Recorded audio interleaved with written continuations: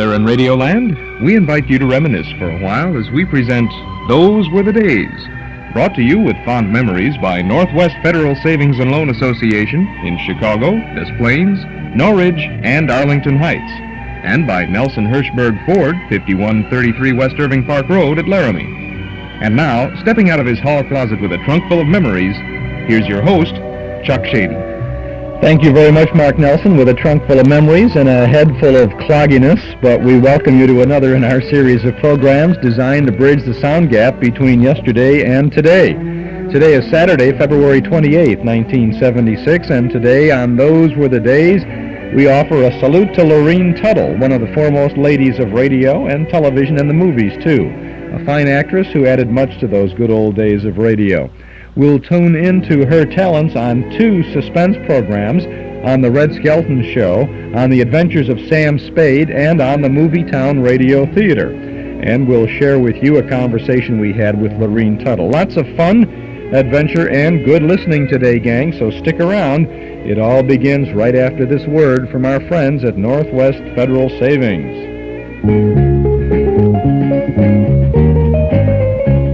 Northwest Federal Savings presents the brand new American tradition, spoon rings in genuine sterling silver by Oneida.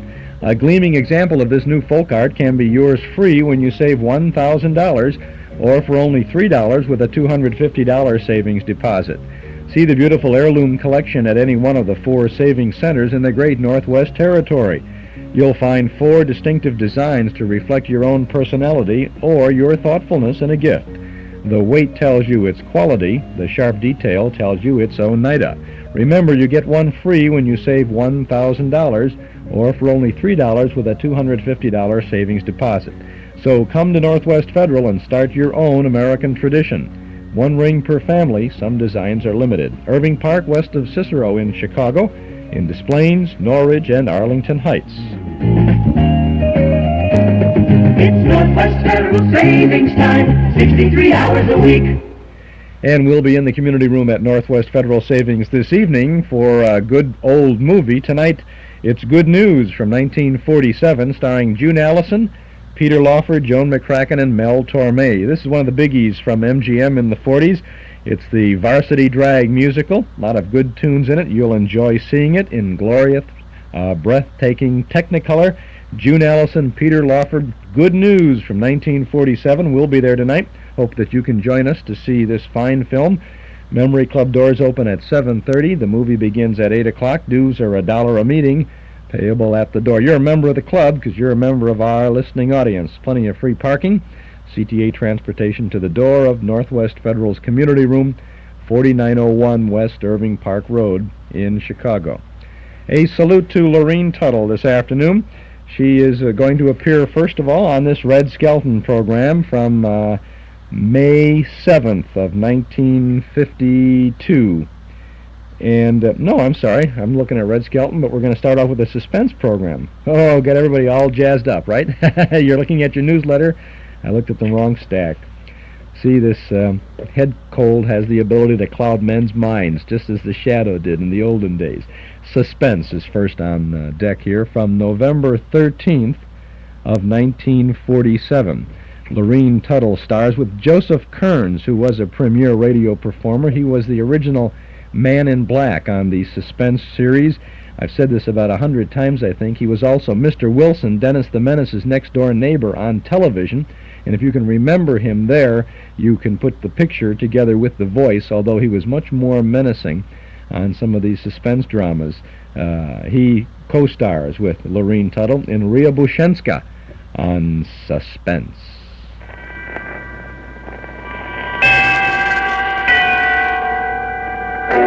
Suspense.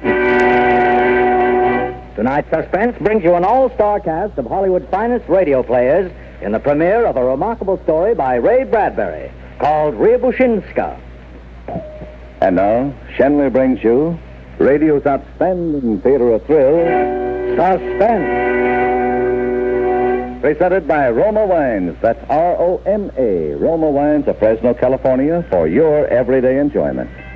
Tonight, starring Joseph Kearns, Lurene Tuttle, Wally Mayer, and Armina Faye in Riabushenskia, a suspense play produced, edited, and directed for Shenley by William Spear.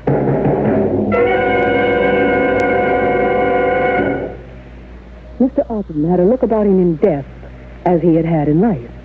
A general appearance which might prompt one to say, there's a man who will one day be stabbed, or shot, or booted in the head. And although Mr. Arkham had not met his end in any of the aforementioned ways, he had been strangled, and he was dead. Dead on the floor of a theater cellar.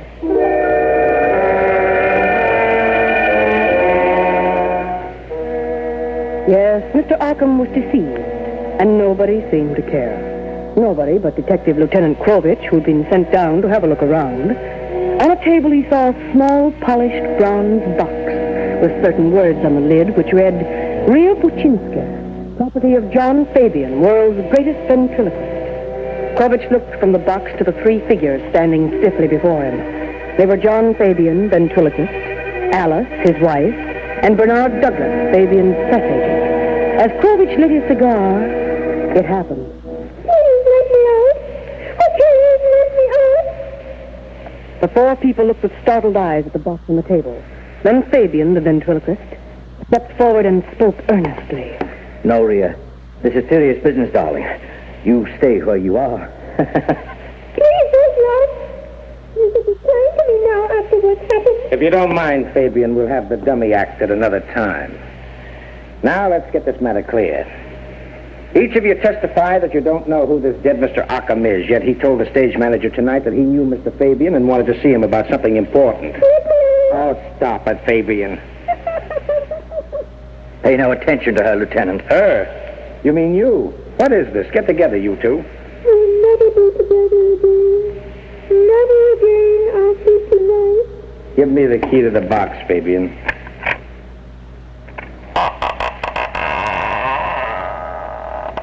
Thank you. Krovich stood motionless, just looking down, seeing Riabushenskia lying in her box and not believing what he saw. He thought, there were nights in life when you dreamed, and this is what you dreamed. There were women you saw in life, far down the street, walking, fragile, far away, unattainable, and this tiny figure was one of them. There were voices that you heard singing high in a dark church loft, voices that made the candle flames shudder and dance to every cadence. And this was one of those voices. On a summer afternoon, you watched a spider gracefully spinning its cloudy web. And now, that web was Riabushensky's evening dress, here and now. You had heard of honesty and intelligence and frankness and unafraidness all your life. And now, it looked straight up at you, fearlessly, shiningly, from a puppet's eyes. She was so beautiful your throat closed and you were sad, because you knew that she was only a puppet. John Fabian tenderly picked up Riabushenskia. Oh, isn't she beautiful? She's carved from the finest wood, Riabushenskia is. She's appeared in London, Paris, Rome, New York. Everyone in the world knows her and loves her. Many people question Riabushensky's authenticity. They think she's really alive, that she's a midget. People just cannot believe she's constructed of wood. John Fabian's wife, Alice, stood glaring at her husband with a look of pure hatred. But he was aware of no one but the lifelike figure he held in his arms. And speaking to him, it said, Please don't go on about me, John. Alice doesn't like it. Alice has never liked anything about you, Ria. Don't. Not here and not now, John. Tell me, Lieutenant, how did it all happen? I mean, about poor Mr. Arkham. What is this? You'd best return to your box, Riabushenskia. But I don't want to. I have as much right to listen and talk. I'm as much a part of this murder as Alice. Or Mr. Douglas is. Don't drag me into this, you little witch. And the manner in which he replied made it obvious that Riabushenskia was more than an illusion to him, for he reacted to her as to a real person. It's just that I want the truth to be told. And if I'm locked in my bronze casket, there will be no truth. But John Fabian is a consummate liar, and I must watch him. At right Isn't it, John? Yes, I imagine it is. John loves me best of all the women in the world. And I love him. And try to understand his wrong way of thinking. We're wasting time. If you think you'll interfere with my investigation, Fabian... Lieutenant, I am helpless. But she's in your throat. No. She is in my heart, which is much deeper. Sometimes I'm powerless. Sometimes she is only herself. Nothing of me at all. Sometimes she tells me what to do, and I must do it. She watches over me, reprimands me, is honest where I am dishonest, ethical where I am wicked as old sin. She lives her life, I live mine. She's raised a wall in my head between herself and me, and she lives there, ignoring me if I try to make her say improper things, but cooperating when I suggest the correct words in pantomime. So, if you intend going on, I'm afraid Rhea must be present. No, locking her up will do no good. Lieutenant Krovich sat quietly for a few moments. Then he seemed to make a decision. All right, let us stay. Maybe before the night's over, I'll be tired enough to ask even a ventriloquist dummy questions.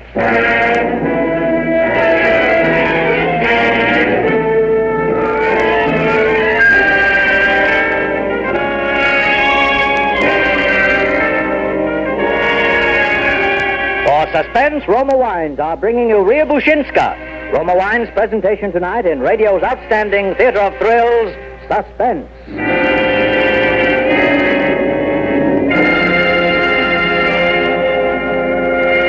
Suspense, radio's outstanding theater of thrills, is presented by Roma Wines. That's R-O-M-A. Roma Wines, selected from the world's greatest reserves of fine wines. Some hosts have a way of making you feel completely welcome whenever you drop in for a visit. Theirs is the kind of hospitality that says, come in and make yourself at home. Well, such is the hospitality of millions of Americans who always keep Roma California wines on hand. For Roma wines lend sparkle and companionship to any occasion. And there's a Roma wine to please every taste. For friendly entertaining, serve nut-like golden amber Roma sherry, rich red Roma port, or mellow flame bright Roma muscatel. You'll find that these better tasting Roma wines add warmth and charm to any get-together, brighten those restful stay-at-home evenings with your family. Tomorrow, solve your problem of what to serve when friends drop in with Roma Wines. That's R-O-M-A. Roma Wines, America's largest selling wines.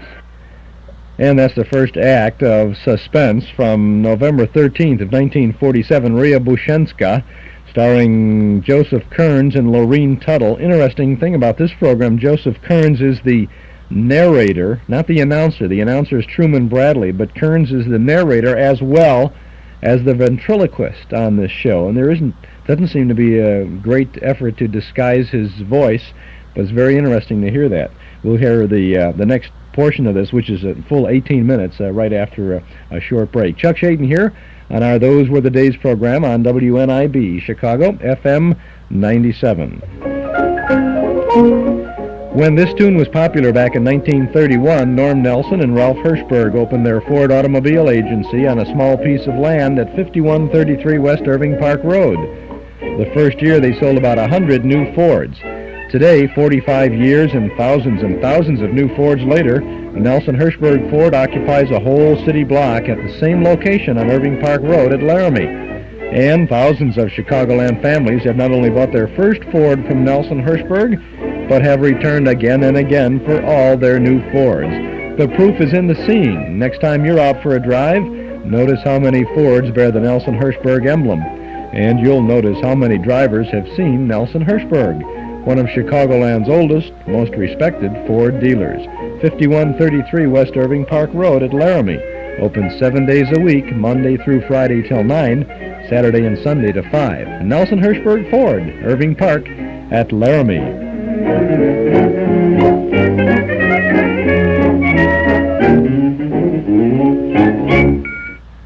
Men, the Paul Meyer Shoe Store in Evanston wants your feet to be as comfortable in shoes as possible. After all, you spend most of your life in shoes, and that's why you'll find Freeman shoes at the Paul Meyer Shoe Store. Freeman Shoes, the shoes with Goodyear welt construction and the finest leathers that breathe and mold to every bend of your foot. Freeman means comfort, elegance, and flexibility. And you'll find a nice selection of Freeman shoes at the Paul Meyer Shoe Store, 2924 Central Street in Evanston. The Paul Meyer Shoe Store. Chuck Shaden here with our Those Were the Days program as we return during this salute to Lurene Tuttle, to Miss Tuttle, and Joseph Kearns in Suspense. And now Roma Wines bring back to our Hollywood soundstage Ermina Feige as narrator, Joseph Kearns as Fabian the ventriloquist, and Wally Mayer as Detective Krovich in Riabushenskia, a play well calculated to keep you in suspense.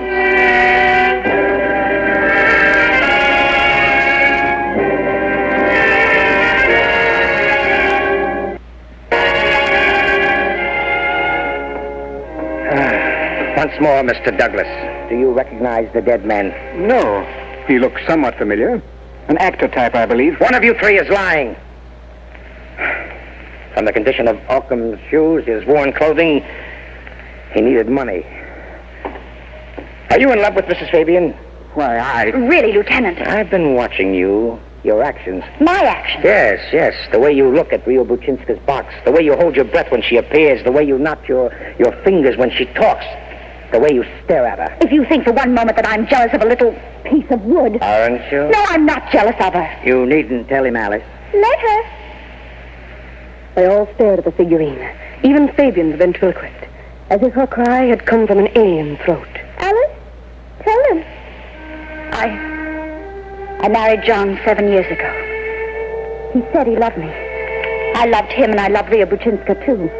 At first, anyway. But then I began to see that he really paid more attention to her than he did to me. I began to feel hatred. Not for Riabushenskia, because it wasn't her fault. But I felt a terrible hatred for John. Because I knew it was all his fault. His cleverness, his sadistic temperament. Each jealousy on my part was a tribute to the perfection of his art. She came out of him like a woman out of a dark god. But I don't hate Rhea. She's lovely, sweet, and honest. Everything that John isn't. Tell about Mr. Douglas. When I got no understanding, no love from John, I turned to Mr. Douglas. Aha. The dead man was a blackmailer. He came to the theater tonight to see her husband about you. You killed him to prevent that interview. I didn't kill him. Douglas might have and not told you. why kill a man? John knew all about it. I did indeed.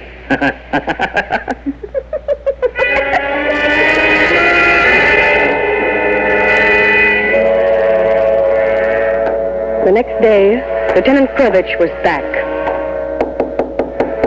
Yes, come in. Fabian, I have something here which might interest you.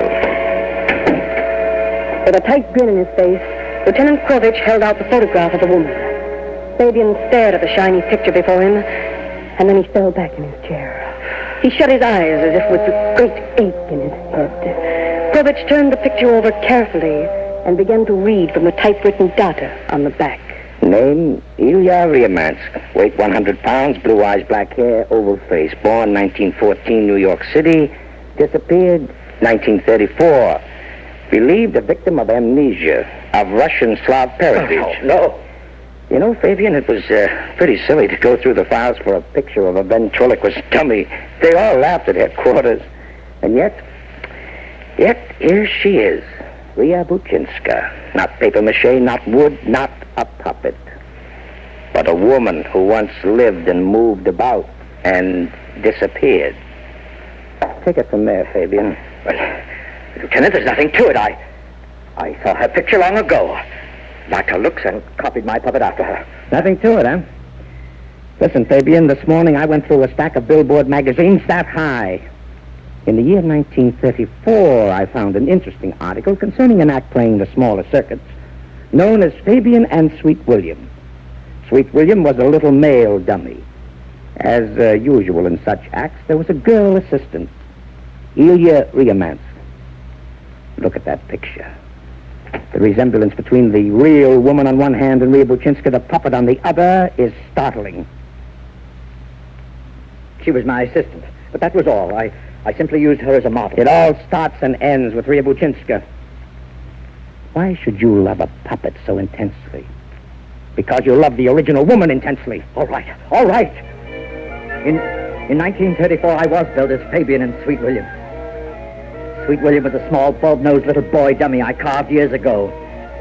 I was playing Los Angeles when this girl, Ilya Riemansk, appeared at the stage door one night. She wanted a job. I remember. It was autumn.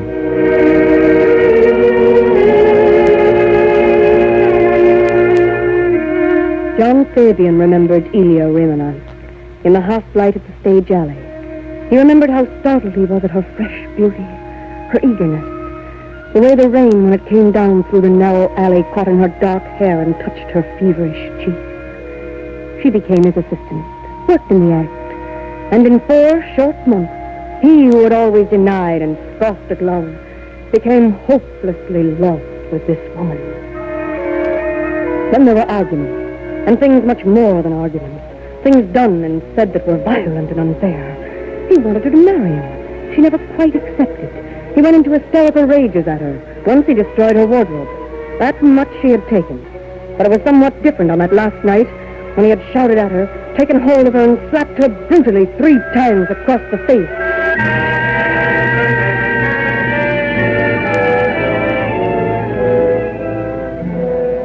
And Ilya Riemansk vanished that night. Vanished.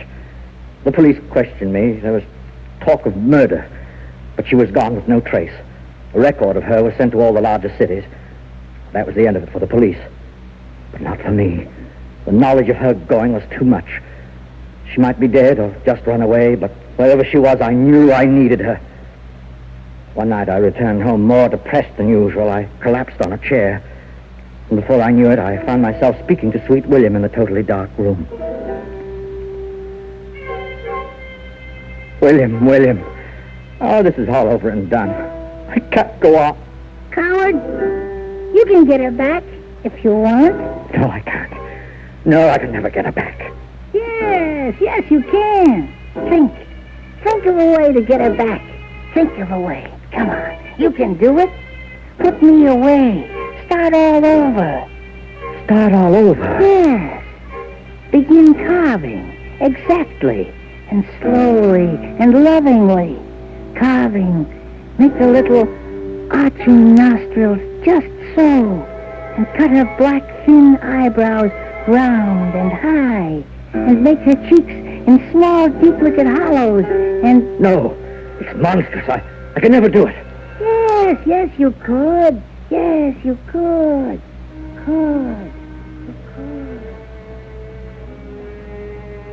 And the voice faded away like a water ripple in a dark cave. Blackness rushed over Fabian. His head fell forward. He whimpered. And Sweet William sighed. And then they both lay silent and solemnly unconscious.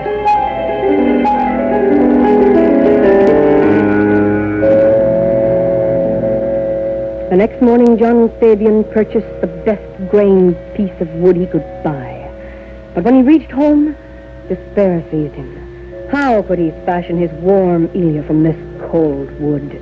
How could he shape this dumb block of dead substance into anything faintly approximating her glowing light? Go on. It was Sweet William who egged him on. You can do it. And for 20 weeks he worked. He carved her hands into things as natural and beautiful as shells lying in the sun. And Sweet William lay dust-cloaked in his box, from time to time feebly quoting some sarcasm, some criticism, some hint, some help. But he was dying, soon to be untouched, inanimate wood. As weeks passed and Fabian molded and scraped and polished the new wood, Sweet William lay longer and longer in stricken silence. And one day, as Fabian held the puppet in his hand, Sweet William seemed to look at him a moment with puzzled eyes. And then there was a death rattle in his throat.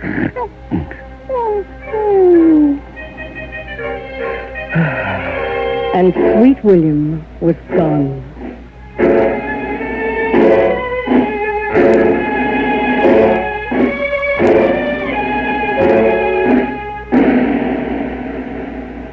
And now, as Fabian carved, a fluttering, an attempting of speech in his throat began echoing, re-echoing the sounds of Ilya Ryamansk. At the year's ending, he was thinned and without money. But by then he had searched his stream of consciousness, experimented in giving the doll all the gracious mannerisms and shy gestures of the real woman. And then, at last, he held Ilya Ryamansk in his arms again. They were together. He could talk to her and she could reply. And the first thing he made the little creature say was, I love you, John Fabian. Oh, Ria.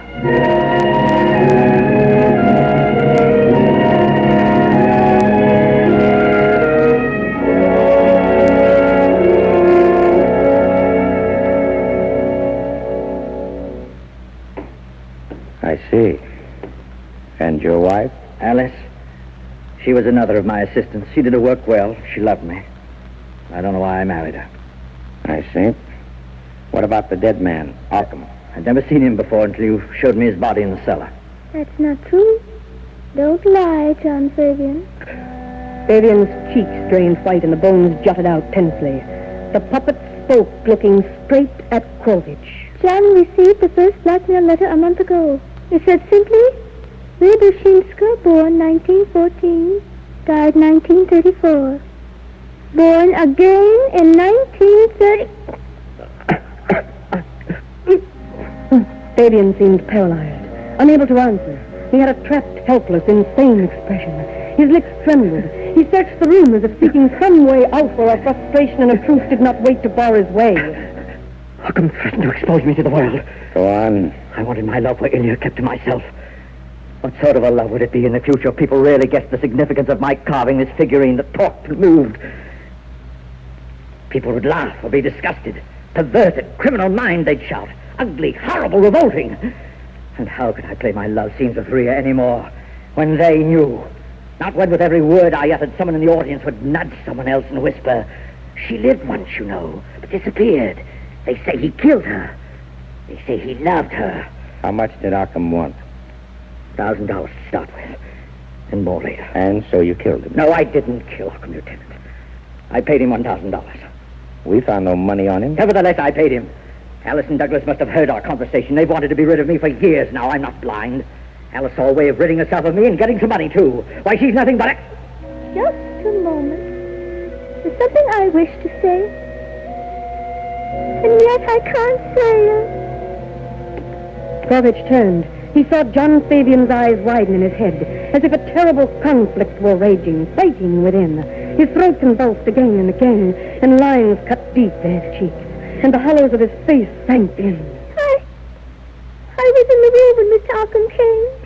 No, Ria. I lay on my back, and I listened, and I heard, and I know. No. Mr. Arkham threatened to destroy me, tear me up, burn me into ashes, if John didn't pay him $1,000. And then, suddenly, there came a falling sound. Mr. Arkham's head must have struck the floor. I heard Mr. Fabian cry out, swearing and sobbing all in one. I heard a hissing, gasping, choking, horrible... You heard nothing. You're deaf and dumb and blind and lifeless. You heard nothing. Your ears are calm. But they hear. And then the hissing, choking sound stopped. I heard John drag Mr. Arkham to the door, open it, and take Mr. Arkham down the stairs, under the freezer, toward the old dressing room that hadn't been used in years. Down, they took the body. it was a scene so incongruous, so impossible, so completely beyond the veil of sanity and reason that Krovich recoiled even as he watched. If ever in the time of the world the forces that manipulate man struggled one side against the other, this was the time. The shocked, pallid face of John Fabian wrenching, the horrible protrusion of the eyes, the clenching of the teeth as a censor, then relaxing again, the subtle move of the throat, and the high, sad, and accusative voice of Riabushenskia leaping from her tiny, shining lips. Fabian must have known what was happening, and yet he did not know. I'm not made to live this way. There's nothing for us now, anyway. Because the world will know of us. Even when you killed him and I lay in my bronze box last night, I realized, we both realized that these were our last hours. Because while I've accepted your weaknesses and lies, I can't exist in murder. It couldn't have gone on. No one can live side by side with such knowledge.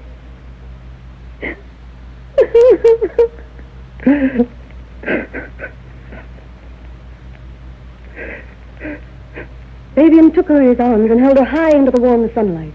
She looked down at him with her clear, honest way of seeing him. There were angry, helpless tears in his eyes. His hands shook, and in shaking made her tremble too. Her mouth closed and open, silent, gaping and shutting again and again with no words. Fabian began to sob. He closed his fingers unbelievingly around his own throat. His eyes numbed. He looked like a man trying to remember something beautiful. Her voice, how it sounded, how to make it sound again. How to make her take back all she had said that was the truth. Oh, she's gone. She's gone. And I can't find her. I try, but I can't find her. She's run off behind the dark wall.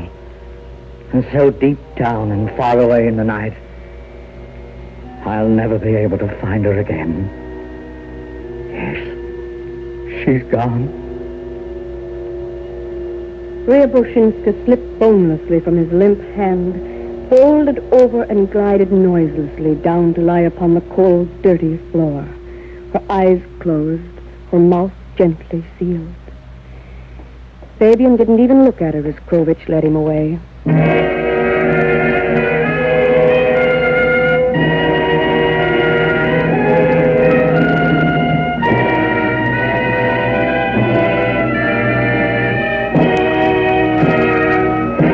Suspense. And so closes Riabushenskia, starring Armana Faye as narrator, Joseph Kearns as Fabian, Wally Mayer as Krovich, and Lurene Tuttle as Ria. Tonight's study in suspense, presented by Roma Wines. That's R-O-M-A. Roma Wines, America's largest selling wines. Yes, more Americans do enjoy Roma wines than any other wines. And this is Truman Bradley to tell you why. It's because Roma wines taste better. You see, Roma selects and presses only the choicest California grapes. Then, with ancient skills and unmatched wine-making resources, Roma master vintners guide this luscious grape treasure unhurriedly to tempting perfection. These finer Roma wines are placed with other mellow Roma wines to await later selection for your enjoyment from the world's greatest reserves of fine wines. This weekend, give your family and friends a surprise. Serve delicious Roma California Sherry. Roma Sherry is a glorious golden amber wine, soft and mellow on the tongue, with a delightful nut-like taste that's a perfect invitation to dining pleasure. And remember to insist on Roma. That's R-O-M-A, Roma Sherry, because more Americans enjoy Roma wines than any other wines. Tonight's suspense radio play was by Mel Donnelly from a short story by Ray Bradbury. Be sure to listen next Thursday, same time, to Suspense. Produced and directed by William Spear for the Roma Wine Company of Fresno, California.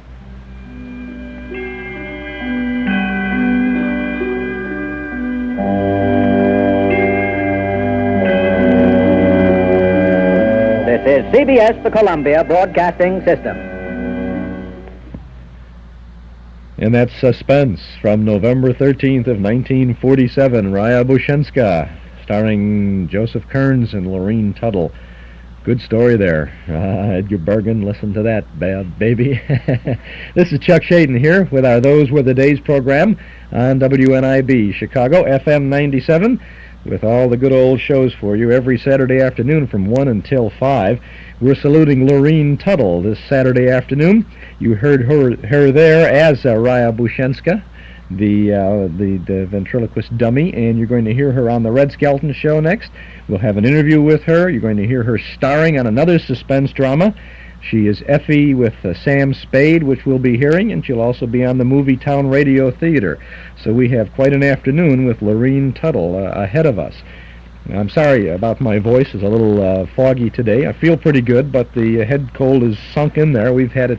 It's been all through our family. Probably has been through yours too. Susie was off school for a week. Patty was home for a week. Now Ellen is sick with it, so it's hard not to. It's hard not to get it when you're all are surrounded by it, as all of us are. But we've got some good radios. By the way, if you're not feeling so good today, isn't it nice to be able to be home and not to be bothered and just listen to the radio and listen to some good things? We have that for you. Next Saturday, we are going to begin a very special series of 7 Those Were the Days programs. All the Saturdays in March and 3 of the Saturdays in April will be devoted to recreating a full week of primetime network programs. Next week, we're going to tune into the Sunday shows. On the 13th of March, the Monday shows. After that, the Tuesday, Wednesday, Thursday, Friday, and Saturday shows. In our March issue of the Nostalgia newsletter, we have the complete network radio log from May of 1949, the Sunday through Wednesday network log, and it's going to help us recreate a full week of primetime network programs. For example, next week we're going to look at the log for Sunday and see what all the well, there's loads of Sunday shows on, but we're going to sit down and we're going to pretend next Saturday afternoon that it's 6 o'clock in Chicago, and we're going to be listening to CBS for the Jack Benny Show. Then at 6:30, let me see here. At 6:30, we're going to turn over to the Mutual Network for the Mayor of the Town. Then at 7 o'clock, it'll be back to NBC, over to NBC for the Fred Allen Show. And then at, let's see, I'm getting my times mixed up. Fred Allen would be at 7 o'clock. At 7:30, we'll be listening in to Lum and Abner. At 8 o'clock, Walter Winchell and then Luella Parsons. And at 9 o'clock, Our Miss Brooks. So we're going to be flipping the dial from one network to the next. But if you're listening or recording, you will have like 3 full hours of prime time consecutive Sunday shows that were heard on the network in 1949. Now, we may not specifically be playing programs that were heard exactly on that date or in 1949. That's a pretty tall order for us to try to pull that together. But you're going to hear next week on our Those Were the Days show, Jack Benny, Mayor of the Town, Fred Allen, Lum and Abner, Walter Winchell on the Juergens Journal, the Woodbury Hollywood News program with Luella Parsons, and Our Miss Brooks. And then after that, the next week, on the 13th of March, the Monday shows, Inner Sanctum, Sherlock Holmes, Lux Radio Theater, My Friend Irma, and the Radio City Playhouse. And then after that, the Tuesday programs, This Is Your Life, Mr. and Mrs. North, Bob Hope, Big Town, Mr. Ace and Jane. And the Wednesday shows, Can You Top This, Great Gildersleeve, Duffy's Tavern, Mr. District Attorney, Philco Radio Time, Curtain Time. We're going to go through the whole week. So, man, I'm really excited about this, too. It's been really something very interesting to put this together, and we have done it. And for the next 7 Saturdays in March and April, we've got really a very interesting lineup of radio programming for you. And what about the last Saturday in April? Well, that's going to be our 6th anniversary program on the air for 6 years, and we'll let you know what we've got lined up for that. Some very interesting things, we think, as we sing Happy Birthday to Us. You can keep tabs on all of this that we're planning on Saturdays and everything that we broadcast, actually, 7 days a week on 6 Chicagoland AM and FM radio stations when you subscribe to our Nostalgia newsletter and radio guide. A year subscription is only $6, and we're sure that you'll find lots of good reading and good information in our monthly publication. It contains the complete schedule of all of the shows that we offer. You can subscribe right now by telephone if you'll call us here at our studio at 545-2260. That's 545-2260. We'll take your name and address, and your subscription can begin with this March issue, and we'll send it out right away. You'll have it in just a few short days. We'll include an invoice for your year's subscription. $6 for 12 issues. So call us at 545-2260 right now. The March issue of the newsletter has a cover picture of Ed Wynn, the Texaco fire chief on radio in the 30s and 40s. We have a reprint article about Bob Hope and the 1927 movie magazine clip with news about the Hollywood silent screen stars. There is that Sunday through Wednesday network radio log from May of 1949.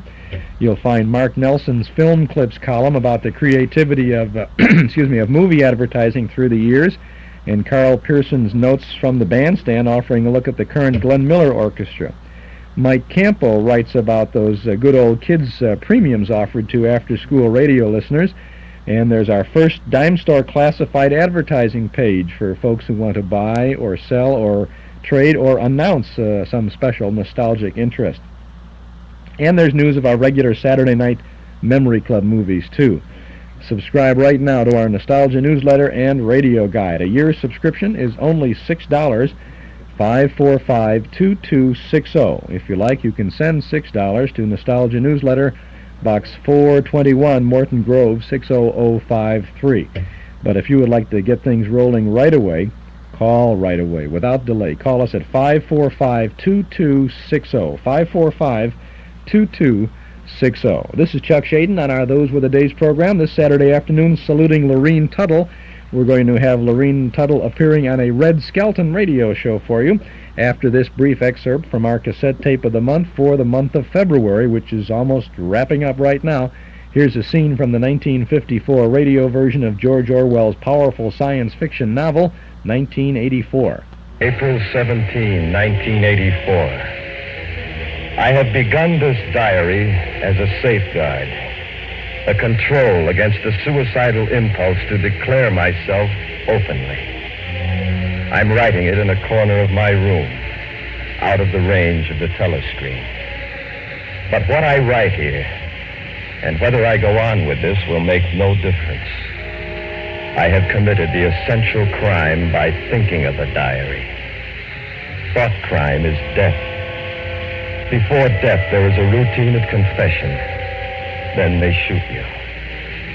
Nevertheless, exactly because I recognize myself as a dead man, it becomes important now to stay alive as long as possible. Down with Big Brother.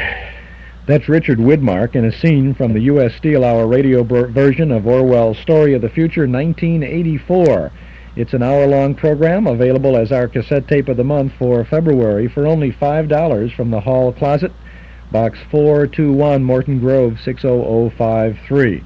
Story takes place in the future, in 1984, and Big Brother knows all and sees all. Our February cassette tape of the month, exciting Story of the Future, only $5 from the Hall Closet, Box 421, Morton Grove, 60053. Or you can pick up your tape at any office of Northwest Federal Savings in Chicago, Des Plaines, Norridge, Arlington Heights. 1984, our cassette tape of the month for February, $5 from the Hall Closet, Box 421, Morton Grove, 60053. Well, we ran out of voice just about the right time. Let's go back now to May 14th of 1952 for the Red Skelton Show with Red Skelton and many other folks, including Miss Lurene Tuttle. When stubborn whiskers make you frown, get Blue Star blades and roll them down. Friends, no razor blades are sharper than Blue Star blades, so why pay more? Switch to Blue Star and get the quickest, smoothest shaves you ever had. You'll agree, Blue Star blades win on face value. Why pay more for razor blades when your face won't know you did? And now, transcribed from Hollywood, the American Safety Razor Corporation, makers of Blue Star razor blades, present The Red Skelton Show.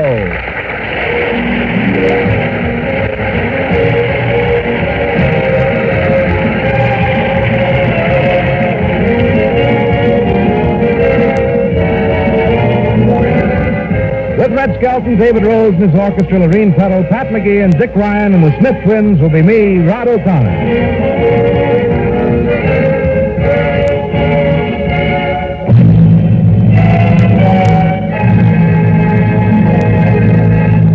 From the Skelton Scrapbook of Satire, a story entitled The Town Gossip.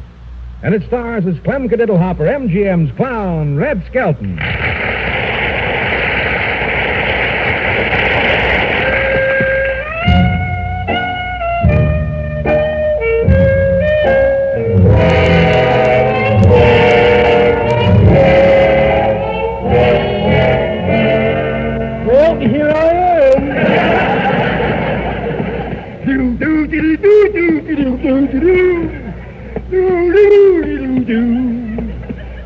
never expected a voice like that to come out of me, did you? Huh? Out of a cow, maybe, but not me.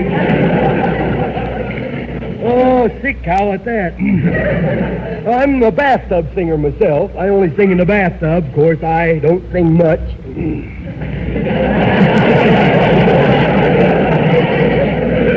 Say, did you hear what happened to me the other day? I found a diamond ring in the bathtub. Really? Yeah. What did you do? Wipe the ring out and put the diamond in my pocket.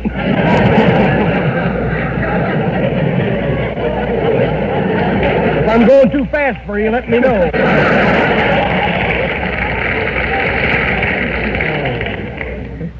I didn't get it either. Well, tonight I'd like to tell you a story about the town gossips and how they almost ruined my good name. That is, if you can ruin a name like Cadiddlehopper. Now, there's a name for you, Cadiddlehopper. I've been much better off with a number. Clem, you started to tell the folks a story. Oh, yes, it's about how a gossip can snowball.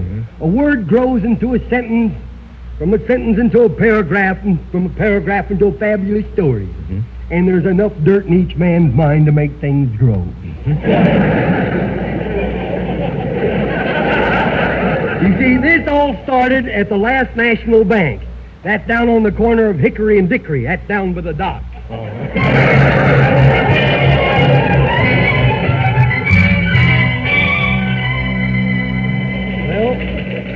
there's all the townspeople and two good friends, Red Skelton and Rod O'Connor. Hey, Skelton, what'd you come to the bank for? What did I come in here for? To rinse out a few things. I came here to deposit my check from Metro and Mayor. Oh, are they paying you now? Yeah. You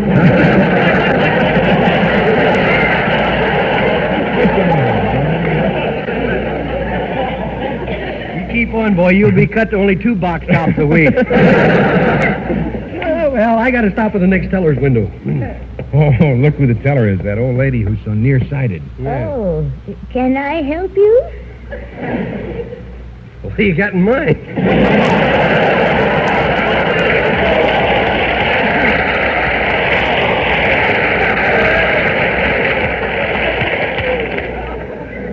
My goodness, you must be ill. Your face is white as a sheet. It's a sheet of paper you're looking at. Look, miss. Oh, how did you know I was a miss? You haven't hit yet. Look, I'd like to make a withdrawal. Could I see your bank book, please? Well, my wife is at home on the chaise lounge reading it. Oh, here it is, here. Well, how on earth did your bank book get this wart on it? You're holding my hand. This is the bank book. Oh, heavens to Betsy, I'm sorry. There's a snappy line one. No.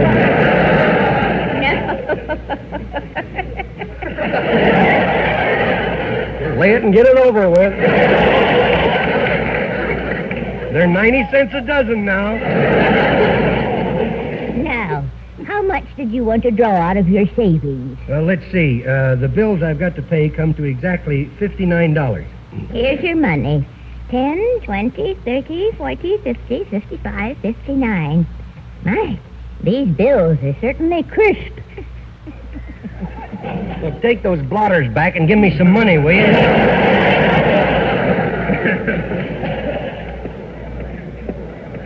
Howdy, Clem.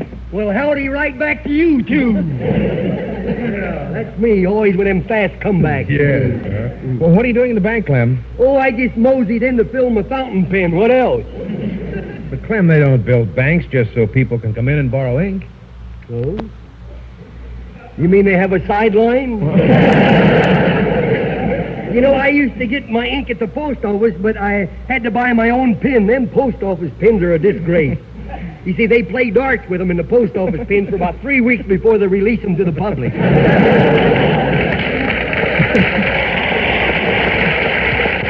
Have you ever tried to make an X with one of them pins in a post office?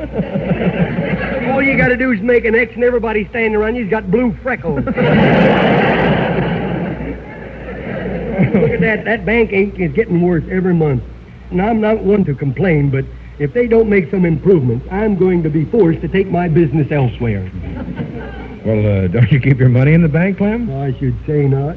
I keep it in my sock, boy. That's the reason why I'm sprouting bunions on my 7th toe. I guess my shoes just ain't roomy enough to handle all them toes and them pennies, too, you see. Getting back this bank here, how come you don't keep your money in the bank? Because they're always pulling fast ones. Now, look at that money they're handling today. Well, what's wrong with that? That money ain't ripe. Look, it's still green. You put your money in the bank, it's the silliest thing I ever heard of. You give them all your money, and they don't return it. They just give you a little book full of numbers. Boy, what a racket that is. Yeah. Call up everybody and give them that number, and nobody answers you. That's the stupidest thing you ever said. You want to say it over? Well, no, I think I did fairly well that time. Well, now that I got my pin filled, I guess I'll get back to the farm.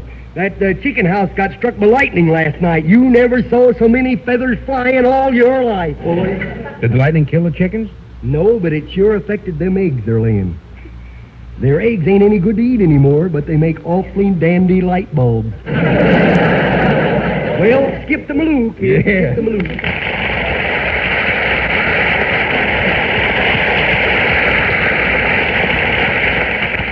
Well, that's all that happened. And then I stopped into the bank to fill my pen, and then I stopped into the music store to hear Dave Roseney's orchestra play Twinkle Patient.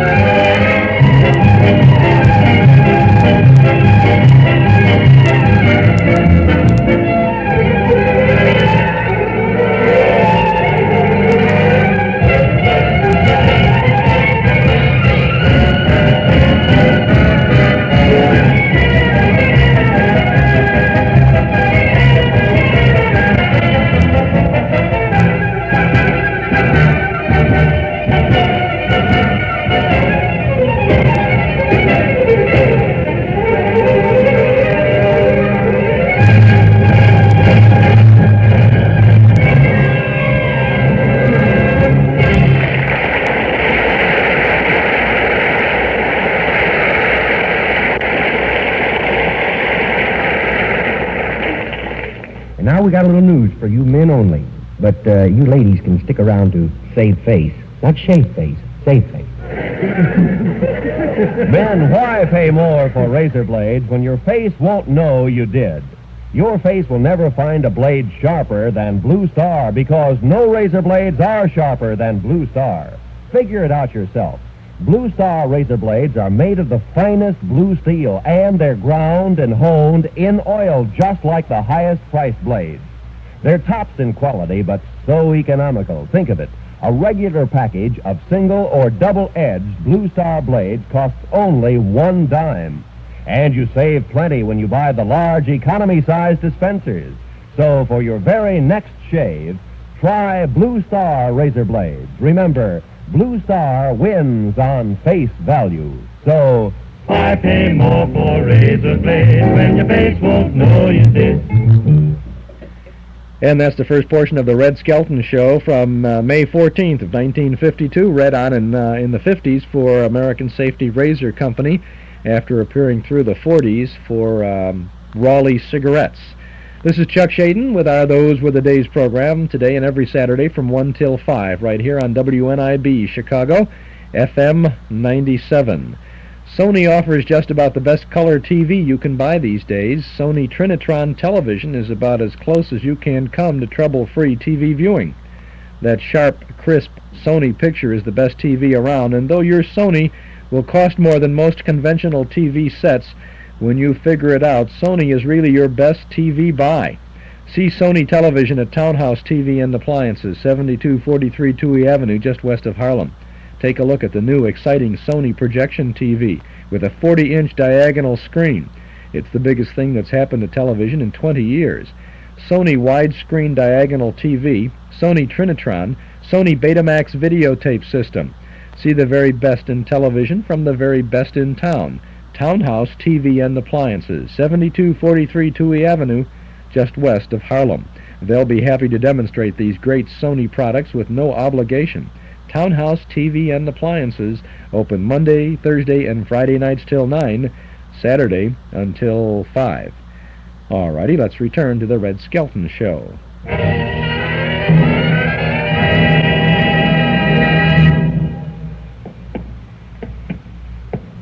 Well, here I am, lending ear to Mr. Fuddy-Duddy, our town's busybody. He tries to bend everybody's ears, Skelton's and O'Connor's included. Mr. Skelton, what's this I hear about you and Mrs. Skelton? Cleaning your teeth? I don't know, Mr. Fuddy-Duddy. What has your big ears just heard? Well, as you know, I'm not one to gossip. Since when? Now, don't change the subject. Is it true that you and your wife have piffed?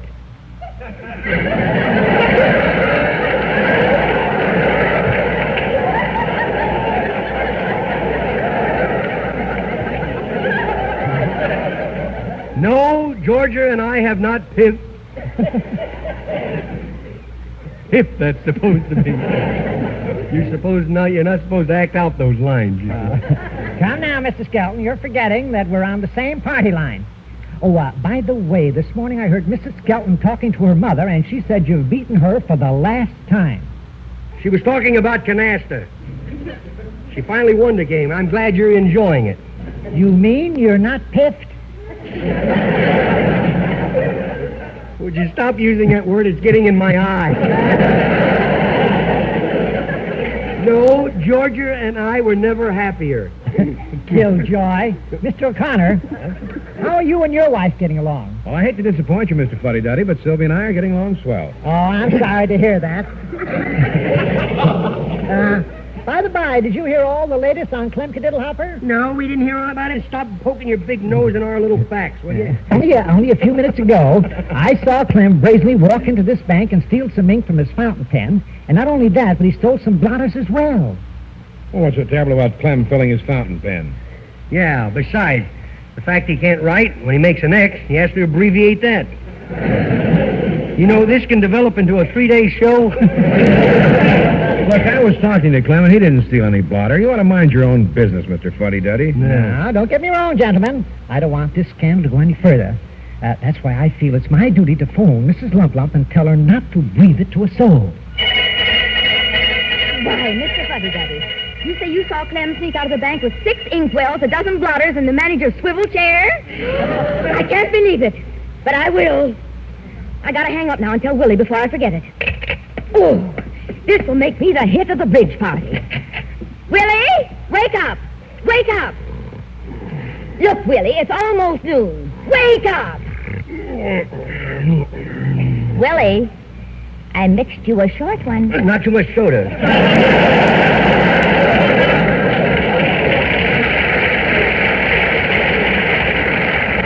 Well, hurry up, hand it over. Better still, I'll just open my mouth and you pour it in, will you? Come on now, get up. Okay, I'm getting up. Ooh, I bumped my head. Why didn't you tell me I was sleeping under the dresser? Boy, did I ever have a rough night. I will never go through that again. Go through what? A case of the natured hatter call. Oh, my head, boy. What happened to my hair? I lost all my hair. The top of my head's all bald and lumpy. You're feeling the ice bag on top of your head. Oh. Ice bag? Well, I'm glad to know that. I thought I had water on the brain. It cubed up on me. Oh, Open your eyes and look at me. Ah! You ever do that to me again? Now you've killed my appetite for breakfast. Least thing you can do is take that mud pack off your face. I'm not wearing a mud pack. Well, go put one on. The way you look in the morning, you look like you're celebrating Halloween all the time. You look like a greased porcupine with them hair curlers sticking out like that and no makeup. What are you trying to do? Scare me to death so you can collect on my insurance? Oh, come on, get up. It's almost noon. Well, Which reminds me, where were you until 3 this morning? that is a very interesting question. I had to work late at the office. I was dictating a few letters into the dictaphone. Then what was that I smelled on your breath? Well, one of those stupid janitors oiled the dictaphone with gin. And all night long it kept talking back to me.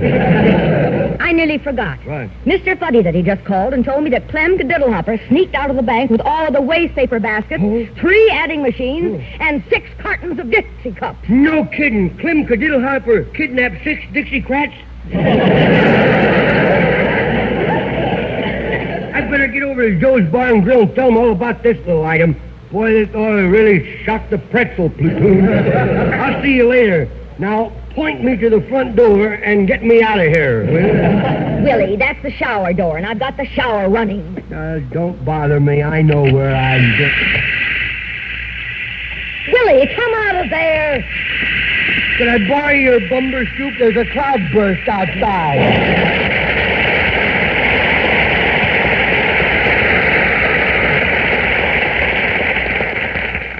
Well, I'm going down to the drugstore and buy a paper. I want to see if there's anything in it about Clem. There might be. You know how gossip spreads. I just heard the Smith twins were going to sing Dipsy Doodle, accompanied by Dave Rose and the orchestra.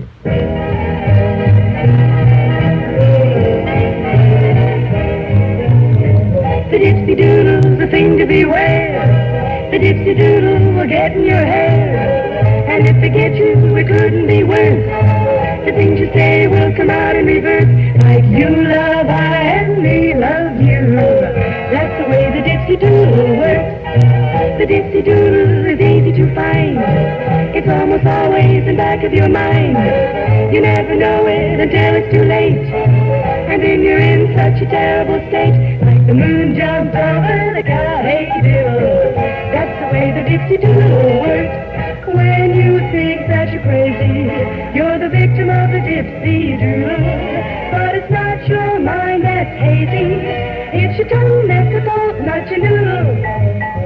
You better listen and try to be good, and try to do all the things that you should. The Dipsy Doodle will get you someday. You think you're crazy, the things that you say, like rhythm, gotta, and hot am I. That's the way the Dipsy Doodle works. When you think that you're crazy, you're the victim of the Dipsy Doodle. But it's not your mind that's hazy. It's your tongue that's the fault, not your noodle. You better listen and try to be good, and try to do all the things that you should. The Dipsy Doodle will get you someday. You think you're crazy, the things that you say, like rhythm, gotta, and hot am I. That's the way the Dipsy Doodle works. The Dipsy Doodle, the Dipsy Doodle, the Dipsy Doodle, the Dipsy Doodle, the Dipsy Doodle, the Dipsy Doodle. That's the way the Dipsy Doodle works.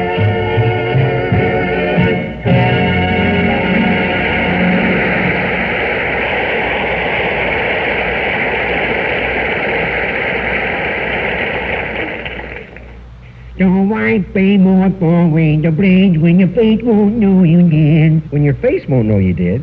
I never do anything without telling my face first. Well, Red, here's special news for every face that shaves with double-edged blades. You've got a real shaving thrill coming when you try Blue Star double-edged blades. They're so sharp, and they give you such quick, smooth shaves. But the price of Blue Star double-edged blades is incredibly low. Compare Blue Star double-edged blades with any other make at any price. They're made of the finest blue steel. They're ground and honed in oil just like the highest-priced blades. But a regular package of Blue Star double-edged blades costs you only 10 cents. Only 1 dime for top-quality blades. That's Blue Star. Try Blue Star double-edged razor blades. You're bound to agree they win on face value. Speak up, faces. Tell your bodies to get Blue Star blades. Okay, Red, that's the Red Skelton Show from May 14th of 1952. This is Chuck Shaden with our Those Were the Days program this Saturday afternoon and every Saturday on WNIB, Chicago, FM 97. The great gift rush of 76 is on at Northwest Federal Savings, a rush of name-brand gifts free or at greatly reduced prices, rushed into your hands when you save $250 or more. At Northwest Federal's Gift Rush Centers, you name it, you've got it. A cassette tape recorder? You've got it. A rival crockpot? You've got it. How about a Water-Pick shower massage, a Clairol True-to-Light makeup mirror, Rubbermaid canister set? You've got it. Just about anything you can think of for everyone in the family. And the money you save to get your free gift earns the highest interest rates allowed by law. So rush over to Northwest Federal Savings. Did you say a GE portable AM/FM radio with TV sound? You've got it. It's the gift rush of 76 at all 4 savings centers in the great Northwest Territory. In Chicago on Irving Park, in Des Plaines, Norridge, and Arlington Heights. It's Northwest Federal Savings Time, 63 hours a week. Now let's get back to the conclusion of the Red Skelton Show.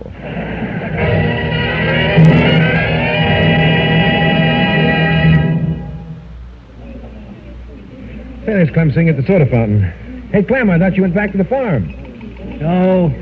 All that talk going around about me, I ain't got the nerve to go back. I'm a disgrace to the pig pen.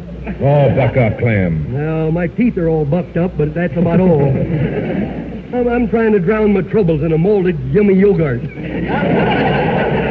you've heard what people are saying about you, huh? Yeah, I heard what people been saying about me.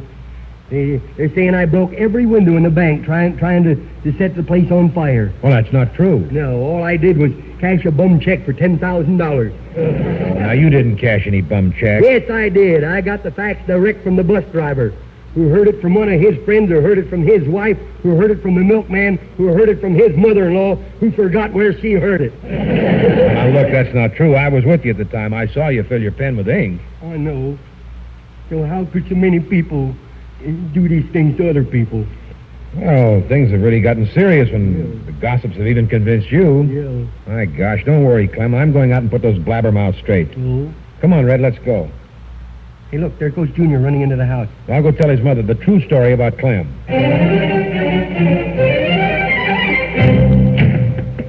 Yoo-hoo! Mummy, your little stinker has returned. Up on a ladder cleaning the ceiling. Now, don't come in here. No, I've got to come in. I got something to tell you. No, Junior, don't open that door. I promise not to disturb you. Watch out. Oh, good heavens. It looked like I broke my widow promise. What did you break, kiddo? I told you not to open that door. Oh? You knocked me off the ladder, and it's a wonder I didn't break every bone in my body. Well, come on, Mummy. Get your head out of the oven. You're liable to wind up with a half-baked expression on your face. I'll teach you to disobey me. You come here to me, young man. Now, Mummy, now, don't get your hairbrush in an uproar. Remember what happens when you get your high blood pressure up, me blue jeans come down. Well, I don't care. Good heavens, Junior. Who gave you that black eye? No one. I had to fight for it.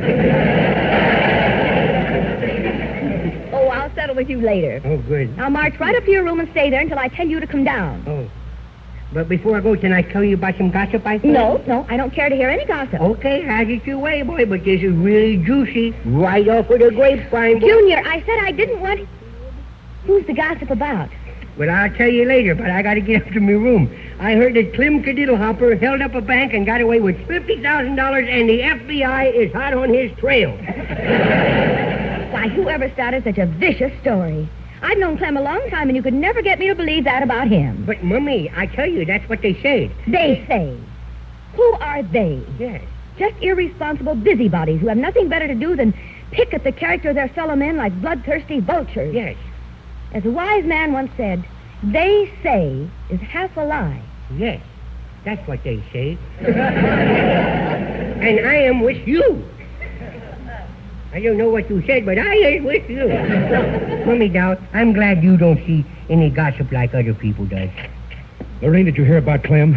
Right, I think it's terrible what they're saying about poor Clem. Well, it's worse than you know. I just saw Clem riding down the street in the police car. They've arrested him for robbing the bank. Oh, no! Yeah. But he's innocent. We've got to help him. And I know who started it. Old Mr. Fluddy-Duddy. That old flabber blabbermouth that don't zip his lip. He started all the gossip. I'm supposed to meet them down at the city hall. Wait, what are we waiting for? Let's go. Can I come too? Yes, dear. I'll need something to hit Mr. Fuddy-Duddy all over the head with. Yes.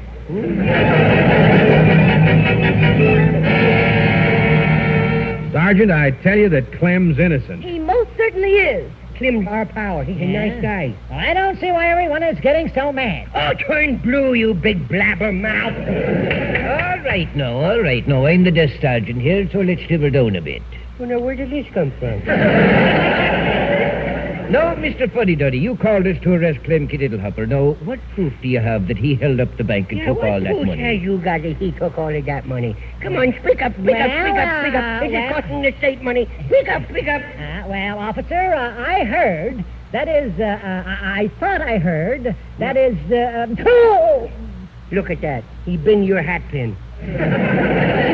Behave yourself. Mr. Fuddy-Duddy, I don't care about what you heard.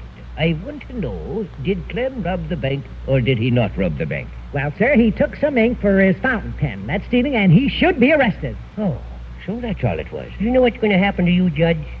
Bing Crosby's going to beat you to death with Barry Fitzgerald. Clem just took some ink, did he? Yes. And you had us pick up Clem because of that? Hey, Sam, release Clem. Lock up this blabbermouth, too. And now, just a second, Sergeant. Why are you arresting me? I'm arresting you for carrying a dangerous weapon. Your mouth. Take him away before he contaminates all of it. Good. Good for you, Sergeant. Good. Thanks. Well, come on, folks. Let's go. Yeah, come on, folks. Come on. Come on, Mummy. Let's get out of here before the sergeant recognizes me and locks me up, too. Just a second, dear. I hope you remember what you saw here today. Right. How vicious gossip can hurt a man's character. Never talk about anyone unless you have proof about them. Oh? Because a few words can sometimes be as dangerous as a gun. Yeah, and some people are always shooting off their mouths, too. Yes. Gossip is like a snowball. The further it travels, the bigger it gets. So, Junior, never repeat anything you hear unless you know it for a fact that it's the truth. I'll remember that, Mummy Doc. Oh, Lurene, I just went out to get into my car, and somebody's let all the air out of my tires. Really? Anybody we know? Well, the newsboy on the corner said he saw you do it, Junior. Oh, No. gibber. Junior, step over here to me. Now, remember what you said. Don't take it by idle gossip, kiddo. All right, I'll get the facts first. Did you let the air out of Rod's tires? Well, yes, I do. But I don't believe me. Goodness, I is the worst gossip in town. All right, then. I'll give you a thanking for being a gossip. My, goodness me. Isn't that amazing? How the adults, when they want to, they can really get to the seat of the trouble.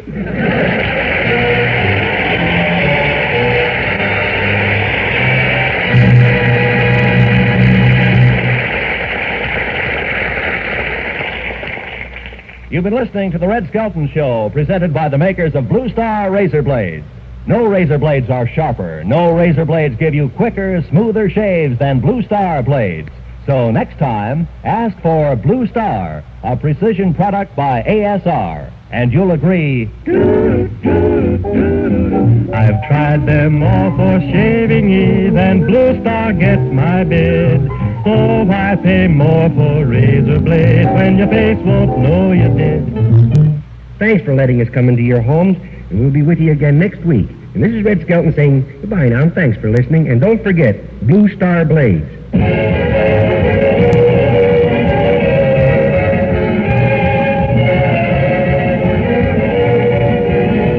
Join us again next week for the Red Skelton Show. Red Skelton is heard in this program through the courtesy of Metro-Goldwyn-Mayer Studios. This is a copyrighted feature transcribed from Hollywood. This is the CBS Radio Network.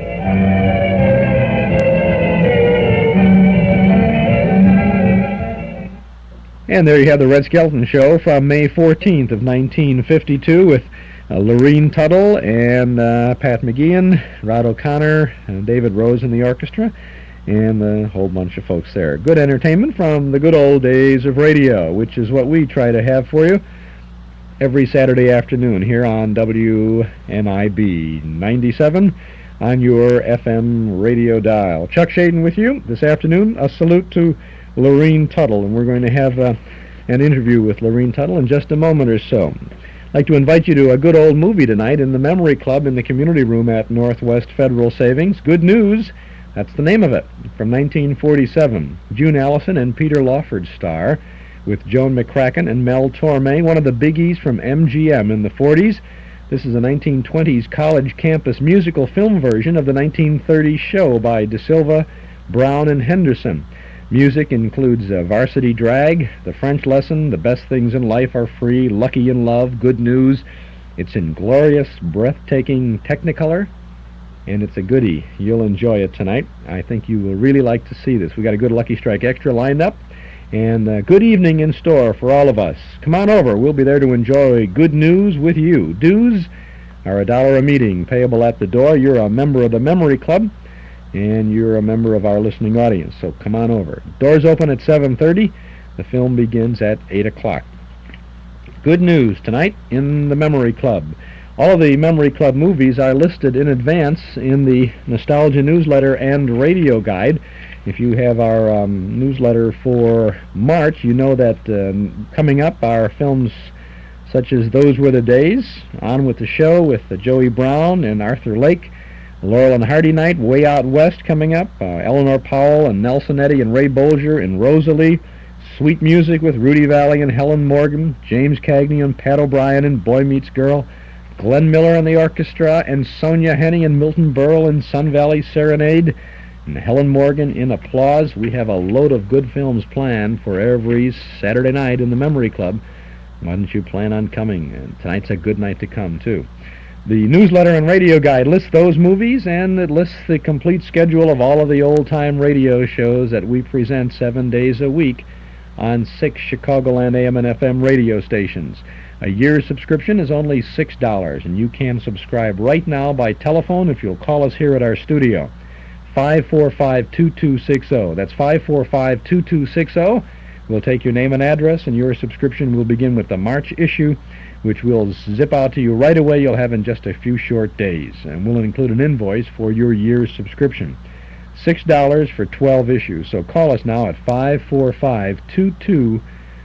A lot of good reprint articles, good articles about the past in our March newsletter as well. Cover picture features Ed Wynn, reprint articles about Bob Hope and movie stars in the 20s. That network radio log from 1949 is in there from Sunday through Wednesday to help you listen along to our Those Were the Days shows coming up in March and April. Articles about movie advertising and the Glenn Miller Orchestra, about Radio Kids Premium. By the way, we have our first dime store classified advertising page for folks who want to buy, sell, trade, or announce. And if you have something of that nature, it's 10 cents a word. No charge for one-letter words. If you'd like to pop into that, too, have to have your ad into us by the 10th of the month. You can subscribe now to our Nostalgia Newsletter and Radio Guide. A year's subscription, $6. 545-2260, or send $6 to Nostalgia Newsletter, Box 421, Morton Grove, 60053. If you'd like to get things rolling right away, though, without delay, call us today while we're on the air here, anytime this afternoon at 545-2260. 545-2260. Well, it was last summer when we were out in Hollywood, California, to have a chance to visit with some folks who contributed so much to the radio days. We made arrangements to visit Lurene Tuttle, the subject of our Those Were the Days salute this afternoon. We got her phone number from Howard Duff when we were there. You may have heard our interview with Howard Duff a few weeks ago. And we told him we were trying to get in touch with Lurene Tuttle, and he said, well, here's her number. Give her a buzz, tell her I said hello, and I'm sure she'll be more than happy to chat with you. Indeed, she was. She actually lives in West Hollywood, California. She has a fantastically cluttered apartment in a kind of a court apartment. It's like, it's like a fort, you know, four sides to it, surrounding a beautiful swimming pool, kind of a little side street tucked away, a little hilly street there, and walked in through the front there, and there's people around the pool. It's just, just exactly what you'd expect out in a Hollywood, California type, and went up a couple of steps to a little apartment, to her apartment there, and there right on the door it says Lurene Tuttle. I called her to set this up. She gives voice lessons and acting lessons these days, in addition to being still pretty active in movies and on television. And when we got there, she was in the middle of a voice lesson with one of her students. And I said, well, I can come back if you want. She said, no, come on in. We've been working for a little while. He won't mind. Okay. And I looked, and here this guy is standing over there. He's seated over there. And I have never seen... I have never seen such a big guy in my life. Well, it turns out he was Mr. Universe. He won the, his shoulders were about 9 feet apart, I mean, hello, how are you? He was really, tremendously built guy, big muscles and and good-looking fella too. And he was Mr. Universe, and he was taking voice lessons and acting lessons from her. He had come to Hollywood to try to break in the movies. His name was Bob Birdsong, and he sat there patiently through this whole interview, which ran for something like, I was there in the apartment at least for an hour, and kind of interrupted his lesson, but later he told me that he found it very interesting, and I hope you will too. Her apartment is tremendously cluttered. There are, she has tapes of some of her radio shows. She has videotapes around there. She has photographs above her sofa, just a whole wall of photos of her appearances. She was in Life with Father on television. She autographed photos with many of the personalities with whom she performed. They're all over the place. She's got reference material, but it's a really lived-in apartment. And then the people that she teaches, she gives voice lessons to. She uses the tape recorder widely in that, so there's stacks of tapes with her name on and the names of these various people she teaches. It's a really lived-in apartment. She's got some cats, so there's cat hair all over. I don't mean to say that it was messy, but it was messy. That kind of a thing. But it was really a pleasure to sit and chat with her, and it's a pleasure to share with you this interview with a very nice person, Miss Lurene Tuttle. So by the magic of our little tape recorder, we take you to the West Coast. We've come to North Hollywood. Is this North Hollywood? No, this is West Hollywood. West Hollywood. Yes. Well, Hollywood is so North big. North Hollywood is out in the valley. Oh, well, this is West Hollywood, and this is between Hollywood and Beverly Hills. Yes. That's right. The voice you're hearing is that of Lurene Tuttle, a very famous voice from not only the quote-unquote golden age of radio, but from the golden age of television, too. And I was in the golden age of theater, too. Were you? Because I started in the theater in 1926. I was a full-fledged leading lady in 1928. And quite young to be a leading lady, because I went to San Antonio, Texas when I was 20 or 21, and became a leading lady in very heavy drama and heavy acting. So from then on, I went to several places in the theater. I went to Portland, Oregon. I went to Salt Lake City, and became a famous leading lady in that town in those days. They were fine stock companies in those days, I wish we had them now for young people to grow in, because you don't have that kind of thing anymore, where you get money for learning. You see, these days you have to pay money to learn. How right you are. Yes, in little theaters and any kind of theaters now. But in those days you got good money. I was very proud of my position in the theater. Did you get to Broadway at all? No, I never did. I was asked several times, but then I always had something here. I seemed to always have a contract that wouldn't let me out of it or something. because when I started in radio, then I really got involved. And I would so many times be under contract to 3 or 4 companies at the same time.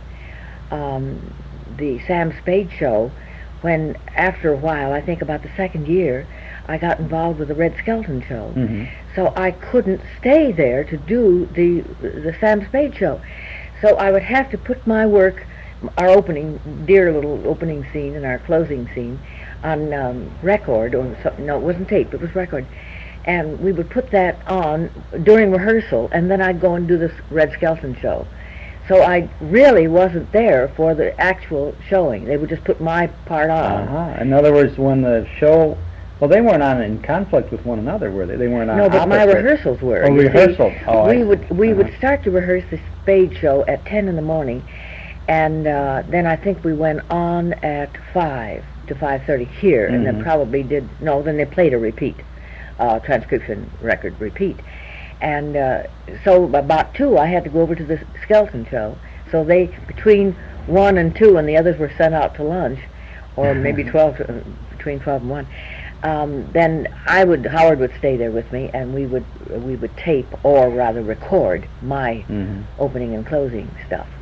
And I have those, I bought those little records, so I have them. I love to hear Effie and Sam. Oh, they're the most adorable love scenes ever written in the history of show business, I think. Sam Spade and Howard Duff remembers the license number of his car. 37596. You can't forget it either. No, sir. Those were the days, weren't they? Yes, they were. Let's back up just a little bit now before Sam Spade. What was your very first radio role? Well, a big radio role was the part of Ginny on the Hollywood Hotel show. I was chosen because I looked like and sounded as if I could be the speaking voice of a coloratura soprano. Ann Jameson was chosen to play the singing role of Ginny opposite Dick Powell. So she wasn't an actress, so I was chosen to be her speaking voice. So all of the lovely operettas that we did, I was the leading lady opposite Dick Powell. So that was a marvelous way to start radio, because it was leads, I had come right from stock company leads, from the theater leads, so I wasn't ill at ease in these things, So it was just easy for me, and we had an audience out there. It was like working, except that you had a script in your hand. You didn't have to learn it. But it was the same kind of show business to me. Luella Parsons was involved in that program, You bet she was. Wasn't she? I just found an album the other day. I haven't heard it yet, but there's some excerpts from the show, which I'd never heard in all these years. I don't know that anybody ever took any. At least I didn't Most have of the any. time it was just as you were saying about the Sam Spade, where you and Howard Duff recorded the openings and the closings. Yes. The shows that were broadcast in the 30s and the 40s, many of them were not recorded for preservation purposes. No, not at they all. were They were recorded live. Right. They were all Absolutely live. If you made a mistake, it was just too bad. Some of those conversations on the air between you and Sam It was so funny. were great. I Really. listen to them now, and I know half of it was ad-lib. We were allowed to. And so many musicians used to come down and sit in the booth. I saw Sammy Davis recently, and he said, "Oh, I'll never forget when I was allowed to come there and sit in the booth and watch you and Howard do Sam Spade." And he said, I wasn't anybody then, and I wouldn't have been allowed in there if somebody hadn't taken me. But somebody took me by the hand and asked Bill Spear if I could come in and visit, and he said, and I loved coming there. Louis Armstrong used to come and sit in the booth, and famous people it was a great privilege to be allowed to, because it wasn't a very big booth, They didn't have very many people. And there was no audience, no studio audience No, for this not show. on that show. So the people who sat in the booth, and many times Howard and I would mention them. He would say, "Did you see Dizzy Gillespie the other day?" And I said, "What was he doing over there? I didn't see him." "I'm so glad you mentioned him, because," and then we go on into something. It was so cute. And a lot of it was ad-lib. I realize now when I hear some of them, because it was only, I think, about 13 weeks that I had to do that. The doubling. Well, what about the Red Skelton show? Now, you played Junior's, when Mummy. Red was Junior, played Junior's mother. Mummy, Mummy, right. Not Mummy. Namaw. Namaw was Verna Felton. Yes, right. You were Junior's mummy. And I played Daisy June, his girlfriend. That was Clem Kadiddlehopper's girlfriend. And I played Mrs. Willie Lump Lump. He was the drunk. And I played a lot of other parts on the show. I have some of those tapes, and they're fun to listen to. I really think Red Skelton should get out a lot of his tapes and play them again, because I really think his show was always better on radio than it ever was on TV. Well, that's the old funnier. story of... To me, it was funnier. Story of the imagination again. Absolutely. See? When you... Especially Junior. Yeah. Oh, well, see, you couldn't do Junior on television. No, he never did. Never. He tried to work it into a monologue occasionally, and he would often talk about his son. Yes. His little boy at the time, but it just didn't work the way it did. How long were you with Red? 7 years. Did you take over the characterizations on that show after Harriet Hilliard was on the show with she was Red? on. Ozzy too. And then Gigi Pearson was on, and then I was about the third one. I loved working on that show. Oh, it was fun. Red ad-libbed a lot too, but he always came back to the cue. He would wander far away from the script, and then he'd always come back, so you'd know when you were supposed to talk. I have a feeling that a lot of Red Skelton's ad-libs were calculated. Are the cops coming after us now?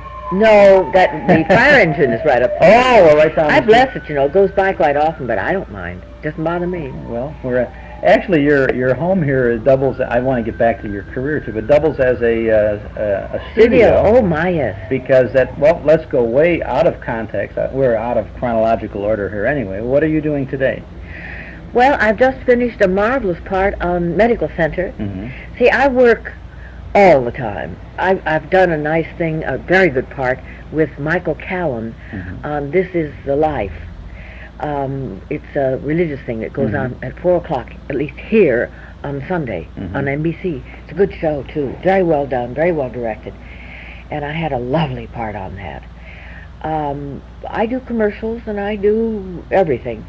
I was supposed to go to San Simeon, up where the Hearst Castle is, and do The Corn is Green this month, September. But the lady who was the director and the impresario there has been ill, so I'm not going to go up to do that until maybe later in the year.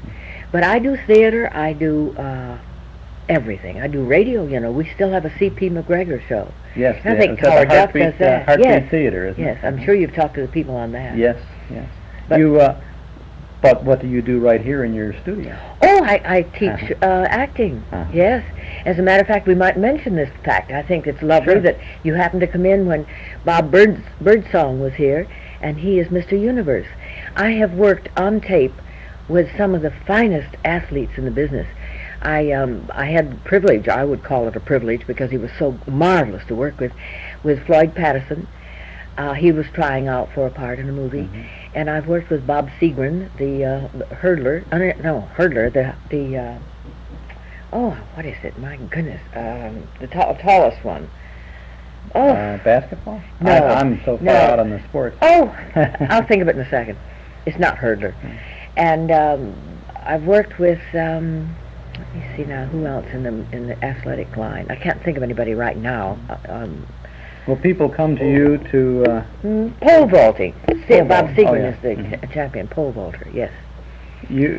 People come to you for aid and assistance in the area of speech? Yes, almost everything. You see, I cover everything. I've been in all kinds of show business. I've even been in vaudeville. And I've been in a circus, but I probably will. But I have done everything. So they come to me for any kind of help. I work a great deal with them on the tapes, because if somebody, for instance, Bob Birdsong was born in Memphis, and he may want to get some of those Memphis sounds out, so that's what we're going to work on. If somebody has a thick Southern accent and they would rather he wouldn't talk so Southern, for instance, somebody might go into contract to Universal Studios, and they would send them to me and say, take out some of the accent. So I do that a great deal. I was just listening to somebody on my tape who had a very thick Trinidad accent. Of course, that's something we have to work on too. But I have a workshop, and I put on showings, very good showings too, quite often. And I keep my people busy all the time. I have clever people who work in the business and who really are very talented. It's a joy to teach, a joy to direct. they're all working with a very talented instructor, too. Oh, thank you. Let's get back to the development of your talents. On the Red Skelton show, we were talking about Red and his ad-libbing and all of that. I understand that he put on almost an after show for the studio audience when the regular radio broadcast Yes, he did. At least on. an hour, sometimes an hour and a half. He got steamed up, and the half-hour show didn't really satisfy him. So he kept the audience there afterwards. See, we used to have a preview night, Thursday night. When we were on Fridays, we would have a preview on Thursday night, and he would go on and on and on and on. We'd have to stay there because we'd have to wait till this after show was over before we could listen to the record. And we would listen to the record to see how things went. And then we came back the next day and did the live show. Always live. I don't think I ever went on that we weren't live. Yeah. You had to do 2 shows then, didn't you, for the West Coast and the East Coast? No, in that case, no, because it was taken off on transcription and replayed. Many times we would do a 5 o'clock show, and that would be taken off on transcription and played later. Oh, I see. But in the old days, we did do 2 shows. We would have an afternoon show, a 5 o'clock show, or a 5:30 show, and then come back and do it again at 8:30. But those were a lot of audience shows, too. We would wear street clothes in the afternoon and come back and wear evening clothes. Oh, you really would? Would Yes, it was a very glamorous business. Two different audiences then. Over at the Huntington Hartford, when I go backstage there, I think of the many radio shows we used to do there. The Lux radio show went on there, and lots of radio shows went on because they were audience shows.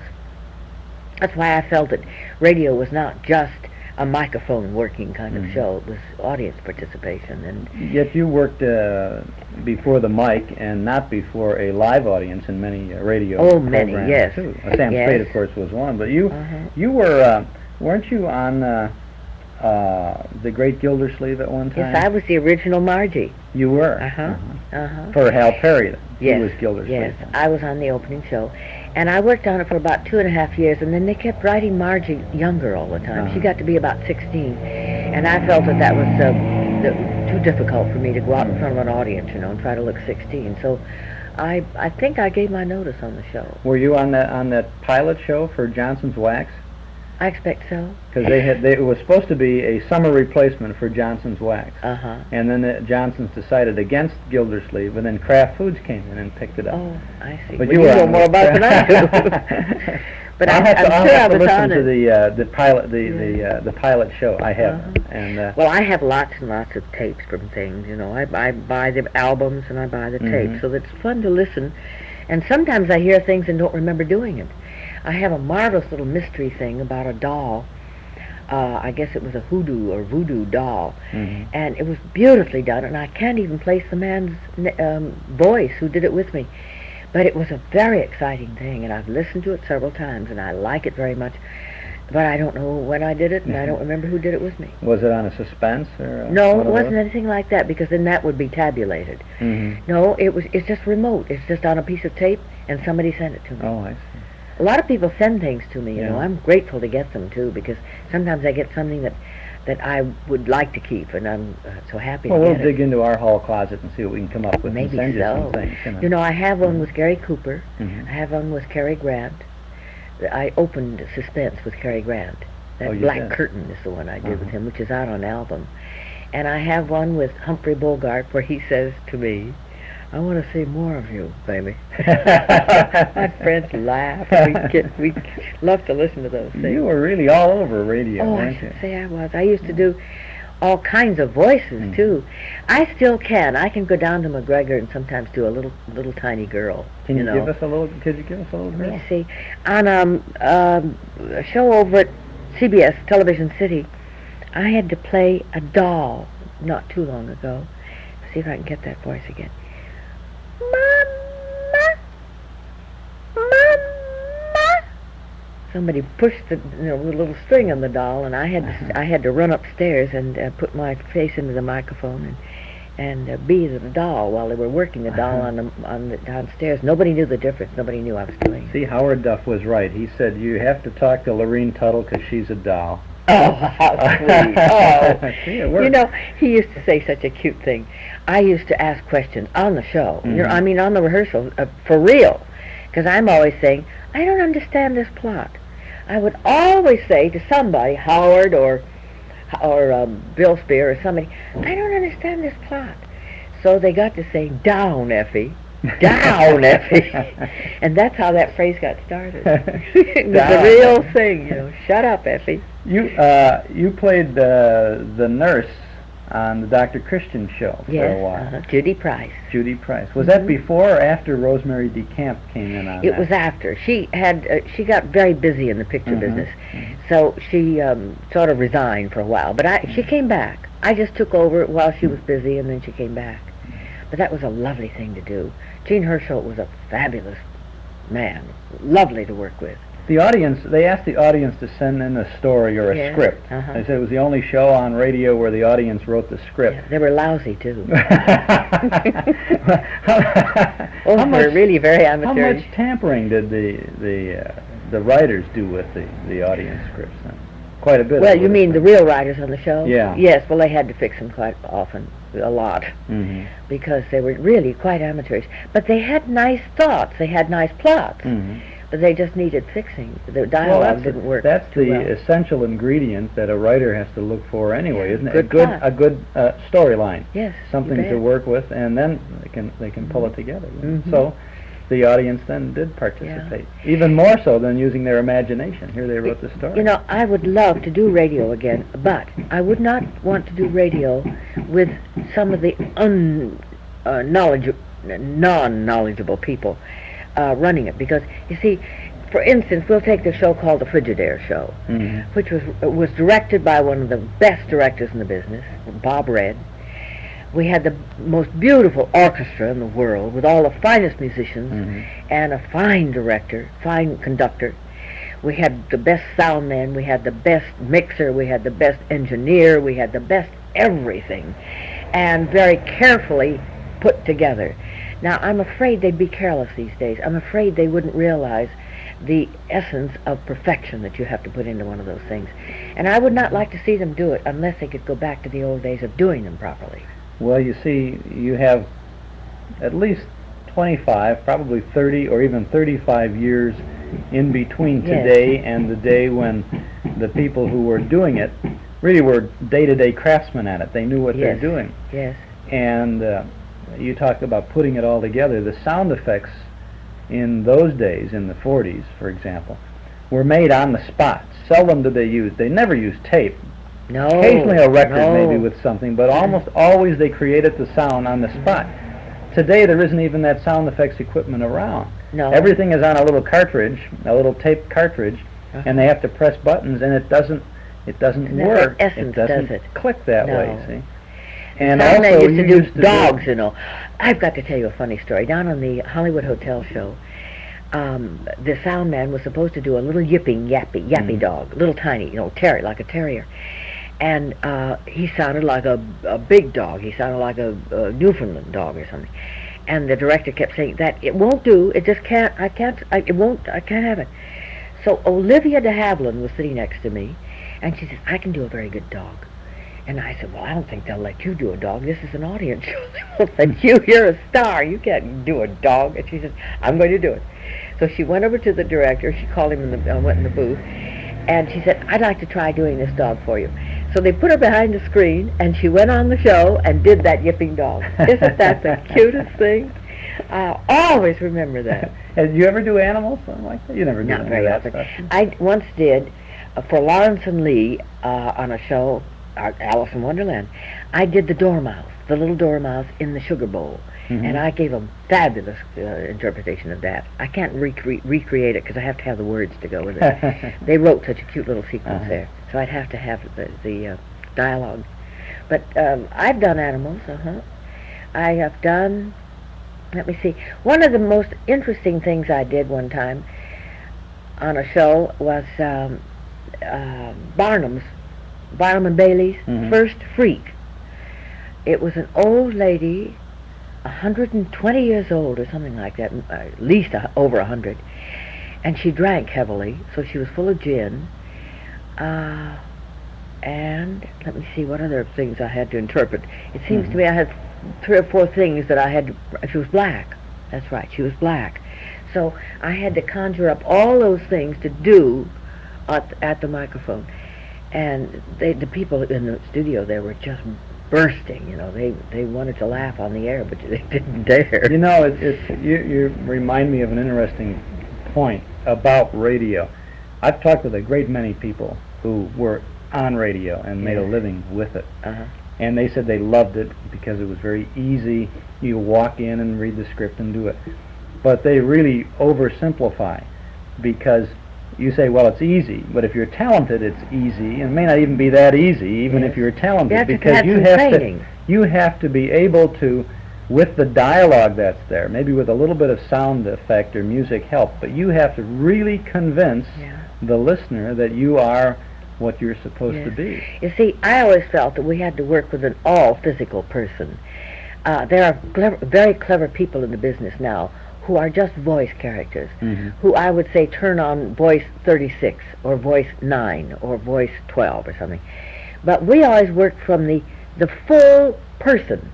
At least I did, and I know that all of us tried to work that way, because that's the only honest way to do it. You have to have a person who lives and breathes and walks and is alive, rather than just turning on a voice.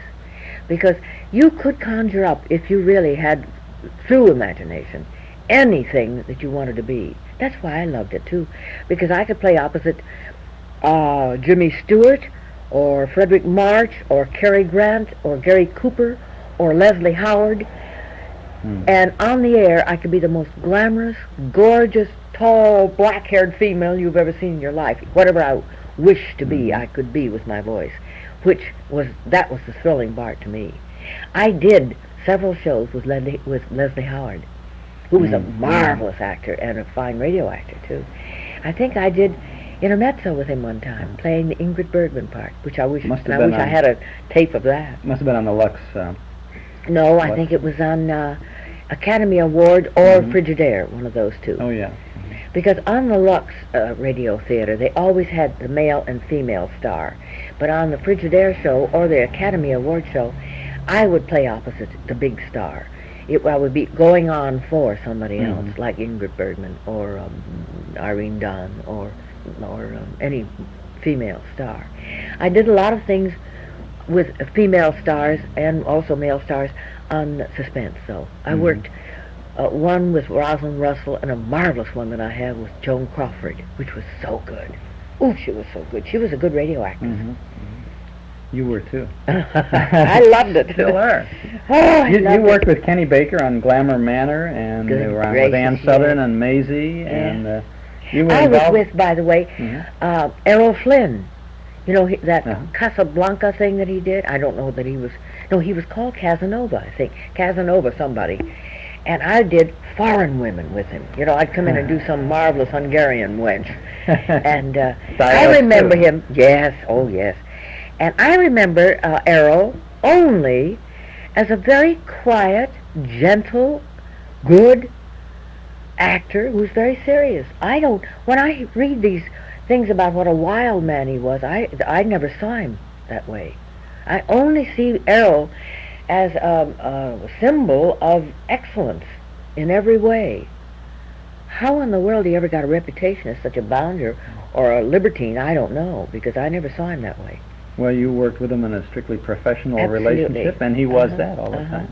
I used to love to work opposite Ronald Colman, too. I have a picture, and I should show it to you. And it says, "Dear Lurene, thank you for pulling me through so many broadcasts.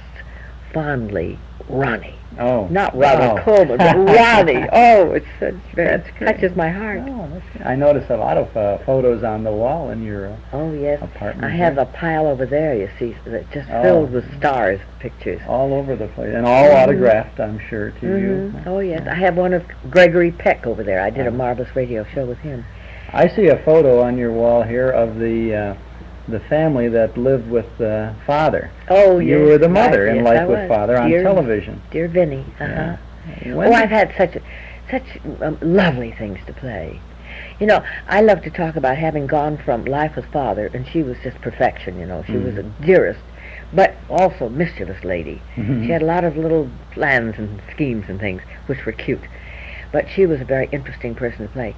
And then after that was off the air, I did Ma Barker. You know, I did a movie called Ma Barker and Her Killer Brood.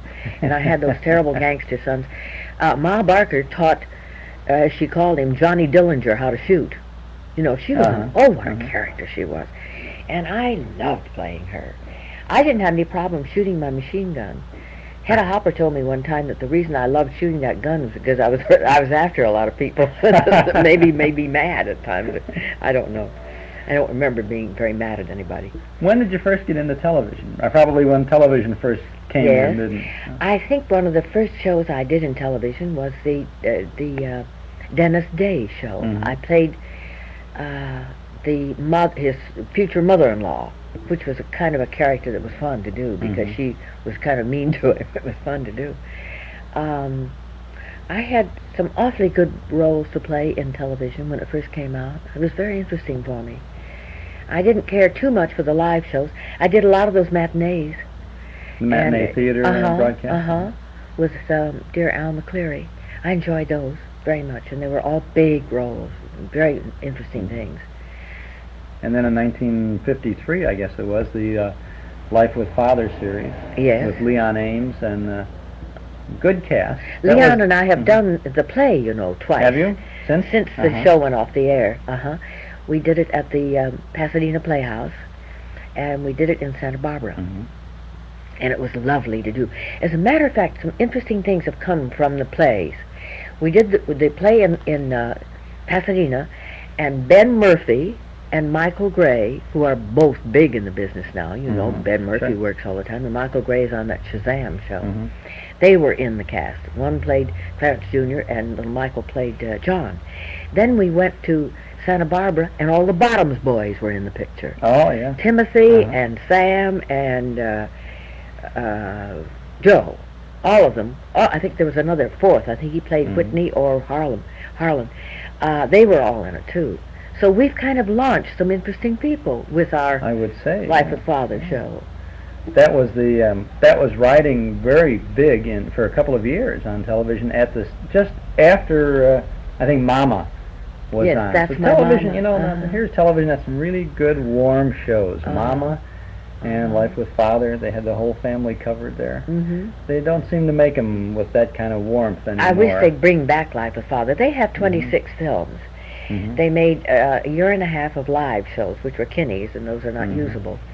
But then we went over to a studio and made 26 films, and they could be played. I wish some very alert sponsor would come along and pick up those shows, because I really think in black and white they'd even be more interesting than if they were in color. We did do one color show, but I think that was on Kinescope. But the films would play very well, I would think. Oh, sure. Well, I think, you know, it's always interesting to see those shows again, and it's just like the movies on television, and you're staying up and watching the Late Late Show. They're just as good as they were in the first time around. The fact that they're 15 or 35 years old doesn't make any difference. You know? 1953, that's quite a ways back. Oh, that's just yesterday, isn't it? When I think of all of the ground I've covered and all the parts I've played, I don't know that there's anything I haven't played, really. I've certainly run the gamut of all kinds of characters. What else did you do in the movies? You were Ma Barker, you said. That wasn't a telefilm, was it? It was a motion picture. Oh, no, it was a motion picture. Yeah. Oh, yes. Well, I played Jack Lemon's mother in the Fortune Cookie, and I was just... many people have called me and said that they saw me on a show with Joan Crawford, Goodbye My Fancy, where I had a very cute part. And I've just done 2 Walking Talls. You know, I was in the original Walking Tall with Joe Don Baker, and then we did it in Tennessee, in Jackson, Tennessee, and I did the second installment of Walking Tall. So those are my 2 latest movies. I can't think. Let's see, what did I do after the Fortune Cookie? Oh, we got the telephone. We'll take a quick break.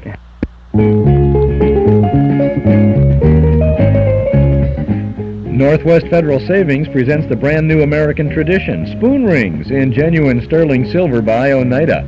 A gleaming example of this new folk art can be yours free when you save $1,000 or for only $3 with a $250 savings deposit. See the beautiful heirloom collection at any one of the 4 savings centers in the great Northwest Territory. You'll find 4 distinctive designs to reflect your own personality or your thoughtfulness in a gift. The weight tells you its quality. The sharp detail tells you it's Oneida. Remember, you get one free when you save $1,000 or $3 with a $250 deposit. Come to Northwest Federal and start your own American tradition. 1 ring per family. Some designs are limited. Irving Park, west of Cicero, in Des Plaines, in Norridge, and Arlington Heights. They're open 63 hours a week. It's Northwest Federal Savings Time, 63 hours a week. This is Chuck Shaden with our Those Were the Days program on WNIB, Chicago, FM 97. We're in the midst of a chat with actress Lurene Tuttle, whose phone just rang in her West Hollywood, California apartment. I checked back on the tape. She's still on the phone, so we'll take just a half a minute more to remind you about our hall closet I Love a Mystery cassette set. It's the exciting adventures of Jack, Doc, and Reggie of the A1 Detective Agency solving the mystery of the thing that cries in the night, and the complete 16-episode story is available on a set of 3 cassette tapes for only $14 from the hall closet, Box 421, Morton Grove, 60053. The Thing That Cries in the Night, a set of 3 cassettes, 16 episodes complete, starring Russell Thorson, Jim Bowles, Tony Randall, and Mercedes McCambridge. Available only by mail for only $14 from the hall closet, Box 421, Morton Grove, 60053. This is a great example of the long-running detective series created by Carlton E. Morse. I Love a Mystery, a complete set of 3 cassette tapes, $14 from the hall closet, Box 421, Morton Grove, 60053. Now, not only has Lurene Tuttle completed her telephone conversation, but the magic of radio takes good care of this head cold for me, too. We're talking about her career with Lurene Tuttle in West Hollywood, California. Yes. And she's got a letter from a fan who just recently wrote that they wrote for an autograph, didn't they, and a photo? Yes, and a photograph. And they listed your movies. Yes, I guess I don't have a recent listing of the very latest ones I've done, but this is the list that this dear man has put down. Mr. Blandings Builds His Dream House, Macbeth, that was with Orson Welles, Goodbye My Fancy with Joan Crawford, Tomorrow Was Another Day, Room for One More, Don't Bother to Knock, that was with Marilyn, and Marilyn Monroe, Niagara, which was with Marilyn Monroe, Never Wave at a Whack with Rosalind Russell, The Glass Slipper with Leslie Caron, Sincerely Yours with Liberace, Slander with Van Johnson, Untamed Youth with Mamie Van Dorn, Sweet Smell of Success with Burt Lancaster and Tony Curtis, No, Psycho. you're not going to tell me you were Tony Perkins' mother. No, that was Jeanette Nolan. No, I played John McIntyre's wife. Isn't that funny? Oh. She was the lady on the tape, or however they played her, and I was John McIntyre's wife. I was the sheriff's wife. The Ghost of Mr. Chicken with Don Knotts, which has been played quite a bit recently. The Fortune Cookie with Walter Matthau and Jack Lemmon, and The Horse in the Gray Flannel Suit, which was with over Dick Jones. It was over at Disney.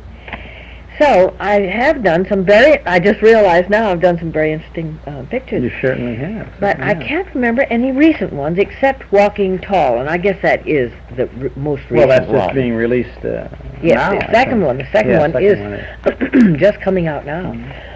Well, I found that letter. Earlier you said you had been in everything but the circus, included vaudeville. What did you do in vaudeville? I did a 5 performances a day vaudeville down at the RKO Theater with Leela Bliss and Harry Hayden and Melville Ruick, to whom I was married at that time.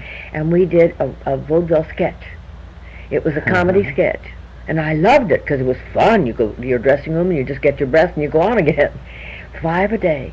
Born in the trunk, almost. Absolutely, it was fun. You enjoyed your show business career, haven't you? Oh, I should say I have. And are still enjoying it. Yes.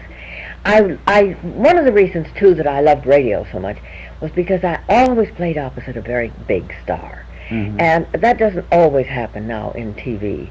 I just thoroughly enjoyed working with Chad Everett, for goodness sake, in Medical Center, but I don't play opposite them the way I used to. You see, it was quite a thrill to play opposite Paul Muni on a show and have a role that was commensurate with his, you know, to realize that you were co-starring with somebody who was supposedly, you know, a really big star. And they were just wonderful. For instance, I did A Star is Born with Frederick March. I did the Judy Garland part. And I did One Sunday Afternoon with James Stewart. So I had beautiful moments to remember, and I have them on, many of them on tape, so that I can recreate them in my mind, how exciting they were. That's nice to have those. See, they don't write really meaningful women's parts anymore.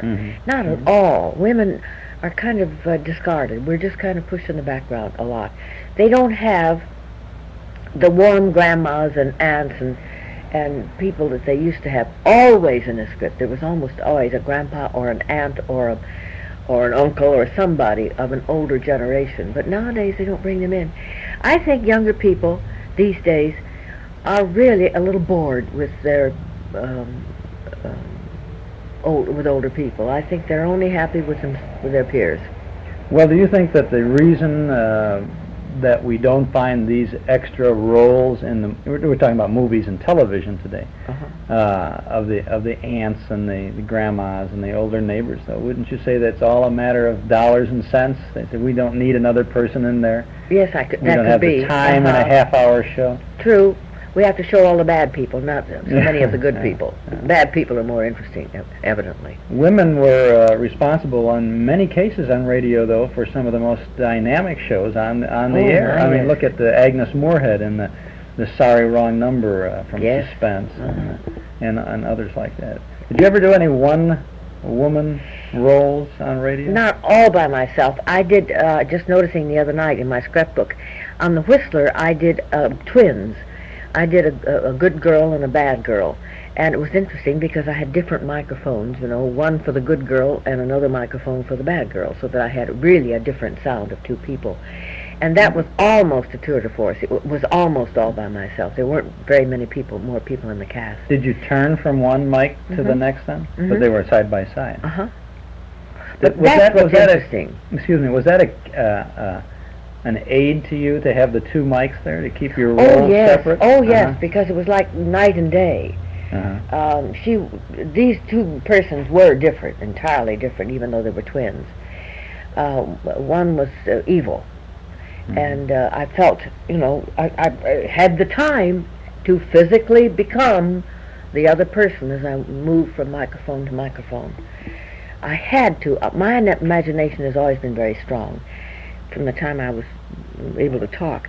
See, my father, I had a stage father. Most people have stage mothers. I had a stage father, and he put me on performing when I was just able to talk. So I performed, and I've been acting since I was a year old. So it's never been anything but just joy and part of life to be acting.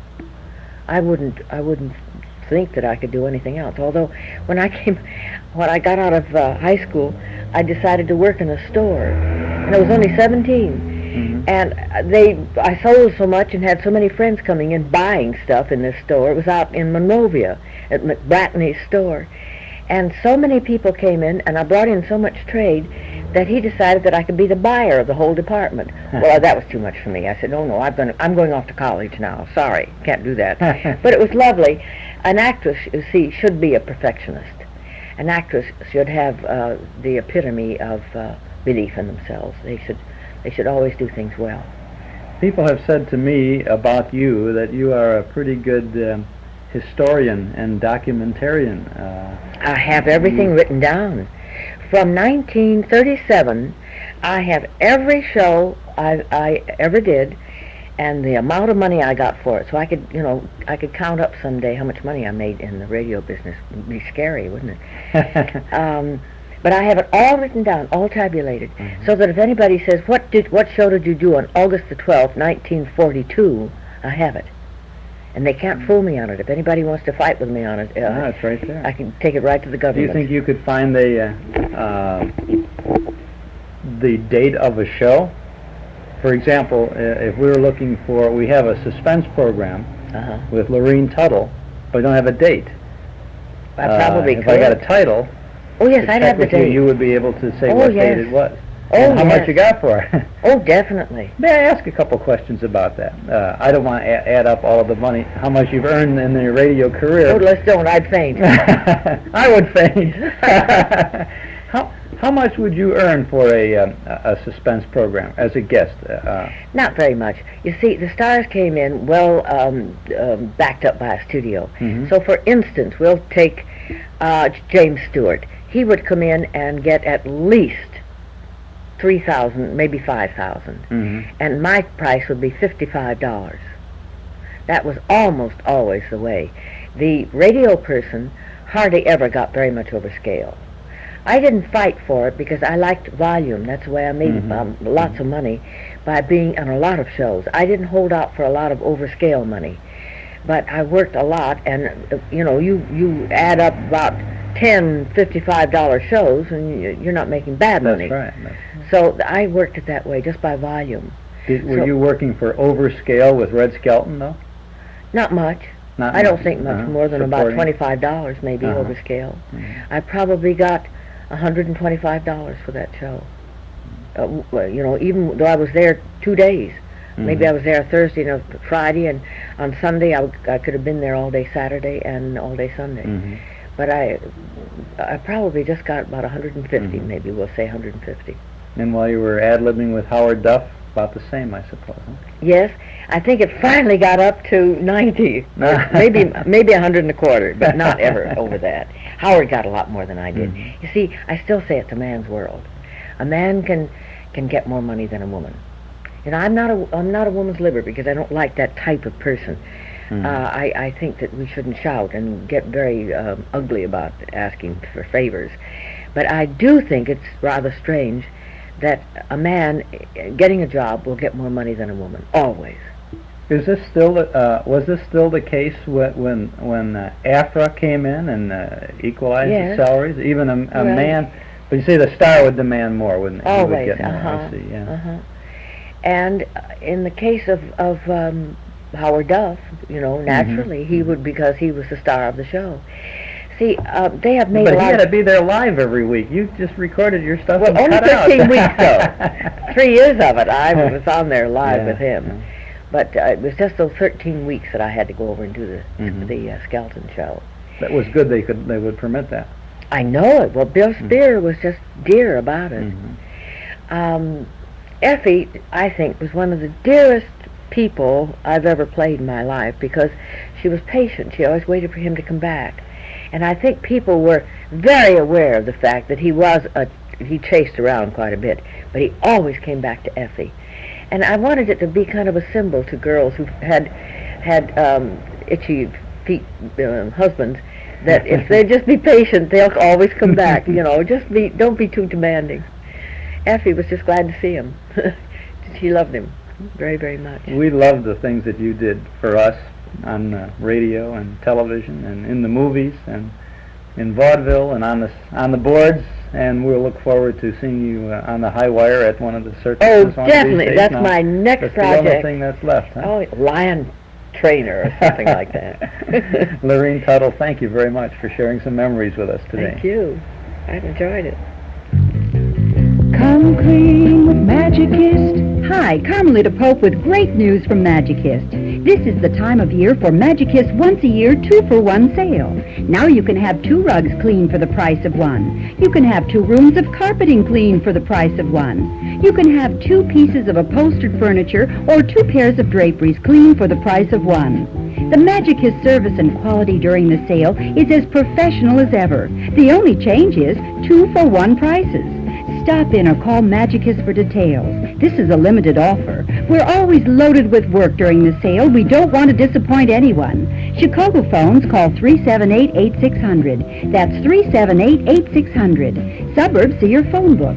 Master Charge and Bank Americard are welcome. The 20% cash and carry discount also applies even with the 2-for-1 sale in effect. Come clean with Magic Kissed and get your whole house Magic Kissed clean. Hurry, sale ends March 1st. This is Chuck Shaden on our Those Were the Days program this Saturday afternoon from WNIB, Chicago, FM 97. I hope you enjoyed listening in to our conversation with Lurene Tuttle. She's a very nice person, and she has some nice memories, and she certainly did a nice job on radio.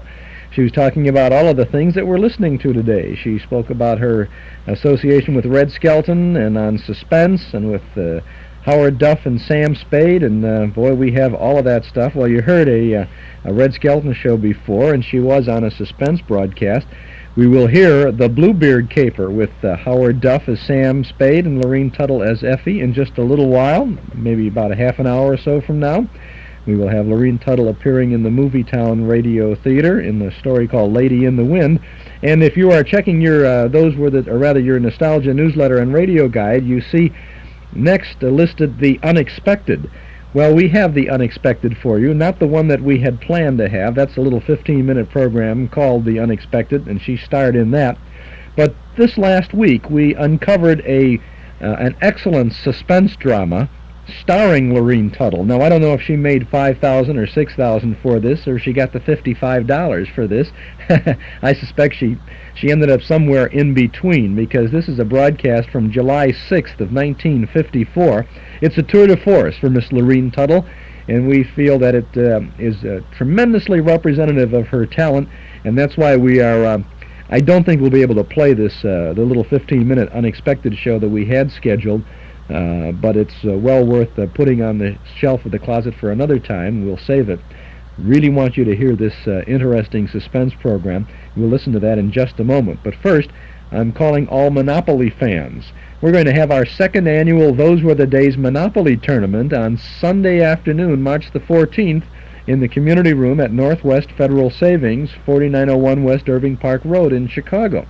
You can participate if you like. If you're a pretty good Monopoly player, you can register by sending a $1 registration fee to Monopoly Tournament, Box 421, Morton Grove, 60053.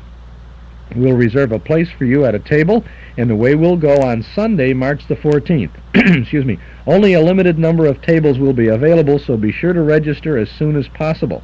We'll have a special prize for the winner of our tournament, and there will be some other prizes as well.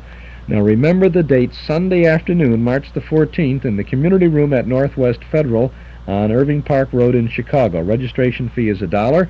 Everyone who enters will receive a table number and a set of ground rules before the big date of our second annual Those Were the Days Monopoly Tournament. We had a very good time last year, and we're going to have another good time this year. We'll have 2 rounds of playoffs on the 14th of March, and then the finals will be played later this spring, right during one of our Those Were the Days broadcasts. We'll have the 4 finalists up to our studio, and they will play, and while we're on the air, we'll have a move-by-move coverage. We'll have Howard Cosell come in here. No, thanks, but we'll do the coverage ourselves. We'll have a move-by-move coverage. He's moving towards Boardwalk now. He's coming around the bend. He's collected $200 as he's passed go. Now player B is in jail. He's going to jail. He's not passing go. He's not even going to get fit. Well, we'll have a good time with it. So why don't you play a Monopoly game one of these days and then register to participate in our tournament. Send $1 registration fee to Monopoly Tournament, Box 421, Morton Grove, 60053. The date of the tournament, Sunday afternoon, March the 14th, over in the community room at Northwest Federal. If you have any questions at all about it, just give us a buzz, and we'll take the time to answer anything you need to know about it. Now, this suspense program, starring Lurene Tuttle, still fighting this head cold. Not her, but we are. From July 6th of 1954, Lurene Tuttle stars in The Tip.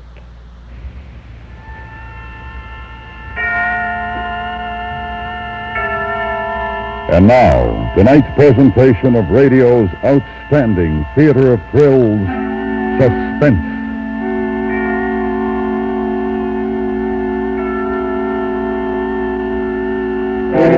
Tonight, a story of devotion in which a woman risks her life in order that her husband might be spared. It's called The Tip. Our star, Miss Lurene Tuttle.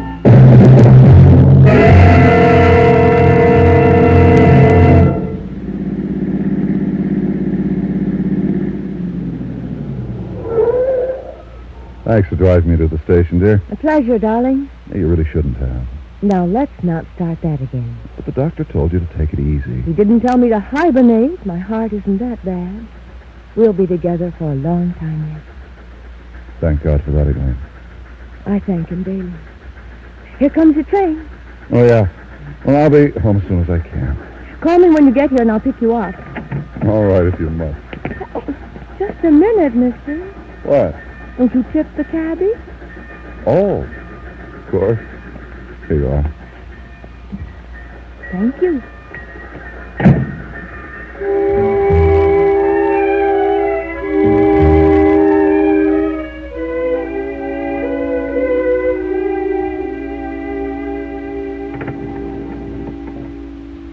Eighth floor, Mrs. Stratton. Thank you, Mr. Raymond.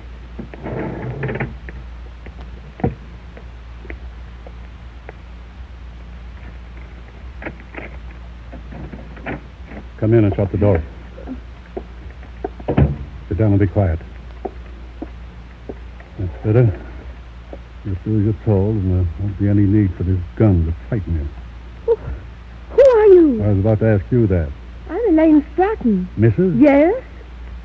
Funny, I never thought of him as married. Who? Mr. Stratton, your husband. Where is he? On his way to work. I just drove him to the station. I guess I missed him. Hope you don't mind if I wait.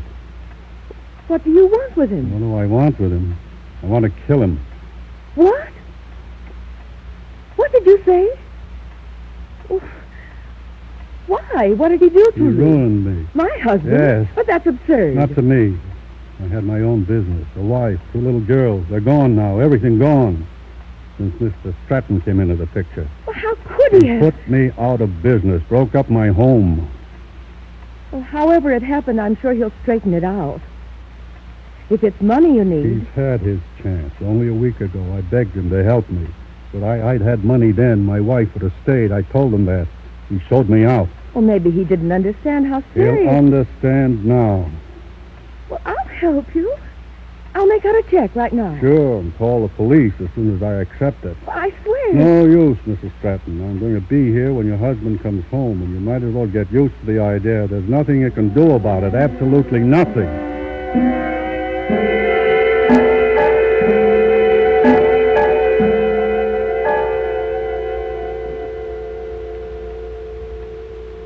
Maybe if I just talk, you'll understand. All right, I know you hate him. I know you don't care if you're hung for killing him. I care, though. I love him. George and I, we grew up together. I know him better than you ever could. We went to school together. If I speak to him, I'm sure I can get him to do something if he was unfair to you. If you kill him, you might as well kill me, too. I'd be lost without him. Try to understand. Whatever you can get by murder, you can do better otherwise. There won't be any need for revenge. I promise you I won't call the police if you give us this one chance. I promise. I promise. I promise. I don't hear a word.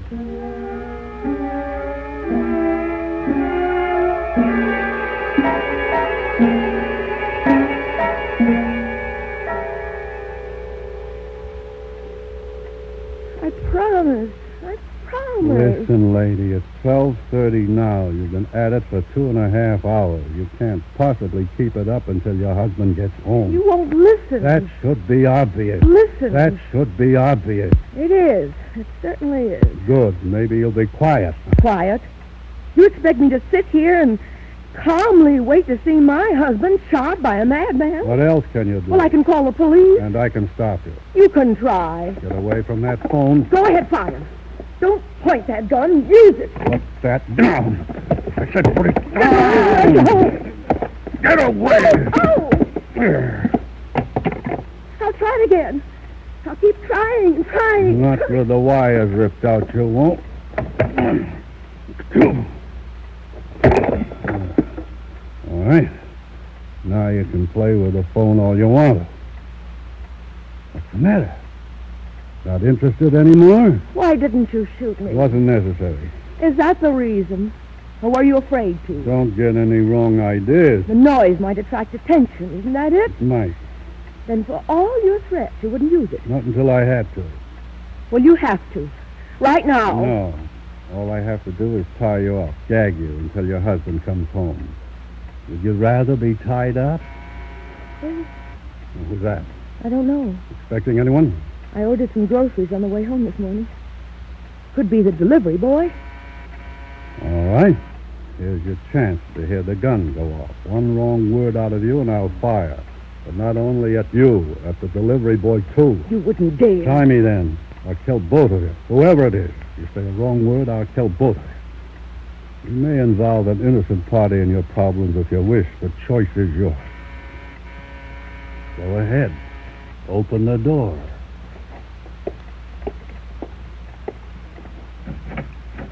Good afternoon, madam. I represent the Better Products Company, and I wonder Oh. if... Come right in. Why, thank you, madam. Oh, man of the house? No.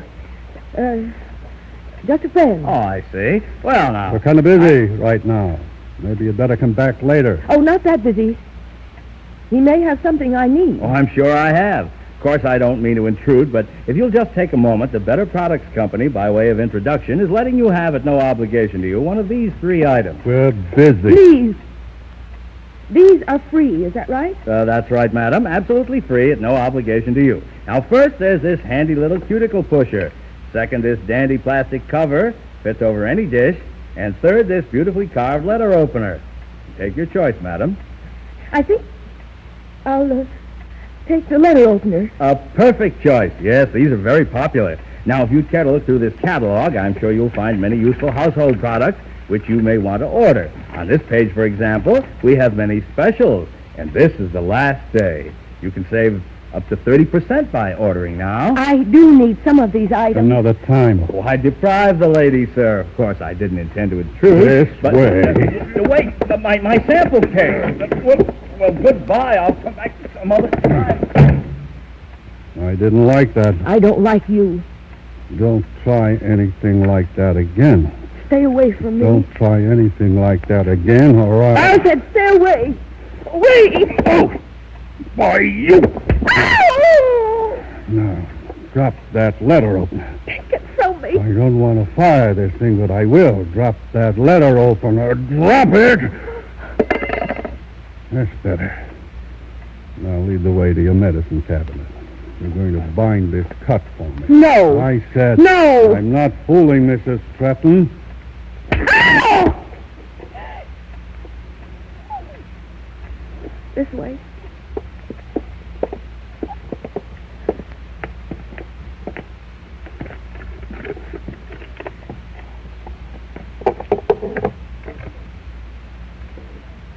Oh, that hurt. I'm glad.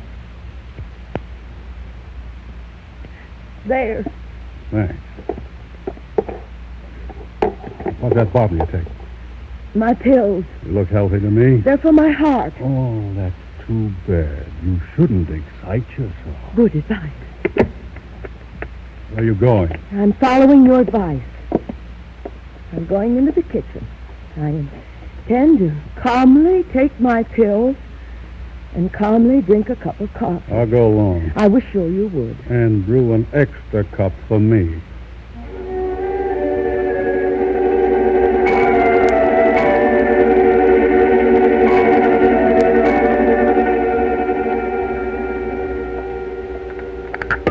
Here's your coffee. Sugar. I'll get it. Here it is.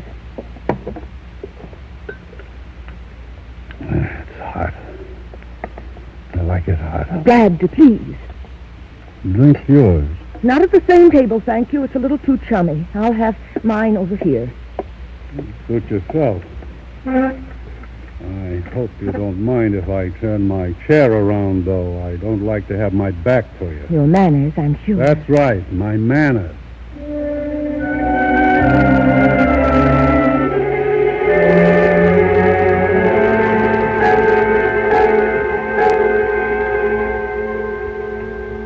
What time is it? Look at the clock. You're blocking it. How's that? Better. What time is it?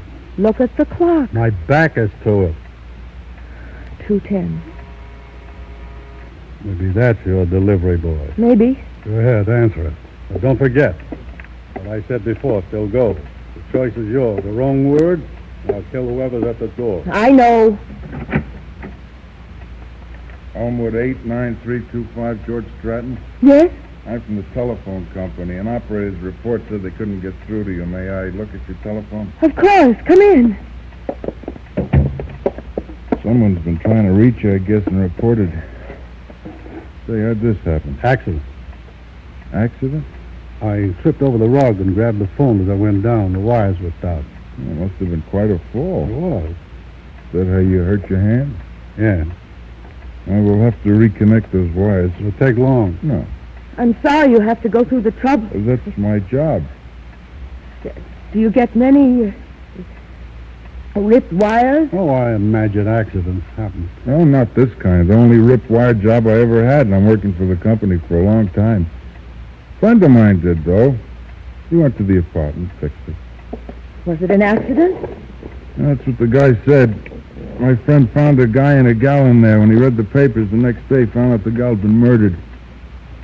And I guess it wasn't an accident. No. Came out in court later. The guy had ripped the wires out. It could almost be the same here, couldn't it? Yeah, it could. Imagine if you read the paper tomorrow and find out Mrs. Stratton is murdered. That sure would be a coincidence, wouldn't it? Well, there. That wasn't bad. I just tested. Broderick here. Elmwood 89325. Yeah. Right, thanks. All set. No trouble now. That party will be able to reach you. Thank you. Now, you have your telephone in working order. Silent at last. Or are you only sleepy? Sleepy? No, I'm not. You look sleepy. No, I can't be. The pill.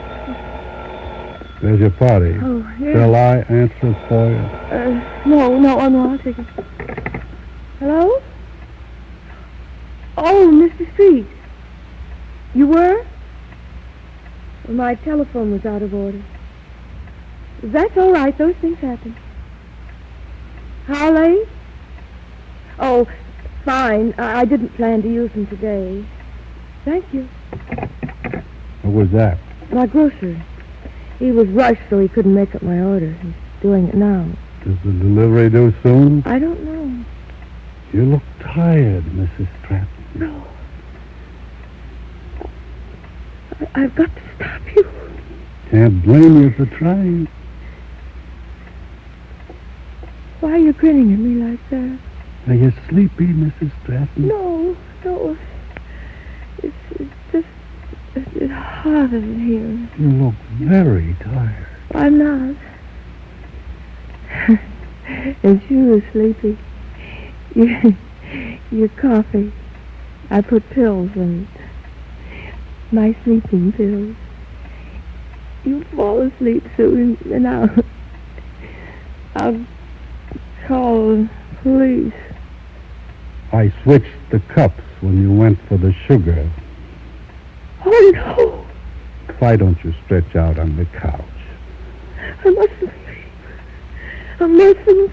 You can't stay awake long. I've got to wait. George will be here. What a shame, Mrs. Stratton, to wake up and find your husband dead. Sophia here. Open the window. Certainly. Go ahead and open it, Mrs. Stratton. Come here. You'll sleep. I'll call police. Call police. Sleep well, Mrs. Stratton.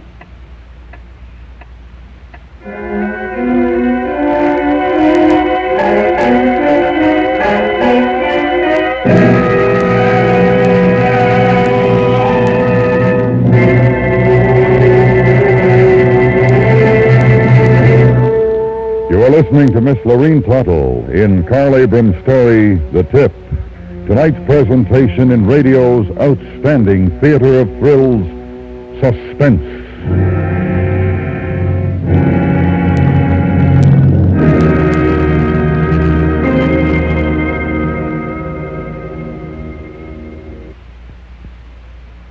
Later this evening on most of these same stations, John Lund makes his latest tour de force as yours truly, Johnny Dollar. Dollar wades in when fraud, murder, and double-cross dovetail neatly with the reappearance of a long missing painting. Listen for the flowering Judas matter, involving yours truly, Johnny Dollar, up to his neck in trouble, later this evening.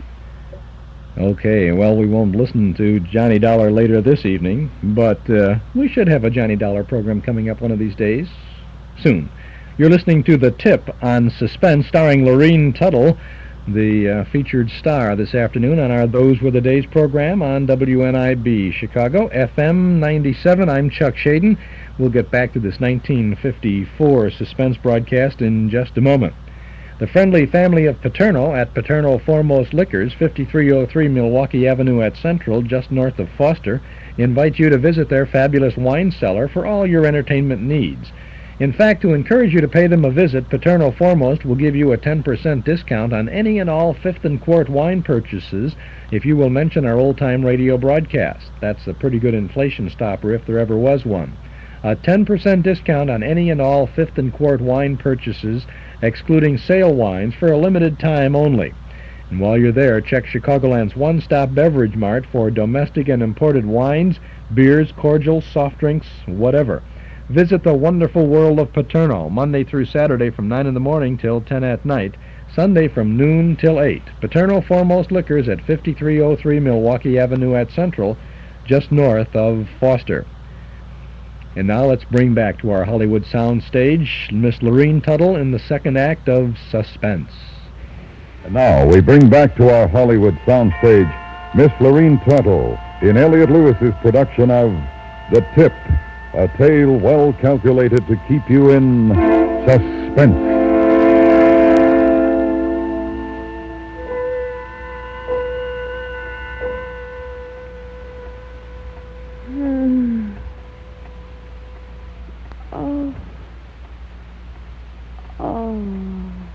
Sleeping. I was sleeping. It was a dream. Nightmare. I'm afraid not, Mrs. Stratton. That's right. It wasn't a dream. How long did I sleep? Long enough. It's 5:30. No. Well, he must be due home soon. No, he's not coming home. I forgot to tell you. He gets through about this time. I guess it takes an hour to get there. Got to get help. Stay away from that door. I won't let you come. Away. Oh, stop. Maybe this will convince you. You'll do as I tell you. Let go. Let go. Should have tied and gagged you while you were sleeping. Why didn't you? Because it's more interesting this way. You are a madman. No, just a little bored with a full day of waiting. Bored with murder. No murder has been committed yet, Mrs. Stratton. I'm sure things will be more exciting when your husband comes home. Let you. Won't you? I don't think you can stop me. What have you done so far? You tried to drug me, a kid stunt, so it backfired. First of all, you've been trying to stop me with brawn. That might be brave, but let's face it, I'm stronger. All you've done is to earn yourself a few slaps and a throttle. You won't get away with it. stop repeating yourself. Sit down. That's better. You see? I already have you taking my commands. But that's to be expected. You're a woman. Women are emotional. And you're a man. A big, brave murderer who knows how to slap a woman. It's natural for me to take advantage of my strength in this situation. And your superior cunning, no doubt. Oh, I imagine you're just as smart, but not in this kind of setup. As I said, women are emotional. They can't think on a tight spot. I suppose there's a moral to this little sermon. Simple. Use your good sense and be still. And if I refuse? That's probably your delivery. Open the door. And shall I read? I know. Not a word. That's right. No use dragging the delivery boy into this. Good evening, Mrs. Stratton. Michael, hello. I'm sorry this is so late. On top of everything, I forgot your bundle on my last round. Had to go back for it. Well, that's all right. Shall I bring it in for you? No need to. Doctor, will you take this for me, please? Sure. Right here, son. There you are, Doctor. One moment, Michael. I'll get some change. Don't bother. I have some. Here. $50. Thanks, Doc.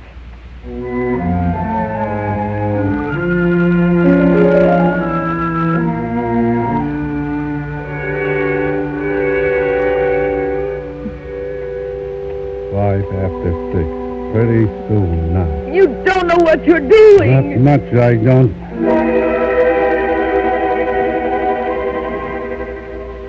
Another 5 minutes. 10 after. You can't do it.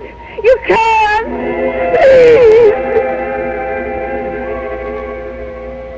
She should be here in about 15 minutes. Kill me instead. Kill me. No. Open it. I won't. Open it. No. Please. No.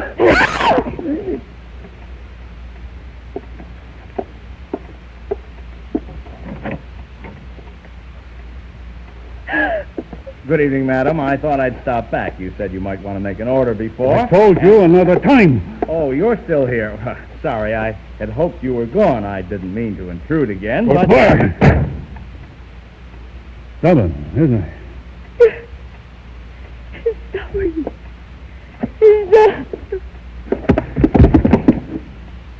Come on, Mrs. Stratton. Come on.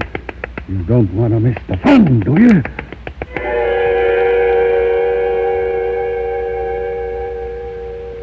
Here, have a cigarette. We'll calm your nerves. I don't.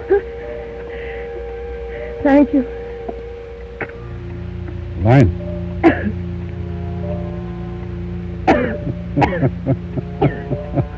Doesn't look like you ever smoked before.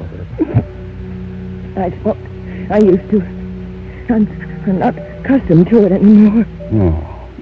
Now drag deep, Mrs. Stratton. We've only got about 10 minutes left.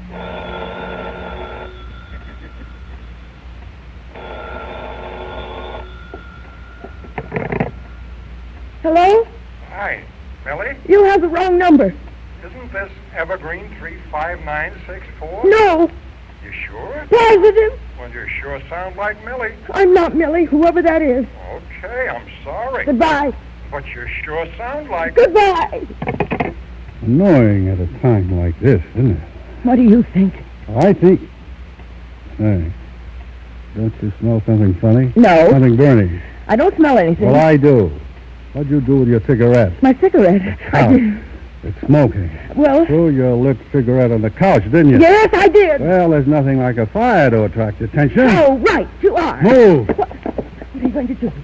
Put your little campfire out, but first I got to be sure you're safely out of the way. Move! No, but this isn't the way out. I know, right here. Into the closet. No! I won't! Let me out! Let me out! I'll let you out if I can get that fire you started under control. If not, too bad. Let me out! Please, please, please, let me out! Please. Is that nice? After I rescued you. Please, please. Don't hysterical, Mrs. Stratton. The fire is out. Raised more smoke when I poured water on it, though, than when it was burning. I hope it didn't frighten you. I could kill you.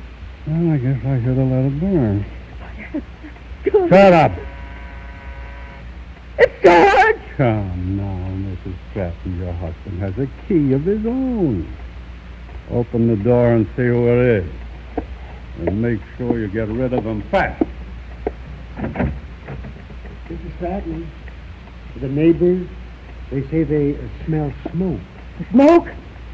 You better let me look around. Really, Mr. Raymond, there's no need. Oh, what's this? Oh, that. It's all right now. A cigarette. Slip behind the cushion. I see.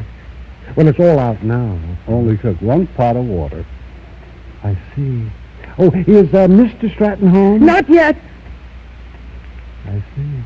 You see too much. Well, I don't see anything. I see a lot, but I don't see anything. All right, you see. Now go. Huh? Oh, yes. Oh, well, I suppose I'm in the way. No, Mr. Raymond, you're not in the way. In fact... Well, that's all right, Mrs. Stratton. I pride myself on not being naive. I understand how things happen. Just be careful not to set the building on fire, please. Goodbye. What are you trying to do? What kind of ideas were you trying to put into his mind? They were already there. I can't help the way he thinks. That might be something, though. Husband slain in love nest. Quiet! All right. And my apologies if I seemed rude. But don't try it again, or I might use that alibi. My pills. Oh, please get me my pills. Get them yourself. Please. I told you I wouldn't trust you alone for that long. I'll be still. Here, take it. Hello? Hi. Joe? I'm down at the station now. You still want to pick me up? Pick you up? Careful. I'd love to. What's the matter? Matter? Nothing. Nothing's the matter. Delay. George! Get another attack. No, George. Hold on, darling. I'll take a taxi. No, George! No! No, don't come home. Don't come home, George. Don't come home. Don't!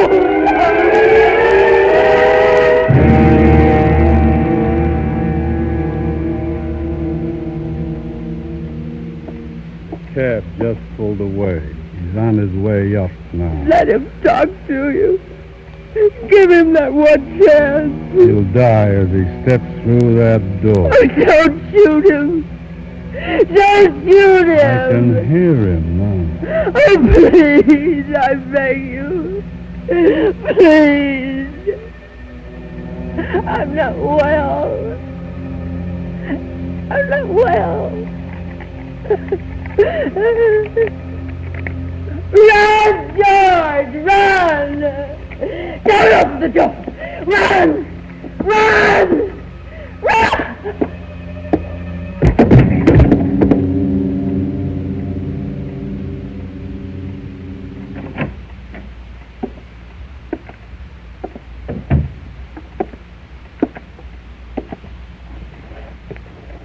Well, Mrs. Stratton?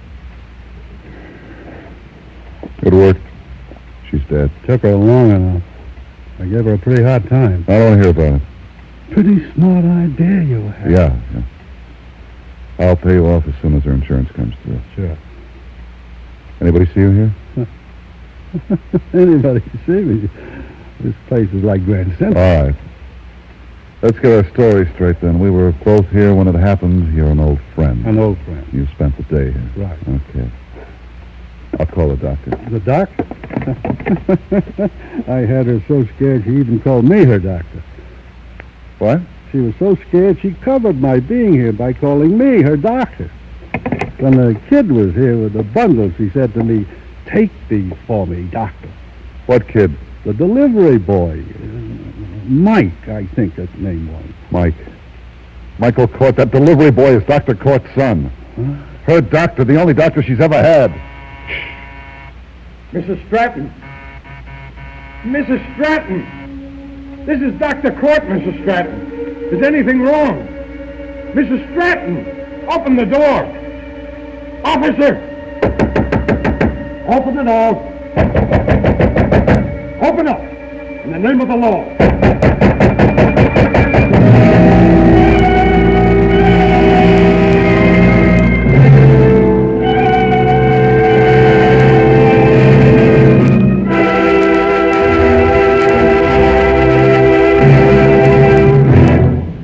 Suspense, in which Lurene Tuttle was starred in The Tip. By 1960, our population will top 180 million. Every year, there are more families and bigger families creating new consumer needs, asking better roads and transportation, seeking new communities with more elbow space. The future of America can look very bright to you and your neighbors when you think of the new roads, new factories, new services our increasing population demands. Have faith in the future of America. Next week, the story of a man who killed and a woman who helped him try to get away with it. It's called Run, Sheep, Run, and it will star Kathy and Elliot Lewis. That's next week on Suspense. Suspense is produced and directed by Elliot Lewis with music composed by Lucien Moravec and conducted by Lud Gluskin. The Tip was written for Suspense by Carl Abrams. In tonight's story, Herb Butterfield was heard as the stranger and Hy Averback as George. Featured in the cast were Howard McNear, Jerry Hausner, Shep Menken, Dick Beals, and Eddie Fields. And remember, next week, Morton Fine and David Friedkin's new play, Run, Sheep, Run, starring Kathy and Elliot Lewis. America listens most to the CBS Radio Network.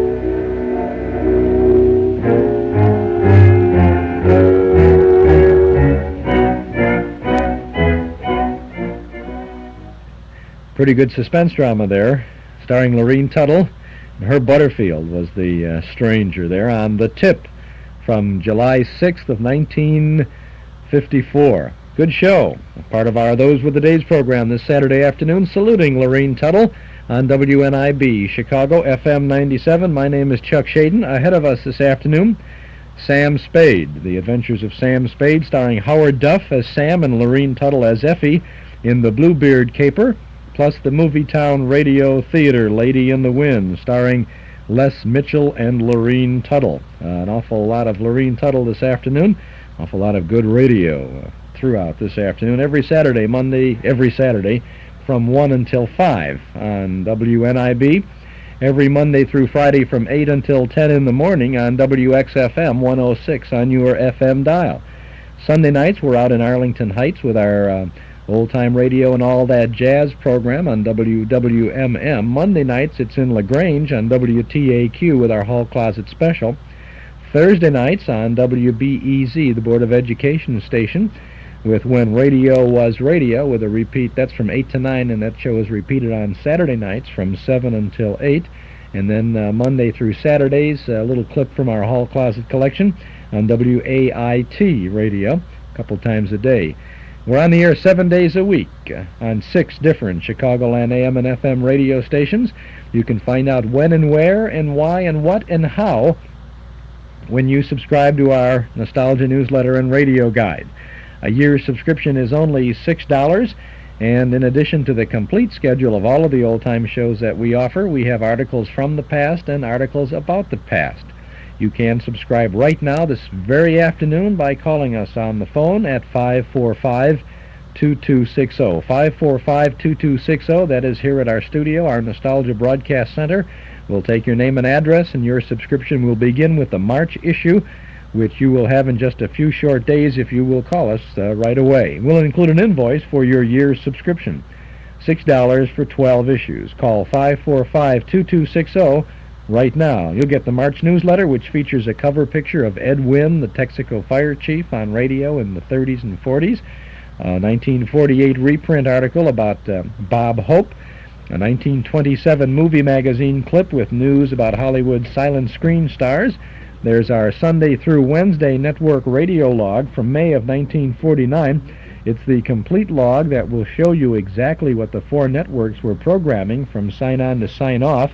and it will help you follow our special series of Those Were the Days shows, which begin next Saturday, and which for the next 7 weeks will recreate an entire week of network prime time programming.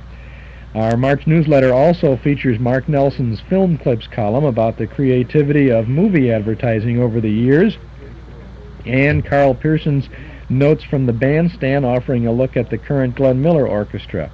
Mike Campo has written about the premiums that they used to offer on the old-time kids shows, and you'll see our first dime store classified advertising page for folks who want to buy, sell, trade, or announce some special nostalgic interest. All of this plus news of our regular Saturday Night Memory Club movies. Subscribe to our Nostalgia newsletter and radio guide. A year's subscription, only $6. Call now at 545-2260 or send $6 to Nostalgia Newsletter, Box 421, Morton Grove, 60053. But if you'd like to get things rolling right away, make sure you get that March issue without any further delay. Call us today at 545-2260. That's 545-2260. Running boards and rumble seats were standard equipment on a new Ford back in 1931 when Nelson Hirschberg Ford first put up their "We're in business to serve you" sign on Irving Park Road. In the 45 years since then, running boards and rumble seats have become but a fond memory. But Nelson Hirschberg Ford is still in the business of serving thousands of Chicagoland families with the bright new Fords at the same location, 5133 West Irving Park Road at Laramie. And when you visit Nelson Hirschberg Ford, you'll discover what's made their business prosper all these years. You'll discover that Nelson Hirschberg Ford wants your business today and tomorrow, too. They stand on their reputation as one of Chicagoland's oldest, most respected Ford dealers. And you can be sure that when you buy a new Ford or a clean select used car from Nelson Hirschberg, you'll get more than an automobile. You'll get a Nelson Hirschberg automobile, one with reliability and dependability as standard equipment. Ask the man who owns one. Nelson Hirschberg Ford, 5133 Irving Park Road, 5 blocks west of Cicero at Laramie. Nelson Hirschberg Ford, just across the street from the new Metro Golden Memory Shop. That's our little memory shop, which we are opening up very shortly at 5120 West Irving Park Road in Chicago. My very good friend Dave Denwood and I are putting together a retail store that will offer you the very best in nostalgia, I guess. We're going to have, our old-time radio tapes will be there for sale. We'll have records of the old-time radio shows, a giant collection of big band material on records, and we will have books and gifts and games and cards and old things and new things. A rather complete memory shop for you. Lots of folks have asked about it, and so we're pleased to be able to start something like this, a little shop to give you a little memory. The Metro Golden Memories Shop is going to be opening very soon. We'll let you know specifically. We expect to be open next week. We'll have a grand opening soon at 5120 West Irving Park Road in Chicago. Chuck Shaden here. We'll keep you posted on that. But now it's time for a Sam Spade show. This is from August 8th of 1948. August 8th of 48. There's an incorrect date in our newsletter. It says August 22nd in the newsletter, but this we've zeroed in better on the date for you. It's August 8th of 1948. The Adventures of Sam Spade, starring Howard Duff as Sam and Lurene Tuttle as Effie. And as I think you listen to this, you will, if you heard our interview with Lurene Tuttle, you'll enjoy some of the banter and the humor that she described. Sam Spade. The Adventures of Sam Spade, Detective, brought to you by Wild Root Cream Oil Hair Tonic, the non-alcoholic hair tonic that contains lanolin. Wild Root Cream Oil, again and again, the choice of men who put good grooming first.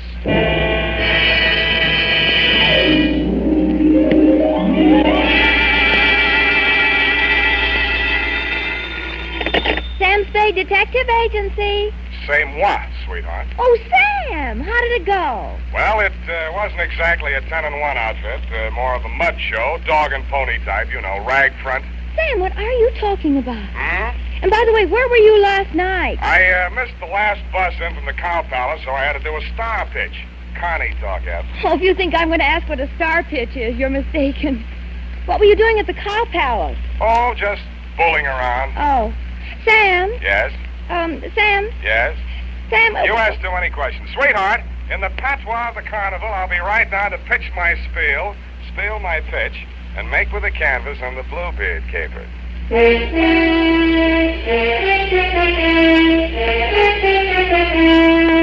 Dashiell Hammett, America's leading detective fiction writer and creator of Sam Spade, the hard-boiled private eye, and William Spear, radio's outstanding producer-director of mystery and crime drama, join their talents to make your hair stand on end with the adventures of Sam Spade.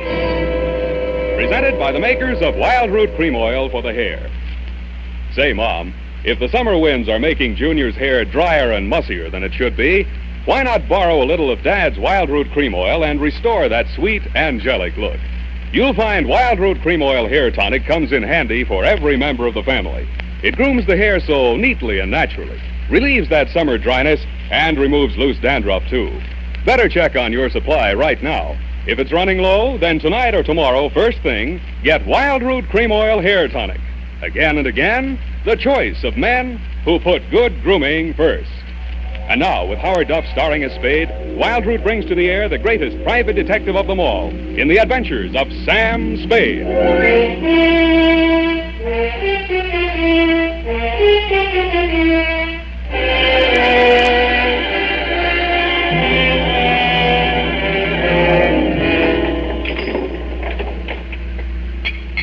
Ready, Effie? Yes, Sam. By the way, what is a star pit? Oh, your clothes. You look as if you slept on the ground. That's what it is. Date, August 8, 1948, to Detective Lieutenant Dundee, Homicide Detail, San Francisco Police. From Samuel Spade, license number 1375596. Subject, the Bluebeard caper. I will not offer as an extenuating circumstance the fact that business is bad all over. But it is true that I had been sitting in my office for 4 hours and the phone had not rung once. This one didn't phone. From the looks of him, he didn't have the required nickel. But the hangover he was wearing under his eyes had cost someone a pretty penny, so I figured his credit might be good somewhere. Mr. Spade? Yeah? Oh, my head. Here, try this. Oh. Want it mixed? Oh, no soda. Couldn't stand the noise. Where'd you wake up? In these same clothes. Figures. It all started at my sister's engagement party. Mint juleps. But they must have been full of flukum. Flukum? You don't happen to have an ice bag? It's customary for my clients to bring their own. Oh. Well, now here's a spiel. Did I tell you my name? The name you gave my secretary was Ned Towers. You want to stick with that? Yeah, Ned. Ned Towers, yeah. It's about my sister. She's... Her name? Sylvia. Sylvia Towers. Sylvia Towers, but it's not about her, really. It's about that Bluebeard. I mean, Bluebeard she's married. Jefferson Davis Calhoun. What about him? Oh, that marriage has got to be stopped. I found out that his name's not Calhoun at all, that he's been married 3 times under 3 different names, and that all his wives died mysteriously, and that he collected their insurance. And now he's talked my sister into insuring herself for $100,000 in his favor. When did you learn all this? In a barber shop yesterday. Oh? I went in to get a manicure, and I picked up this old detective magazine. Here's his picture. Look at it. I had heard of the case. In its heyday, the papers had called him the Mint Julep Romeo. And any name he happened to be using at the time had Colonel in front of it. None of his 3 wives had survived the honeymoon. Wife number 1, an aviatrix, bailed out at 10,000 feet over Mount Hood along with her husband. His parachute opened, hers didn't. They found the body the following spring. Wife number 2, a snake dancer, died of snake bite when she squared off with a full-fanged diamondback instead of her usual non-poisonous partner. The cause of death was never officially proven because the body was embalmed by mistake, it said there, before the coroner arrived. And finally, number 3, a professional stunt woman, disappeared over Niagara Falls in a beer keg instead of her specially designed barrel and was never seen again. Well, Mr. Spade? Yeah, but are you sure your sister's fiancé, this Calhoun, is the same guy? Here's a picture of them together. Their engagement photograph. What do you think? Brunette? My sister? Redhead. That's him on her back. Redhead? Well, Mr. Towers, are we going to sit idly by and see another poor girl go to her death? How much money you got? About $100. I'll take 50 now. You are going to help her. How much does she already know? I tried to tell her. She's beautiful. She wouldn't even listen. I thought she might listen to you. I pray she will, Ned. I pray she will.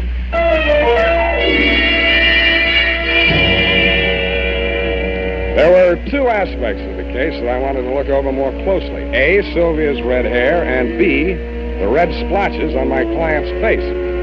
I had a hunch she might be suffering from more than a hangover. So I dropped him at the address of a medical friend of mine who specializes in poisons. He said the tests would take most of the afternoon, so I decided to find out who was Sylvia, what was she as kind as she was fair. Such a face has stretched through dreams. Yes? Yes. I beg your pardon? Miss Towers? Yes, I'm Sylvia Towers. Are you the florist? You're expecting maybe a detective? Come in. Thanks, I will. Well, as a matter of fact, I wasn't expecting a florist or anyone else. But I'm glad to see you. I really am. Huh? Sit down here. I was just relaxing. Oh, no, over here. Oh. Well, why not? There. Isn't this more cozy? Take your hat off. Oh. You'll have me believing you really are a detective. What do I look like? Well, I'll have to muddle it over. Now, don't tell me. Let me dream. Look, Sylvia, Miss Powers, I mean. Oh, Sylvia. I like the way you dress. Nice and casual. Oh, you do? But, you know, you really should wear a handkerchief. Hey. You ticklish. Now, look, if you want to frisk me, get it over with. It's your apartment. You got a right to. Well, isn't this way nice? Sure, it's fine. It's just that, well, you know, I just didn't expect. Just didn't expect. Well, what do you want, a butterfly act? No, it's just that my feelings have hurt you. Haven't asked me who I am, or what I'm doing here, anything. Oh, I don't care. I like you. Is this how you got engaged to Calhoun? No, he was selling some phony stock certificates, so I bought a few. They were phony, so you bought a few. Figured. He'd had bad luck with marriage. It was the only way I could force the issue. You're forcing him into marrying you? Darling, don't be so critical. I did it very nicely. I'm sure you did, but why? Oh, I don't know. He's so courtly. A real Southern gentleman. How real? Hand me that cushion, darling. All right. Oh, no, here, behind my head. Oh, that's better. Oh, don't go away. Why do you want to be number 4 on the Bluebeard parade? Oh, do you really think he did kill them? Oh, that's one of two theories. He either did or he didn't. Oh, I love your hair. So nice, bristly. Does this bother you? Yeah, but don't stop. Now, wait a minute. Look, I got my client to think about, and I'm trying to think about it. Darling. I didn't want to take this assignment, but he really seemed to be worried about you. Oh, now, who on earth would be worried about me? I'm a little worried about you myself, and I'm not even distantly related to you. Well, don't say that yet. This marriage may not last long. Don't you say that. Oh, I know his marital life has been full of tragedy. But I'm not superstitious. I think I may change his luck. Okay, Sylvia, okay, it's your life. I told your brother I'd talk to you, and I have. My brother? Yeah, Ned. I think maybe your boyfriend tried to poison him last night. Oh, no. Oh, Jeff, you're just in time. Well, my dear, we will discuss this further in private. I have only this to say at the present time. In the South, it is not customary for a lady to receive a gentleman alone just prior to her marriage to another gentleman. But, Jeff... I know your motives were pure and innocent. Customs differ, that's all. I am Colonel Calhoun at your service, sir. I'll call you when I need you. I'm afraid I must ask you to remain. Sylvia? Oh, Jeff, I meant to tell you. It was just a flirtation. Yeah, that's I didn't all. think it... You mean she didn't think. He made certain proposals? Well, what could I do? What could she do? He said there were things in your past, Jeff. Yeah, that's what I said. Things that... Oh, well, there, my dear. It was blackmail. That's all it was. I did it for you, Jeff. Go to your She did it for chambers, you. Sylvia. I will deal with this adventurer. If this were the South, there would be better ways, but never fear. Where there's a Calhoun there, too, you will find Southern chivalry. Please. No, Jeff. Phone the police. Sylvia, I must insist that you do as I say. Very well, Jeff. You know best. Yeah. Well, son, how about you and me putting our heads together over little old mint julep, huh? Thanks, I'm not thirsty. What's the pitch, Colonel? How come your girlfriend yelled, "Hey, Rube," just now? What is your asking price, sir? What's your bid? $5,000 now, $5,000 after she's buried, $20,000 after the insurance people pays off. No dice. Caper's worth $100,000. 50 for me, 50 for you. That is out of the question, sir. Okay, from here I go to the cops. Now, son, let's not be hasty about this. It will require a slight change of plan, but I reckon I can swing it. All right, 50-50. When are you going to knock her off? You want her to fly the coop? Is there another way out of here? Well, not that I know of, but she's crafty. She's crafty. Well, come on, let's get it over. Yes, you're right. Maybe now or never. That's right. Sylvia? Wait a minute. Come here. What is it? How are you going to do it? Well, hit her with this and then out the window. Let me see then. Gee, that's got quite a heft to it. Where'd you get this sap? Souvenir of Niagara Falls. Know where you're going to get it? Why, you Yankee!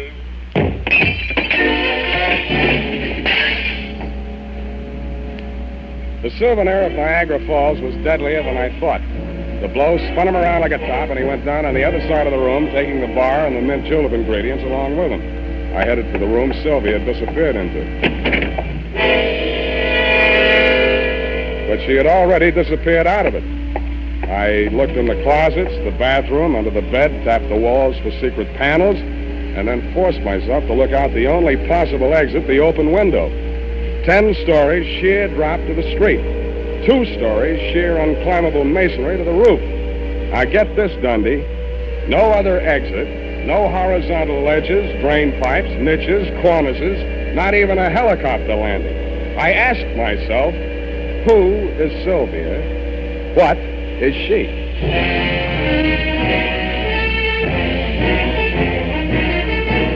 The makers of Wild Root Cream Oil are presenting the weekly Sunday adventure of Dashiell Hammett's famous private detective, Sam Spade.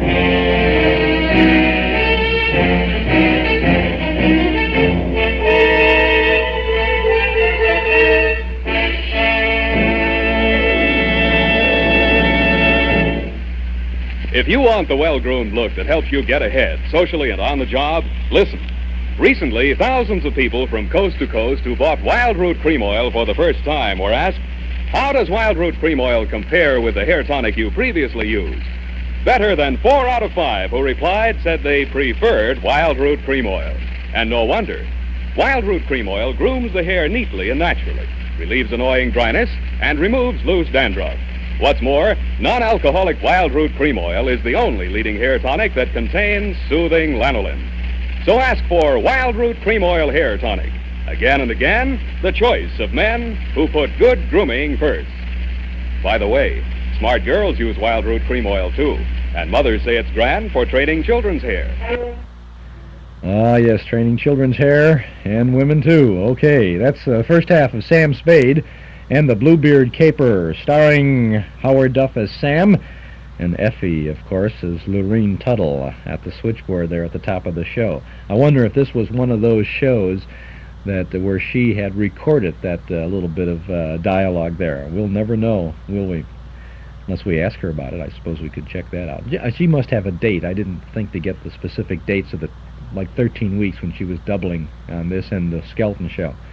Anyway, this is a good show, a good adventure with Sam Spade from August 8th of 1948. August 8th. I bet she didn't double on this one, because if she was doing the Skelton show, it would have been in the prime, in the main season. This was in the summertime here. So she's probably live on this show. See how we pull all this together?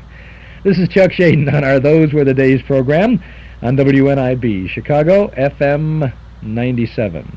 You probably haven't had a chance to see the new Betamax video recording system by Sony. Why don't you pay a visit to Townhouse TV and Appliances for a complete demonstration of this exciting new way to watch television. You've seen this advertised now. They're starting in the newspapers. There's more newspaper advertising on this Betamax.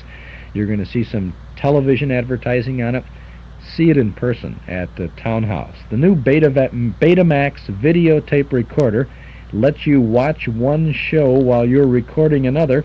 And with the Sony automatic timer, you can even record a favorite program or a special while you're away from your set.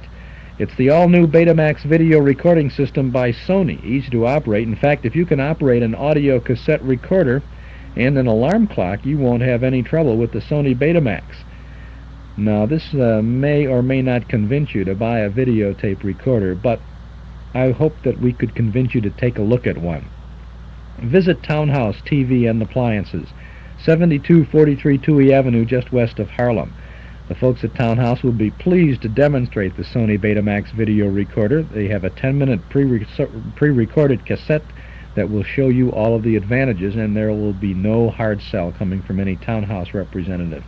We just want you to take a look at this exciting new way to watch and save television. See it at Townhouse TV and Appliances, open Monday, Thursday, and Friday nights till 9, Saturday until 5. Now let's get back to the Bluebeard caper on the adventures of Sam Spade.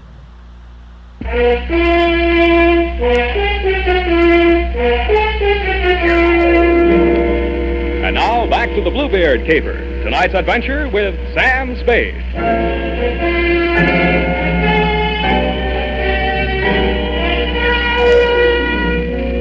There was no use wasting any time trying to figure out how Sylvia had done whatever she had done to escape from that escape-proof room.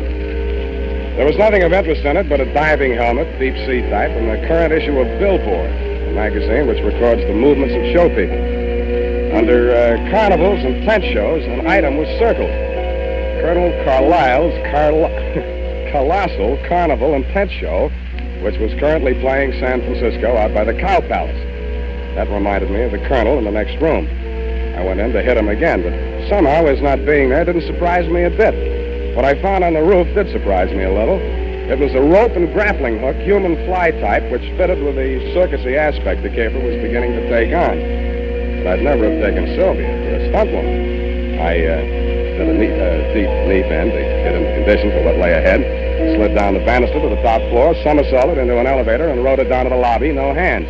Pausing only to acknowledge the applause of the scrub woman, I skated on over to the phone booth. So his hands Dr. Mandel's office. Bernie, Sam Spade. Oh, say, I'm glad you called, Sam. That patient you brought in here, Ned Coward? Yeah, what about him? Well, your hunch was right. There was enough poison in him to kill him twice. And that ain't all. He dead? No. Then what's all?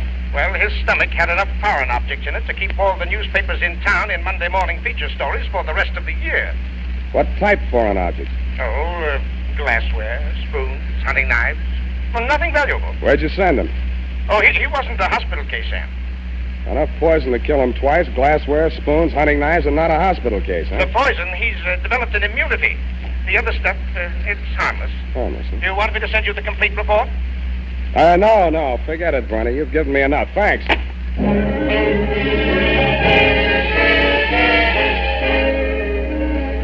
From then on, Dundee, it was mostly entertainment.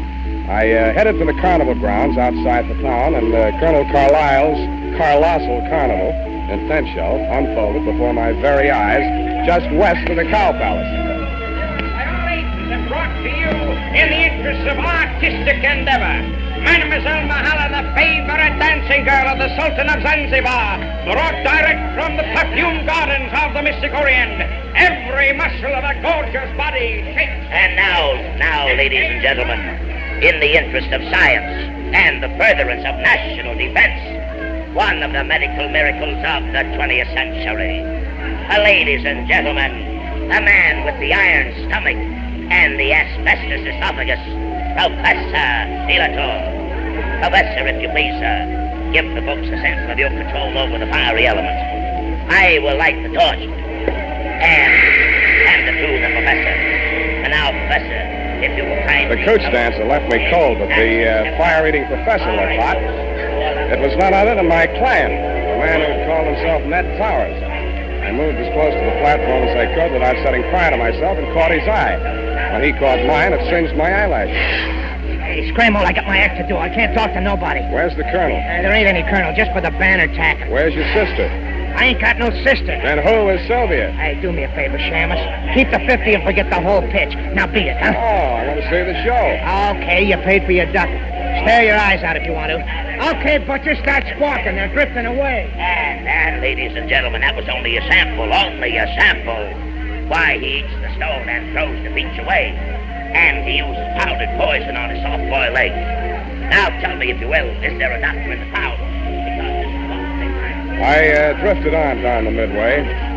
There was Boona, Nature Boy, Gilda and Hilda, the Siamese twins. There was Shorty, the fat man, and Fatty, the short man, a bearded lady, and several natural freaks of nature. At the very end, there was a big canvas enclosure. The act was called the Three Death-Defying Darlings.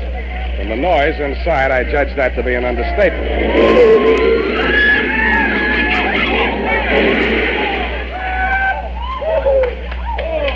I bought a ticket and got inside just in time to see a trim, energetic blonde in tailored coveralls crawl out of the twisted wreckage of the car she'd just driven point blank into a concrete wall at an advertised speed of 80 miles an hour. She took a bow, tripped lightly out of the ring, and a brunette about the same size and shape, but wearing a costume consisting mainly of 3 live rattlesnakes, passed her coming in. I swear she did. I also swear that she danced so well I didn't even notice the snakes after I got used to them. Before the lead snake had taken its final bow and wriggled out of sight, a redhead in green coveralls appeared at the top of a 60-foot tower. She climbed into a barrel, and some stupid fool pushed her off. The tank she landed in was no more than 3 feet across and couldn't have had more than a foot of water in it. But she emerged from the splinters with her face wet and some of the greasy carnival-type makeup washed off. The red-headed branch of the death-defying Darlings was, you guessed it, that miraculous escape artist, the one and only Sylvia. I was anxious to meet the rest of the act, so I vaulted over the canvas to their trailer dressing room. There was a sinister buzzing sound at my ankles as I entered. I jumped out of the way just in time to miss getting bitten by one of the brunette's dancing partners, the Diamondback. Sylvia looked at me pityingly, grabbed it expertly just behind the head, and shoved it down into its basket. Sam, you should have known better than to come in here unannounced. Strangers make Salome terribly nervous. Then we're even. How did you know I was here? I didn't. I was looking for my client. Then you are working for Ned. Who else? Well, when I heard you bargaining with Jeff, I didn't know what to think. Before that, I'd been so sure. Look, sweetheart, I haven't been sure of anything in this caper from the start, least of all you. And no matter how sure I get, I still won't believe it. Look at me, Sam. Touch me. I'm only flesh and blood. Yeah, well, anyhow, how did you meet yourself coming on with the snakes when you went out in the coveralls? Oh, zippers. I was wearing the snakes underneath all the time. Snakes? Doesn't the auto crash make them nervous? Oh, no, they're used to it. Mother trained them. That was after Father... Never mind your family. Let's talk about you. All 3 of you. Well, after Mother and Father... Well, the act was a threesome, you see, and they wouldn't keep me on as a single. Yeah. So Jeff Calhoun worked out a routine so only one of me would be on at one time. That figures. How often do you come out of it alive? You mustn't say things like that, even in joking. I'm terribly out of condition. I haven't had a real workout Since you went over Niagara Falls in that beer keg? And by the way, how did you manage that? It's simple. Relaxation. Secret of everything. I could teach you that, Sam, darling. Jeff could never learn it. How long do you think we'd get away with it, sweetheart? Aren't you taking rather a lot for granted? Maybe not enough. So far as I know, you've only been killed and resurrected 3 times. Darling, if it frightens you, I promise I'll never do it again. How did you drop 10,000 feet without a parachute? Oh, that Mount Hood stunt? I crash-landed the plane, set fire to it. There were witnesses. Something dropped. Oh, nothing but a weighted flight suit. Whose body was that they found? There are always bodies when the snow melts. By the time they get to them, they could be anybody. Oh, that's a relief. What about that other body? Which other one, darling? When you were embalmed after the snake bite. Oh. Well, Jeff just claimed somebody from the morgue that nobody else wanted. Don't be so critical, darling. We didn't hurt anybody. Better not try to tell that to those insurance companies. Well, they should be happy. Jeff says it helps them with their taxes. Does it make you happy? Dying and being dug up every year or so? Well, it's better than doing it every night. But I couldn't go back to Jeff. He lost his nerve after Ned found out. You see, Ned's the only one left who knew me in the old days. If I were dead, he couldn't prove anything. Jeff really meant to kill me this time. What was Ned after? Blackmail? Oh, no, he wanted me back with the show. He hired you to frighten Jeff into letting me go. After all, I am the best threesome in the business. Well, anyway, in the stunt field. Did you see my review in Billboard? I saw it for myself. You know something? I was thinking. With all you know about crime... Don't say it. But, darling, it's so easy, and we could have a honeymoon every time I came back and we got married again. Thanks for the offer, but if I get married, I want my wife to stay alive every night. But I wouldn't really be dead. Only legally, for the insurance. Only legally, Sam. Come here. Sam, darling. Look, sweetheart, let's not relax. You're not safe. Not as long as that insurance policy's floating around with Jeff's name on it as beneficiary. He'd never think of looking for me here. All the same, you better take that policy into town in the morning and make some changes. Where is it? Oh, it's in my safe. You got a safe here in this trailer? Well, it's just a secret place. I only call it a safe. But it is safe. Yeah, I thought I'd find you here. But I hardly expected to see Mr. Spade. You don't surprise me a bit, Bluebeard. Hello, Jeff. Sit down, stop waving that revolver. What do you want? That policy. I heard every word you two have been saying. Not that that piece of paper means anything. You won't even be around when the bank's open. But having the original policy in my hand will save a lot of delay and red tape. Of course, Jeff. Where is it? Oh, what's the use? It's in the basket, right by the side of your chair. Wait a minute. Don't move, Spade. If you do, I'll blast you. Listen to me. Don't raise that lid. lid. You're safe. Still a child, aren't you, Sylvia? Don't do it, Calhoun. Don't do it.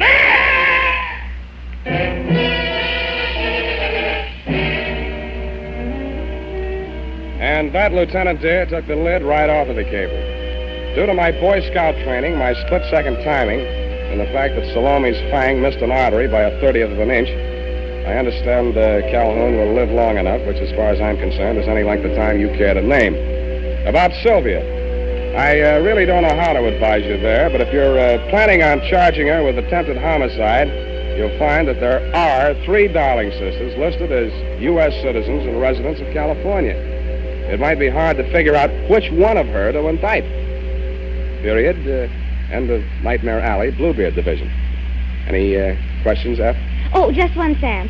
A grammatical error, but I'll correct it. And just whom do you think you are to be correcting my grammar? Who, Sam? Nominative case. Nominal. Nominative, Sam. The most frequently used cases in English are nominative, accusative, and possessive. Now, I'm referring to your sentence which reads, it might be hard to figure out which one of her to indict. Yeah. Of course, you meant them, since there are 3 Darling sisters. Her being singular. Indeed, her was singular, Effie. Oh, Sam, you made a joke. It's a very small one. Now, type that up and leave my grammar as is. It's colorful. Oh, very well, Sam. I'll just fix the syntax as I go along. Syntax? In California?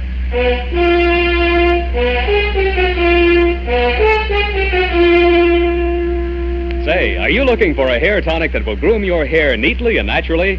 Then you're looking for Wild Root Cream Oil. Want a hair tonic that relieves annoying dryness? Get Wild Root Cream Oil. Like a hair tonic that removes loose, ugly dandruff? The answer again is Wild Root Cream Oil, the famous hair tonic that gives you the big advantages men consider most important. Step up to your drug or toilet goods counter first chance you get and ask for Wild Root Cream Oil in the big economy bottle and the handy new tube that's easy to pack when you travel. Also, ask your barber for a professional application of Wild Root Cream Oil Hair Tonic. Again and again, the choice of men who put good grooming first.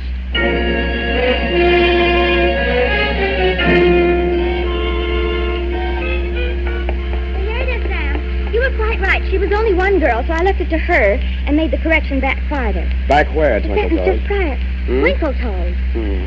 You know, where you said 3 Darling sisters, I changed it to 1. That's impossible. It takes 2 to make a sister. That is not funny, Sam. Who's laughing? It's no laughing matter, Sam. After all, that Sylvia, or the Darling sister, whatever she... And I don't care if she can go over Niagara Falls in a barrel. Let's get it right, a beer keg. In fact, the only funny thing is you being taken in. After all, snake charmers of that type are a dime a dozen. Well, here's 20 cents. Phone up that place. What place?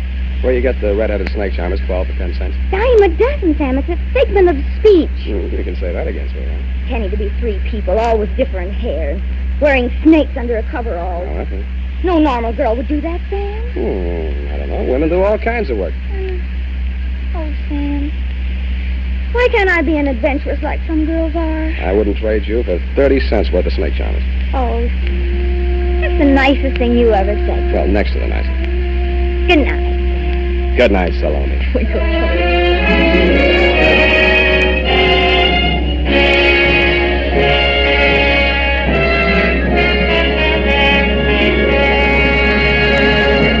The Adventures of Sam Spade, Dashiell Hammett's famous private detective, are produced and directed by William Spear. Sam Spade is played by Howard Duff.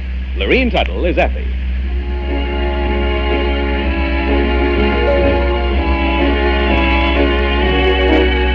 The Adventures of Sam Spade are written for radio by Bob Tallman and Gil Dowd, with musical direction by Lud Gluskin. Join us again next Sunday when author Dashiell Hammett and producer William Spear join forces for another adventure with Sam Spade. Brought to you by Wild Root Cream Oil.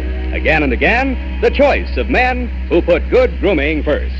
This is Dick Joy reminding you to get Wild Root Cream Oil, Charlie. It keeps your hair in trim. You see, it's non-alcoholic, Charlie. It's made with soothing lanolin. You better get Wild Root Cream Oil, Charlie. Start using it today. You'll find that you will have a tough time, Charlie. Keeping all the gals away. Hiya, Baldy. Get Wild Root right away.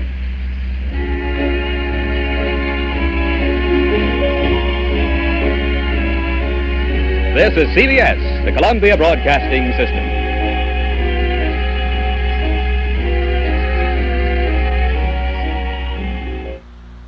And that was Sam Spade and the Bluebeard Caper with Howard Duff as Sam, Lurene Tuttle as Effie, and the Wild Root Cream Oil jingle there. It's Wild Root Cream Oil, Charlie, from August 8th of 1948. A good show, light and witty and exciting, too.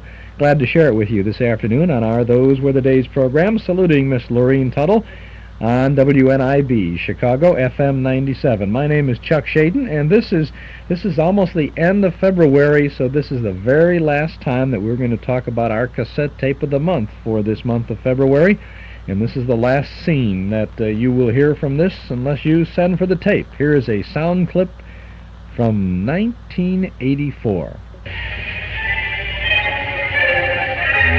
In 1984, the universal slogan posted everywhere with a benign-looking portrait of the dictator is, "Big Brother is watching you." And the eyes of Big Brother and the party are the thought police. The thought police watch you through the telescreens, which are fixed on the walls at your place of work and in your home. And when or how often they have plugged in your wire is something you can never guess. The telescreens combine the functions of the earlier telephone, radio, and television instruments, and they regulate everyone's life.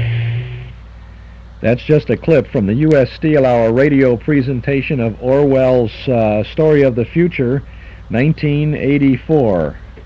It's an hour-long production, and it's available as our cassette tape of the month for February for only $5 from the Hall Closet, Box 421, Morton Grove, 60053. The story takes place in the future, in 1984, at a time when the world is divided into three large and powerful dictatorships, whose purpose is world domination, where the minds of the people are controlled and Big Brother sees and knows all.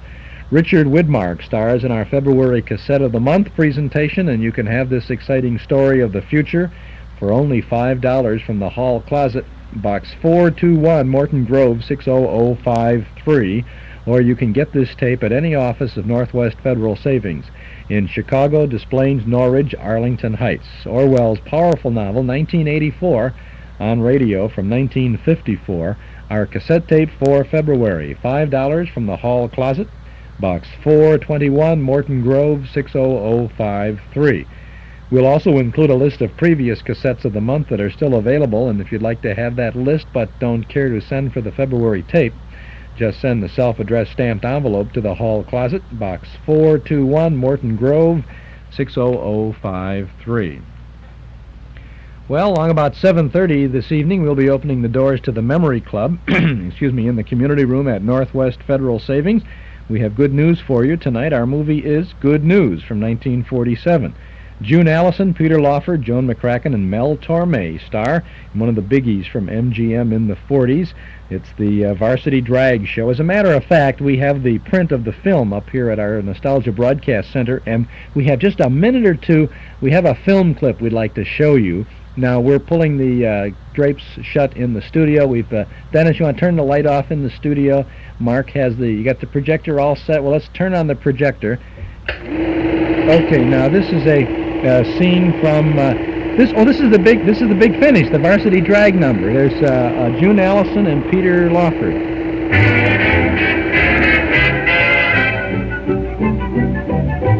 We've always thought knowledge is not we should be taught to dance. Right here at Tate, we're up to date. We teach a great new dance. Don't think that I brag.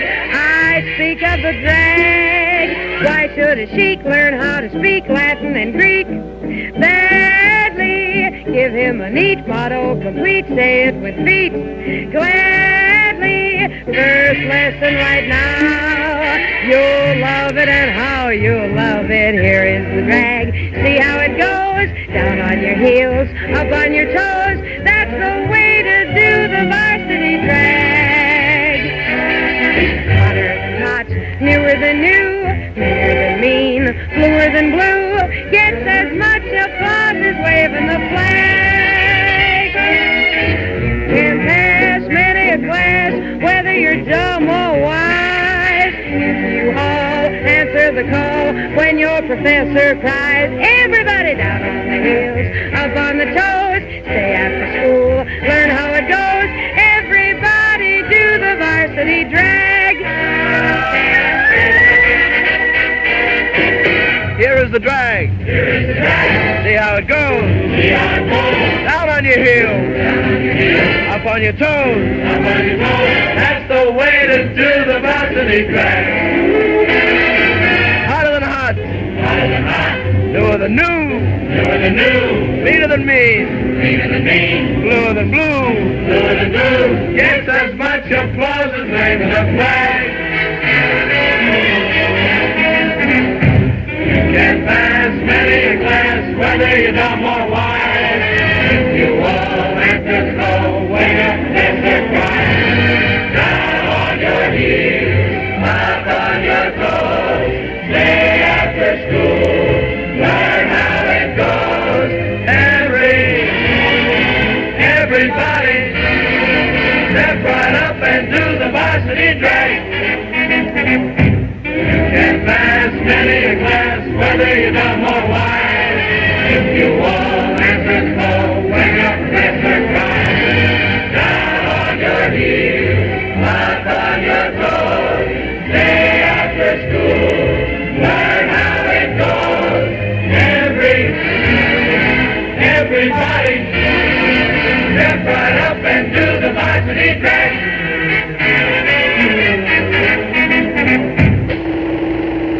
Okay, that's a great scene there. You can turn off the projector now, Mark. It'll be okay. Mark, you can. No, the switch on the side there, Mark. You just turn off the. No, because we want to have a radio show now. Well, maybe if you pull the plug out from the wall, if it doesn't stop. No, it's getting all. All right, that's very good. That's a scene from Good News, the movie we're showing tonight in the Memory Club in the community room at Northwest Federal Savings, 4901 Irving Park Road in Chicago. June Allison, Peter Lawford, Joan McCracken, Mel Torme. It's the Varsity Drag musical with other great songs, The Best Things in Life Are Free, Lucky in Love, The French Lesson, and Good News, and glorious, breathtaking Technicolor. Gonna be a good one.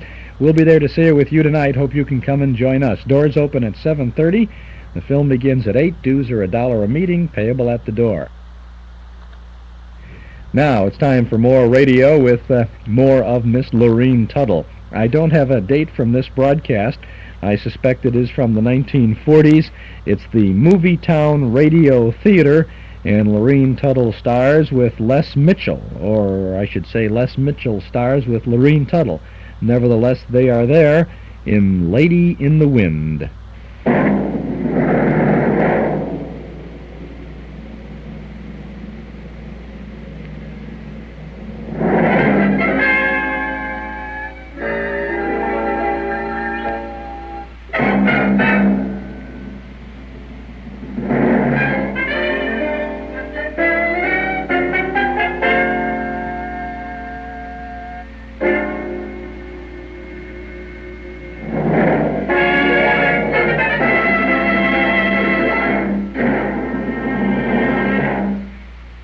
Many kind friends in our audience have commented that they would like to hear me as an actor as well as director and narrator.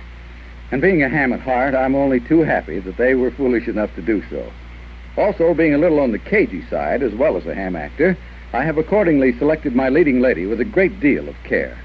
And here is a young lady whom I feel is such a great actress that anything less than co-starring her would be a grave injustice. Here she is, Miss Lurene Tuttle, the First Lady of Radio. Thank you, Les.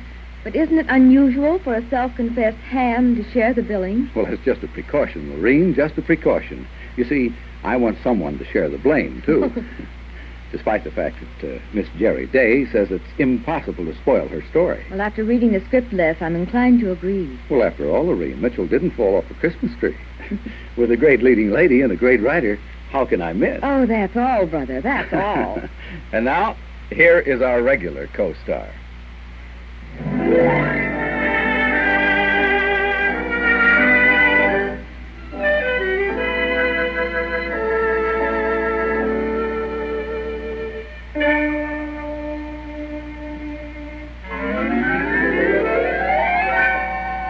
The curtain is up, and here is the play. If I were writing the story of Victor Carroll, I'd begin with the question, what good is a portrait painter without an arm to paint with? Or maybe the accident was just the prologue. Maybe the story really didn't begin until later, much later. There were months in the hospital, and then months of moving from place to place. I wanted to be alone, but there were always people who knew. And then I remembered Papa Peppino in the little village on the Cape Cod coast. It's been a long time, Victor. Much too long. Let me look at you. I'm not much to look at. You're thinner, but that's from the time in the hospital. I read about your accident in the papers. I thought you would come here to stay, to rest until you're ready to go back, to resume your work. I'm not going back, ever. That part of my life is over. It was finished in surgery after the accident. You're welcome to stay here as long as you wish. You offered me this once before. This place and the chance to study with you. But I was impatient. You became famous another way. If I'd listened to you then, I'd still have a chance to be great. You talk as if you were dead. I am dead.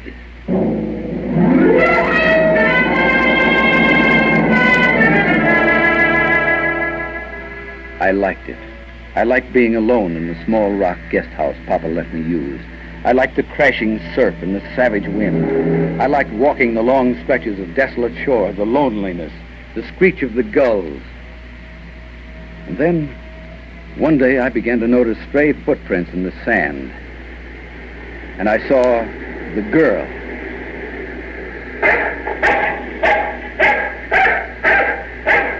Hello? Oh, hello. Easy, Rock, easy, boy. He's a little nervous with strangers. You seem to like this spot. The view is wonderful. I know it by heart. See, I've been away, and it's so good to be back. It's that kind of a place, you know, a place to come back to when you're tired or discouraged. A place for sorting out your thoughts and making plans. Seems to get inside of you so that you can be thousands of miles away and see it again. I always hate to leave. Well, then why leave? Oh, a lot of reasons. Living is a pretty complicated business. You can't always do the things you want to do. I could be very happy if I never left this place again. And yet I'd always have the feeling that I'd run away. You can't hide from things all the time. You have to face facts. Oh, Rock, he's getting restless. We better go along. Well, I just thought I'd say hello. I'm glad. Are you really? Yes. Yes, I am. You know, you're a solemn little thing. Yesterday you were standing on the point looking straight out to the sea. We were the only two people on the beach, and yet when I passed, I smiled. You weren't even aware that I existed. I didn't see you. I'm smiling now. There. That's much better. You know, you ought to do that more often. You make a lovely picture there against the sky. I'd like to... Go on. You'd like to what? Nothing. Oh. Well, come along, Rock. They'll wonder what's become of us. Wait, will you be here tomorrow? I walk along here almost every day. Why? Well, I thought, well, maybe we could walk or have lunch or go to the movies or something.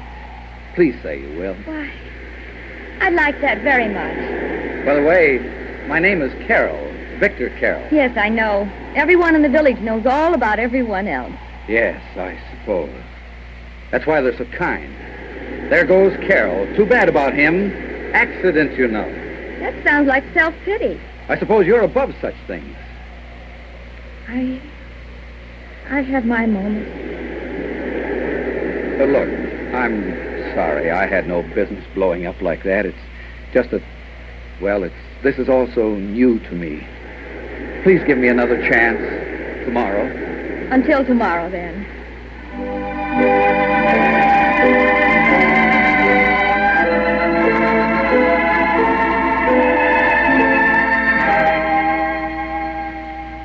Papa, I met a girl. You know what? I don't even know her name. I wouldn't even know who to ask for. All I know is that she has a big dog named Rock. Oh, you met Kim Lansing. Kim Lansing. Tell me about her. Everything. But where shall I start? When she was little, her family spent their summers here. She dreaded the fall, which meant she had to leave for school. After her parents died and her accident, she came back to live. Accident? What accident? You mean you didn't notice? Kim is blind. Blind? It happened almost 10 years ago. She was a great horsewoman. She was thrown and trampled. Oh, that's it. That was why she didn't notice me yesterday. And when I waved goodbye today. Such courage. She's been to so many doctors. She has had so many disappointments, but you would never know. Such a lovely girl. Yes. Such a very lovely girl. Well,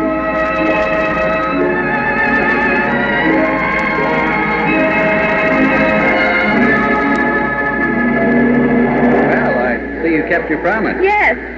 And it's such a wonderful day. Say, wait a minute.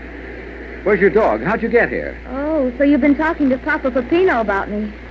Well, don't bother. It's all right.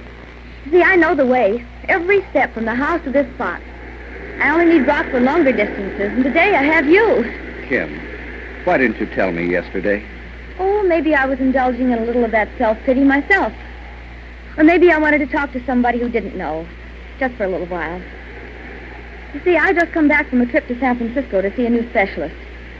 He gave me the same answer I'd heard from all the other specialists in all the other cities. He couldn't do anything for me.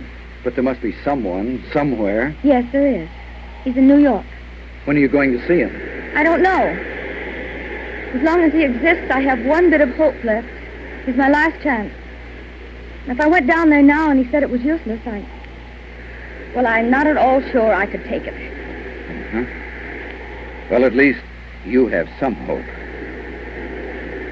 Until then, you'll just have to take my word for it that the sky is the deepest kind of blue and filled with whipped cream clouds.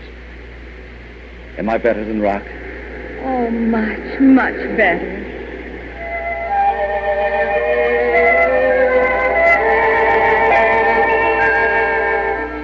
That was the way it started. She was fine, sensitive to every change in mood. She seemed to know when I wanted to talk and when I wanted to be alone. She knew me better than I knew myself. She liked to sit near Papa Peppino's open fire while he and I talked.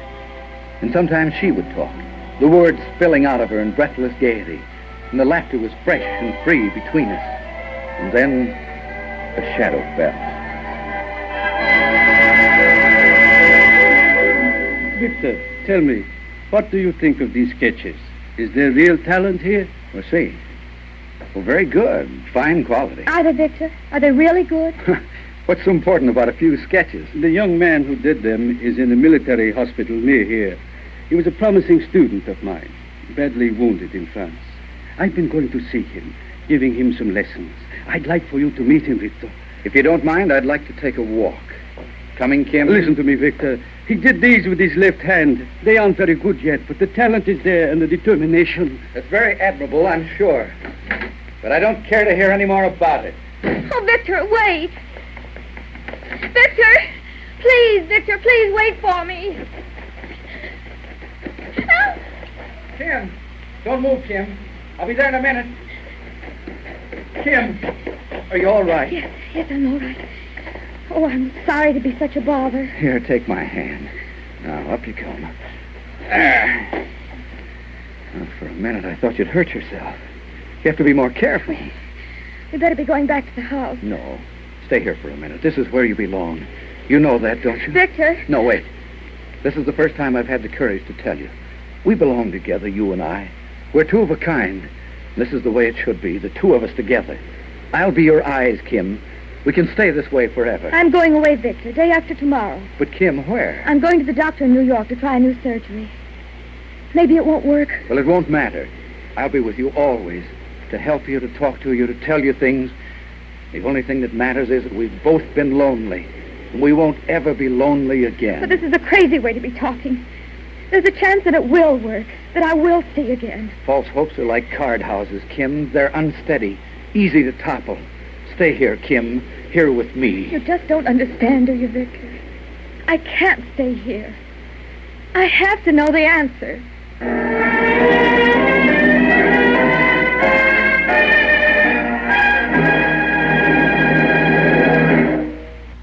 Lurene Tuttle and Les Mitchell in Lady in the Wind on the MOVIETOWN Radio Theater this afternoon on our Those Were the Days program, saluting Miss Lurene Tuttle on WNIB Chicago, FM 97. My name is Chuck Shaden, and a quick reminder, in about 21 minutes we'll be off the air, and if you would like to call us to subscribe for the Nostalgia Newsletter and Radio Guide, we'd appreciate it if you do that now. We're at 545-2260. We're here at our studio. We'll take your name and address and get that subscription off to you right away. You'll have the March issue in just a few short days, and we'll include an invoice for your year's subscription. $6 for 12 issues. 545-2260, the Nostalgia Newsletter and Radio Guide, lists the complete schedule of old-time radio shows that we offer 7 days a week on 6 Chicagoland AM and FM radio stations, plus articles from the past, articles about the past. 545-2260 is our number. Call us now. We'll take your name and address and get that subscription out to you immediately. 545-2260. Who knows what interest grows from regular savings? Northwest Federal knows. Northwest Federal Savings, that is. Northwest Federal Savings experts will clear up the clouds in your mind about confusing savings plans. Northwest Federal offers a wide variety of savings programs with interest from the day you leave it to the day you need it.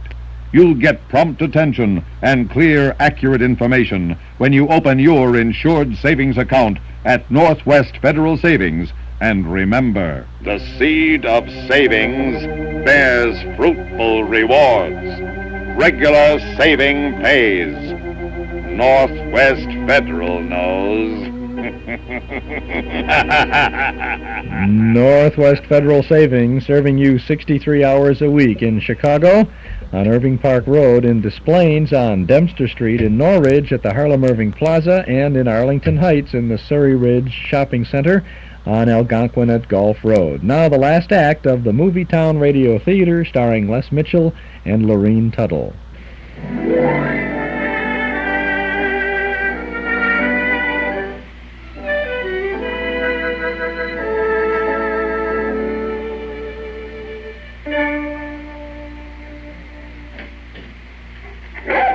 Wait here, Rock. Victor? Why, Kim, what are you doing out at this time of night? Hello. I came to say goodbye for a little while and to give you this. Papa and I thought... What are you trying to do to me? These are paints. Victor. Oh, that was very silly of you, darling. Papa and I, we're only trying to help. Can't you understand that? I want you to get this straight, Kim. I want Papa to get it straight. Carol is finished. What do you expect, a miracle? Yes. Yes, I do. I've always believed in him. If I could just make you understand. Kim, I've done a lot of thinking since you told me you were going back to New York. I see things straight now. You've given me something I'll always remember. Have I? I wasn't sure. And now you're going to New York. You're going to see again. You'll be complete. And when you come back, you won't need me any more than you'll need Rock. Oh, darling, do you think I'd discard Rock if I could see again? I even love you when you're being stupid. And you are, you know. My love for you is with me every minute of every hour of every day I live. And I'd destroy that love. Oh, take your side, Kim. Take it and be thankful. Your life is all ahead of you. Mine's in the past. Then don't look back. Don't think back. That's easy for you to say. Don't look back. Don't think back. You don't really know, do you? You don't know what it is to be born with nothing but ambition, to have to sweat in order to eat, to bury that ambition for years, to have it gnaw away at your inside. You don't know what it's like to want something, to be told that it'll take years of study and then to get the chance to be famous in your field, to take that chance, to be on the verge of winning, and then to lose. You're very sorry for yourself, aren't you? Sorry for myself. Haven't I reason to be? You're supposed to be an artist. You had a right hand. You spent years learning color and structure and all the things a painter must learn. Those things, those very important things. Did you lose them when you lost your arm? What good is the knowledge and the years spent learning without the tool to put that knowledge on canvas? Darling, what you did with your right hand wasn't done by the hand alone. It was directed by your brain. Can't you understand that? It was you, your mind, your intelligence that painted, not just your arm. And you can train your left hand to do just what your right hand did. Oh, shut up, Kim. Don't talk about things you don't know anything about. But I do know. I've made it a point to find out. Oh. Well, now I see. Those sketches the other night were all a part of a well-organized little plot. Yes, they were. Victor, if that boy in the hospital can learn to be an artist all over again, so can you. Oh, Victor, darling, we love you. Please let us help. I don't need your help. I see. You want me if I'm blind so that there will always be someone near you who's a little worse off than you are, who needs you, who takes your mind off yourself, who builds up your ego. You don't want me to get my sight back, do you, Victor? Because if I can see, you're afraid. You're afraid of pity. You're afraid I won't need you. You're sorrier for yourself than I'll ever be. Because you never were a real artist. You're sorry not because you've lost your art, but because you've lost all the glamour and the glory that went with it. Oh. Goodbye, Victor. Kim, wait a minute. I'll go with you. Never mind. I don't need you for that, Victor. You see, I still have rock.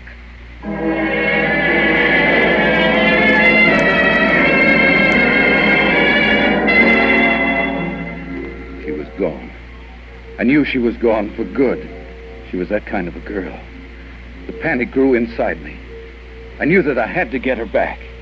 But the more I thought of it, the more impossible it seemed. I'd never even told her that I loved her. I walked along the shore, and I kept remembering the way laughter washed through her words, and the smallness of her footprints in the wet sand. I tramped the streets, but I couldn't escape her.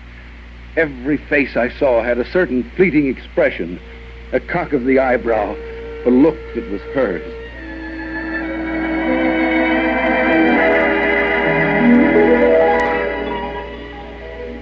Have you heard from Kim, Papa?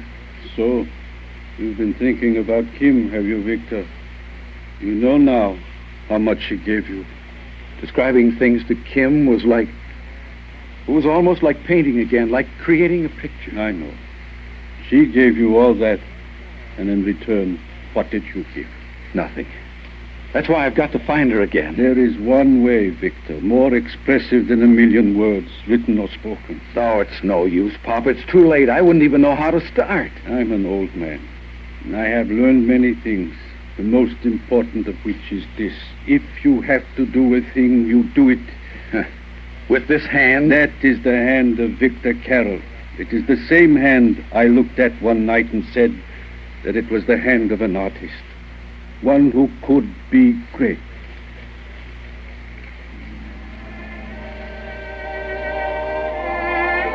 And suddenly, it hit me. That was it. He was right. It was the only way. I'd paint her. She'd be my swan song to painting. I'd prove that it could be done, that I was an artist. Why did I need an arm? I could paint this with my heart. I could see it just the way it had to be, the way I had seen her that first day on that lonely stretch of beach, standing there with the dog, looking at some unseen thing, her face lifted to the wild, sweet kiss of the wind, her hair blowing a little, her hands thrust into coat pockets, teetering slightly on the balls of her feet, somehow childlike and forlorn, and yet so very wise. dawn, dusk, day and night, all blending into a timeless time. It was all the same. It was like starting all over again. There were days when that left hand didn't seem to be a part of me at all, when it assumed some strange, stubborn identity that refused to obey my will, so that I wanted to pound it against something, to smash it. But it didn't do any good. Then there was the day I stood back and saw it take shape, and then more work, feverish, and the sudden realization that it was no good. I destroyed it. Only this time I didn't run away. I started all over again, slowly, painstakingly. This time I had to do it. Hours, days, weeks melted together, and then it was finished.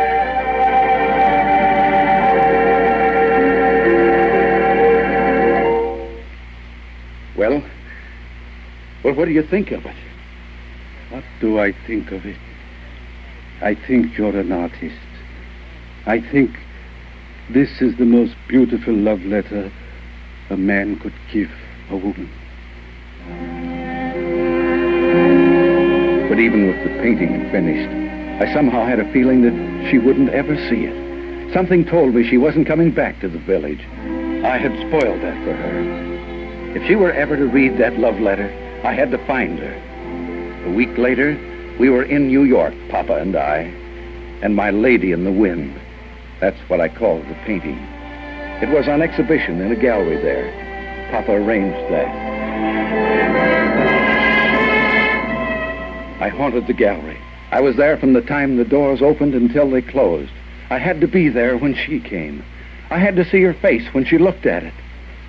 Standing out of sight, I could watch people without being seen. It was snowing outside, lightly, idly, the flakes drifting down from gray skies.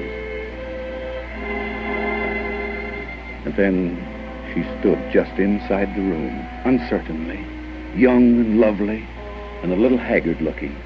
She was bareheaded, and there were little melting flakes of snow on her hair and lashes that gleamed in the dim light. At her side was the answer to everything, the dog, Rock. I knew then that she couldn't see my message to her. Hello, Kim. Oh, hello. I've been waiting for you. I knew you'd come. I had to come.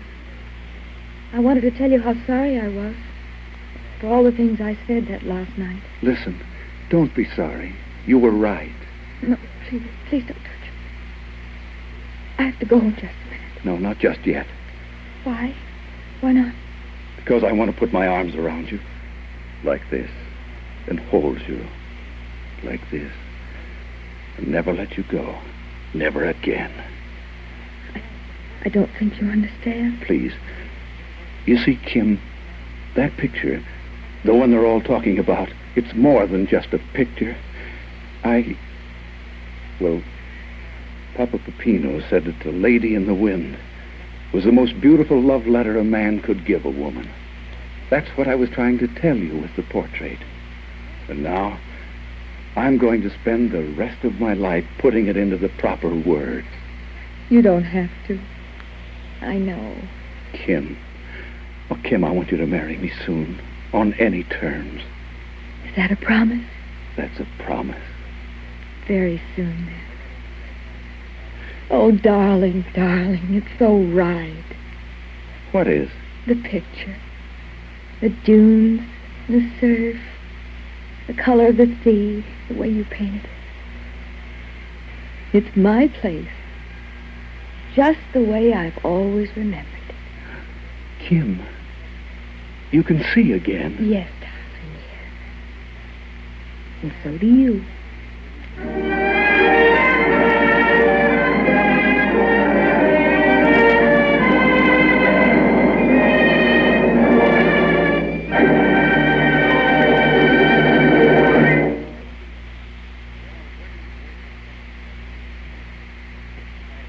Lurene, it's always a great pleasure to appear with such a fine actress. I know now why radio producers call you the Rock of Gibraltar. You give so much support to your leading men. Although, frankly, I must admit that the Rock is definitely not a descriptive term where you're concerned. Well, thank you, Les.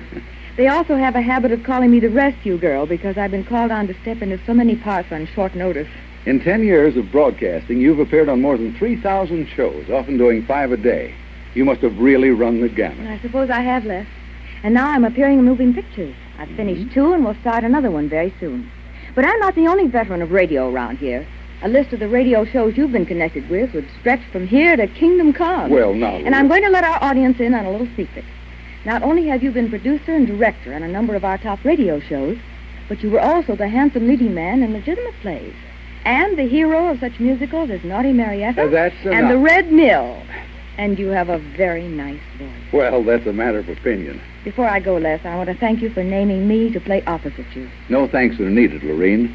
I'm very grateful to you. Please say that you'll do a repeat performance again soon. I'd love to, Les. If you'll promise to be my leading man. Goodbye. Goodbye, Miss Lurene Tuttle.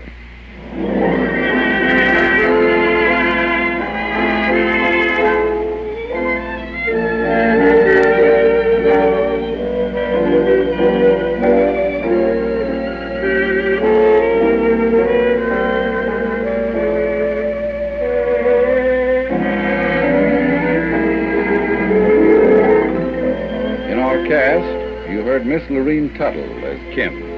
Yours truly, Les Mitchell, as Victor, and Herb Butterfield as Papa. Lady in the Wind was written by Miss Jerry Day. Music was arranged and conducted by Del Castillo, and directed by Madeline Mitchell. We wish to thank you for being our guests in our weekly radio theater. We hope you'll be with us next week, when we will present a very fine actress in a stirring drama of the fight game. Please be sure and listen each and every week and hear such stars as Anne Dvorak, Barbara Britton, Eddie Bracken, Cesar Romero, Marjorie Reynolds, Richard Conte, and many, many other great actors in great stories selected especially for them and for your pleasure.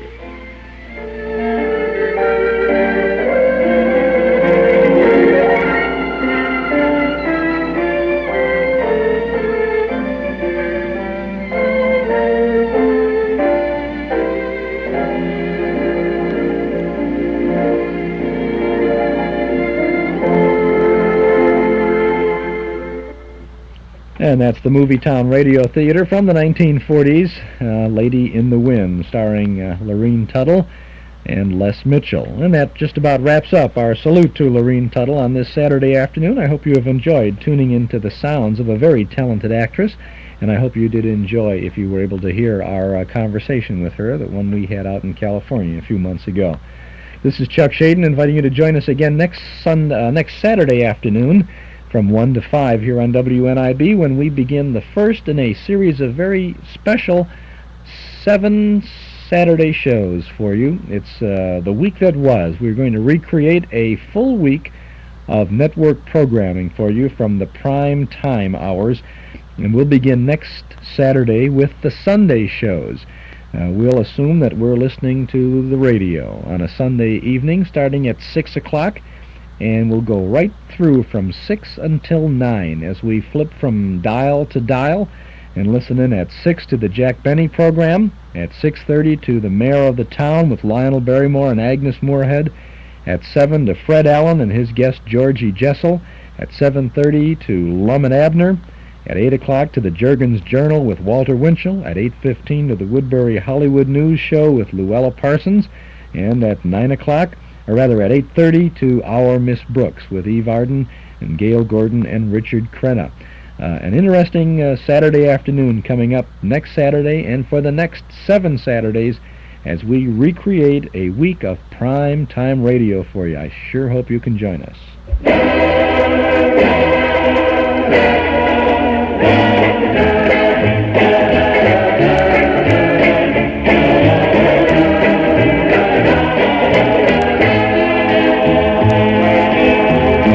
Well, that's it for today. The old clock up on the studio wall says it's time to go for now. We'll be back next Saturday from 1 to 5 right here on WNIB. Our thanks to Mark Nelson, Dennis Bubaz, Mort Paradise, and Joel Bogart for their help behind the scenes. to our sponsors for making this weekly get-together possible, and to you out there in Radioland for making it worthwhile. This is Chuck Shaden speaking. Have a great weekend. Hope we can see you tonight in the Memory Club for Good News from 1947. Thanks very much for listening.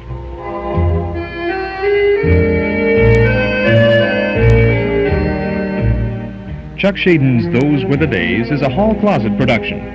Today's program was brought to you with fond memories by Northwest Federal Savings and Loan Association of Chicago, Des Plaines, Norridge, and Arlington Heights, and by Nelson Hirschberg Ford, 5133 West Irving Park Road at Laramie. Costumes, scenery, and special effects for this program were provided by your imagination. This is Mark Nelson speaking.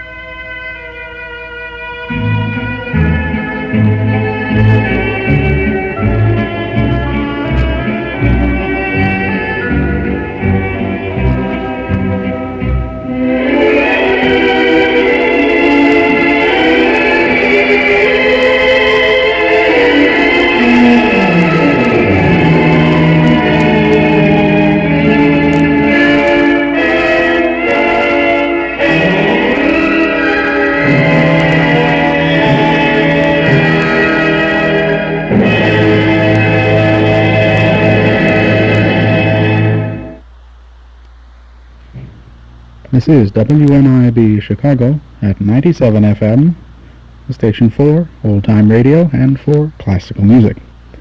This is Bruce Duffy welcoming you now at 5 p.m. to another program of Zephyr, a 2-hour program of short, familiar classical music, which we present every evening at this time. During the first hour of tonight's program, we'll begin with the Haydn Trumpet Concerto. We also have music by Boieldieu, Rossini, Paganini, Schumann, and the Moldau by Smetana. Then during the second hour, beginning at about 6 o'clock, we have French music, music by Massenet, Chabrier, Gabriel Fauré, Hector Berlioz, and Leo Delibes. So to begin, we have the Haydn Trumpet Concerto in E-flat major. The trumpet soloist in this recording is Pierre Thibault, with the Bamberg Symphony Orchestra conducted by Otto Gerdes.